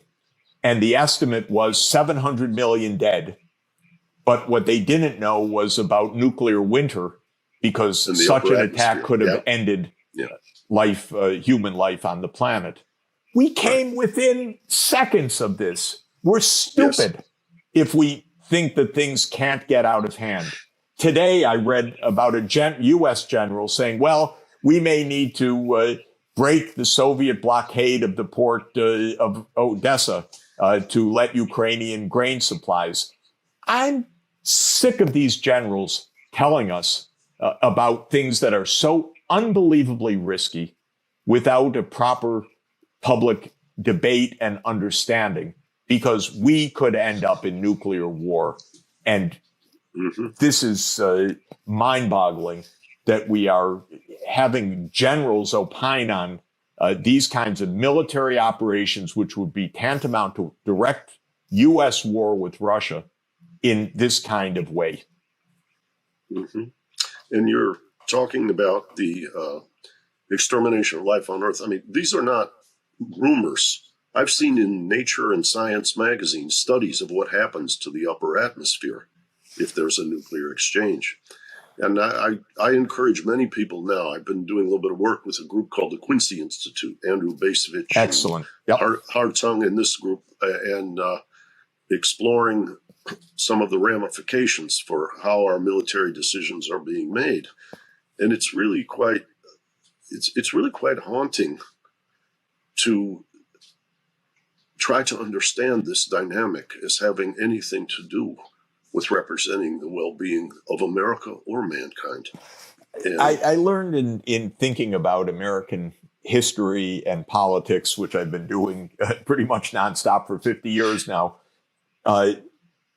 It turns out the president's main job in the world is to keep a foot on the brake of the U.S. military machine.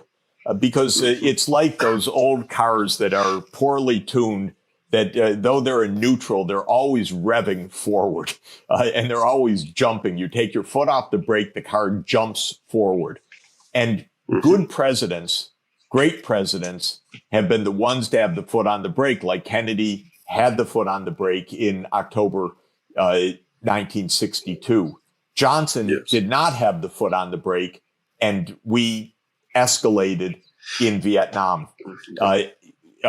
We know that Bush, I don't even know if he was in the driver's seat, much less having a foot on the brake, but we went to so many wars.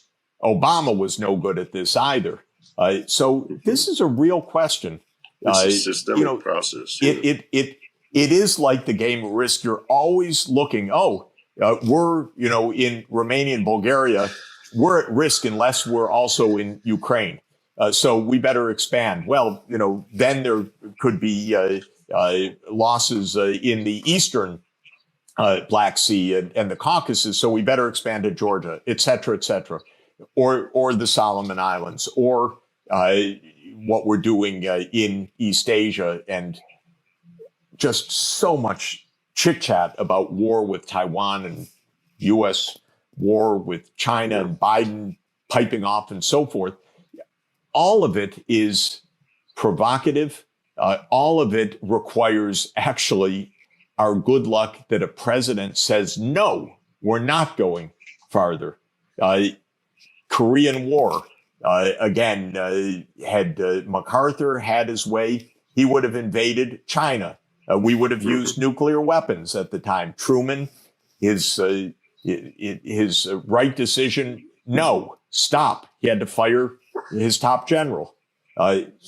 This is really the job of the American president, because the underlying revving machine doesn't have a natural stopping point. Yeah, I remember I had the late Charles Johnson was a good friend of mine, and I was doing a lot of work in Japan at the time, but he was working on the books like Blowback. He wrote that trilogy about the dangers that foreshadowed the attack of 9/11. saying Exactly. if you're aggressive, you are going to have these consequences, putting the American people at risk. But let me shift, Jeff, as we're coming down the home stretch, to the relation of all of this to budget and the well-being of America. What concerns me is at the level of medical care.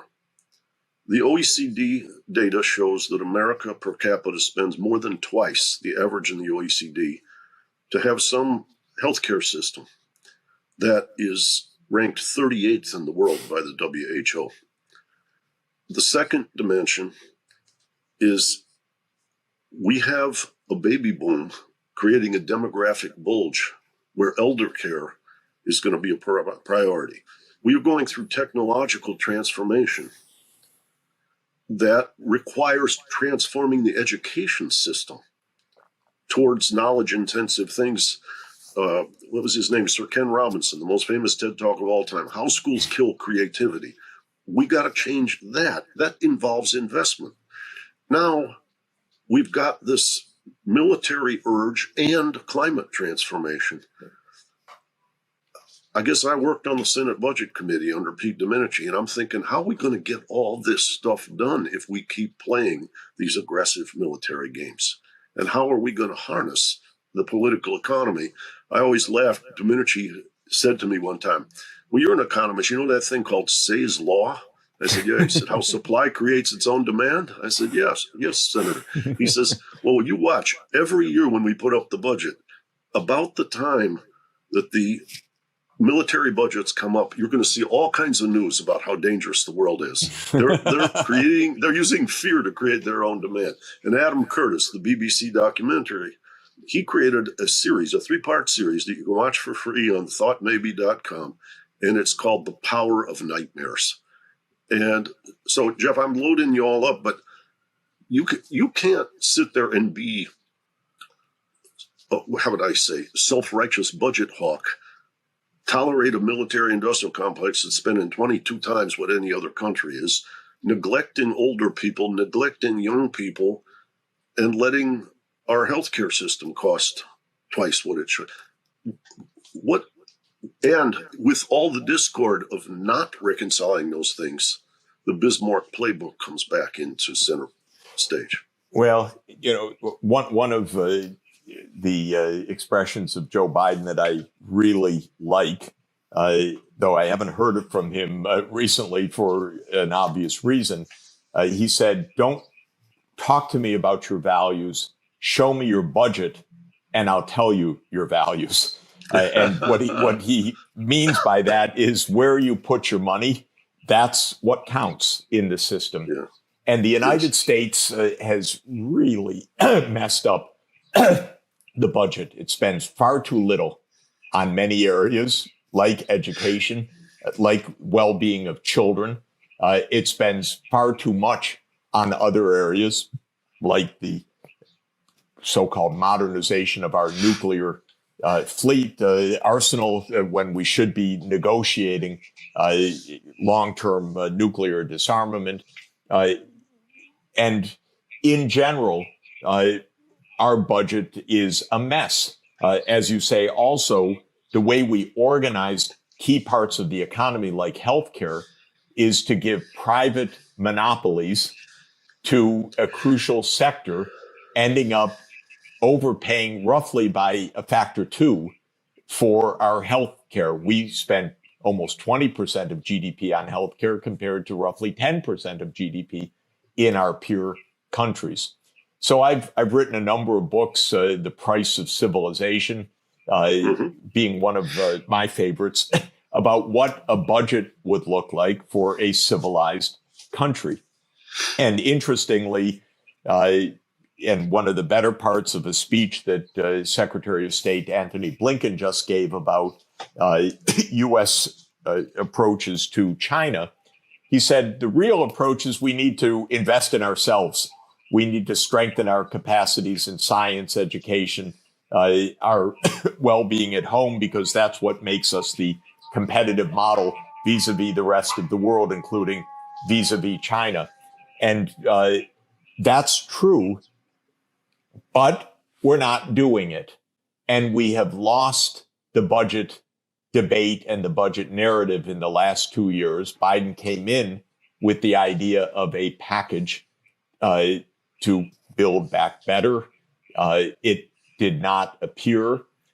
What happens in the United States is essentially key sectors are in the hands of powerful lobbies. And military-industrial complex is one of them. Big oil is another, or fossil fuel industry is another. The healthcare, private healthcare sector is a third. Those are favored by the budget. They are favored by regulation. And areas that don't have such powerful lobbies don't see the light of day. And in general, the United States under taxes, even though we're told all the time that we're being crushed by taxes, the total government revenues in the United States for federal, state, and local are about 30% of GDP, of national income. But in Northern Europe, which ranks much better in healthcare and longevity, in many quality of life indicators, about 45% of GDP. So the fact of the matter is the budget's a mess. And what foundered for Biden in the end, why didn't his package go through? Because nobody wanted to pay for it with taxation. And it all unraveled when Senator Sinema said, I don't want to have a rise of the corporate tax rate. And Manchin said, I don't like that billionaire tax. And we ended up with nothing. Biden ended up empty-handed, ineffective politics, by the way. So I think a president ought to be able to keep a couple senators in the fold, and he failed to do so. And that's part of his job also, is to know how to twist arms or cajole or give whatever side payments for new projects in West Virginia. You get something done, you make a deal, but he could not make a deal. He failed on that. So we have nothing. So we have a budget mess. And by the way, a budget mess also with a mountain of debt, now 100% of GDP of public debt. That's actually consequential. With interest rates going up, the burden of that debt is also going to be quite significant. We need to raise some taxes and we need to restructure what we spend, but we're a blocked political system. So we are not showing a way forward on this, and I'm not holding my breath. Nothing's going to happen. Probably the Democrats are going to lose one or both houses of Congress in the fall. If that happens, I would guess there would be no significant budgetary reform or action until 2025. Yeah. Well, Jeff, I mentioned at the outset that you and I grew up in Detroit. And I remember one of my father's friends said to me, Detroit is the place that America divorced because they wanted to believe in the American dream. And when we had our stresses in the 60s, 70s, things like Tom Subaru's book, The Origins of the Urban Crisis in Detroit, he said they'd had the Voting Rights Act and the Civil Rights Act, and all the Democrats in the South were afraid to vote to support the transformation of a black majority, black governed, meaning Coleman Young as mayor.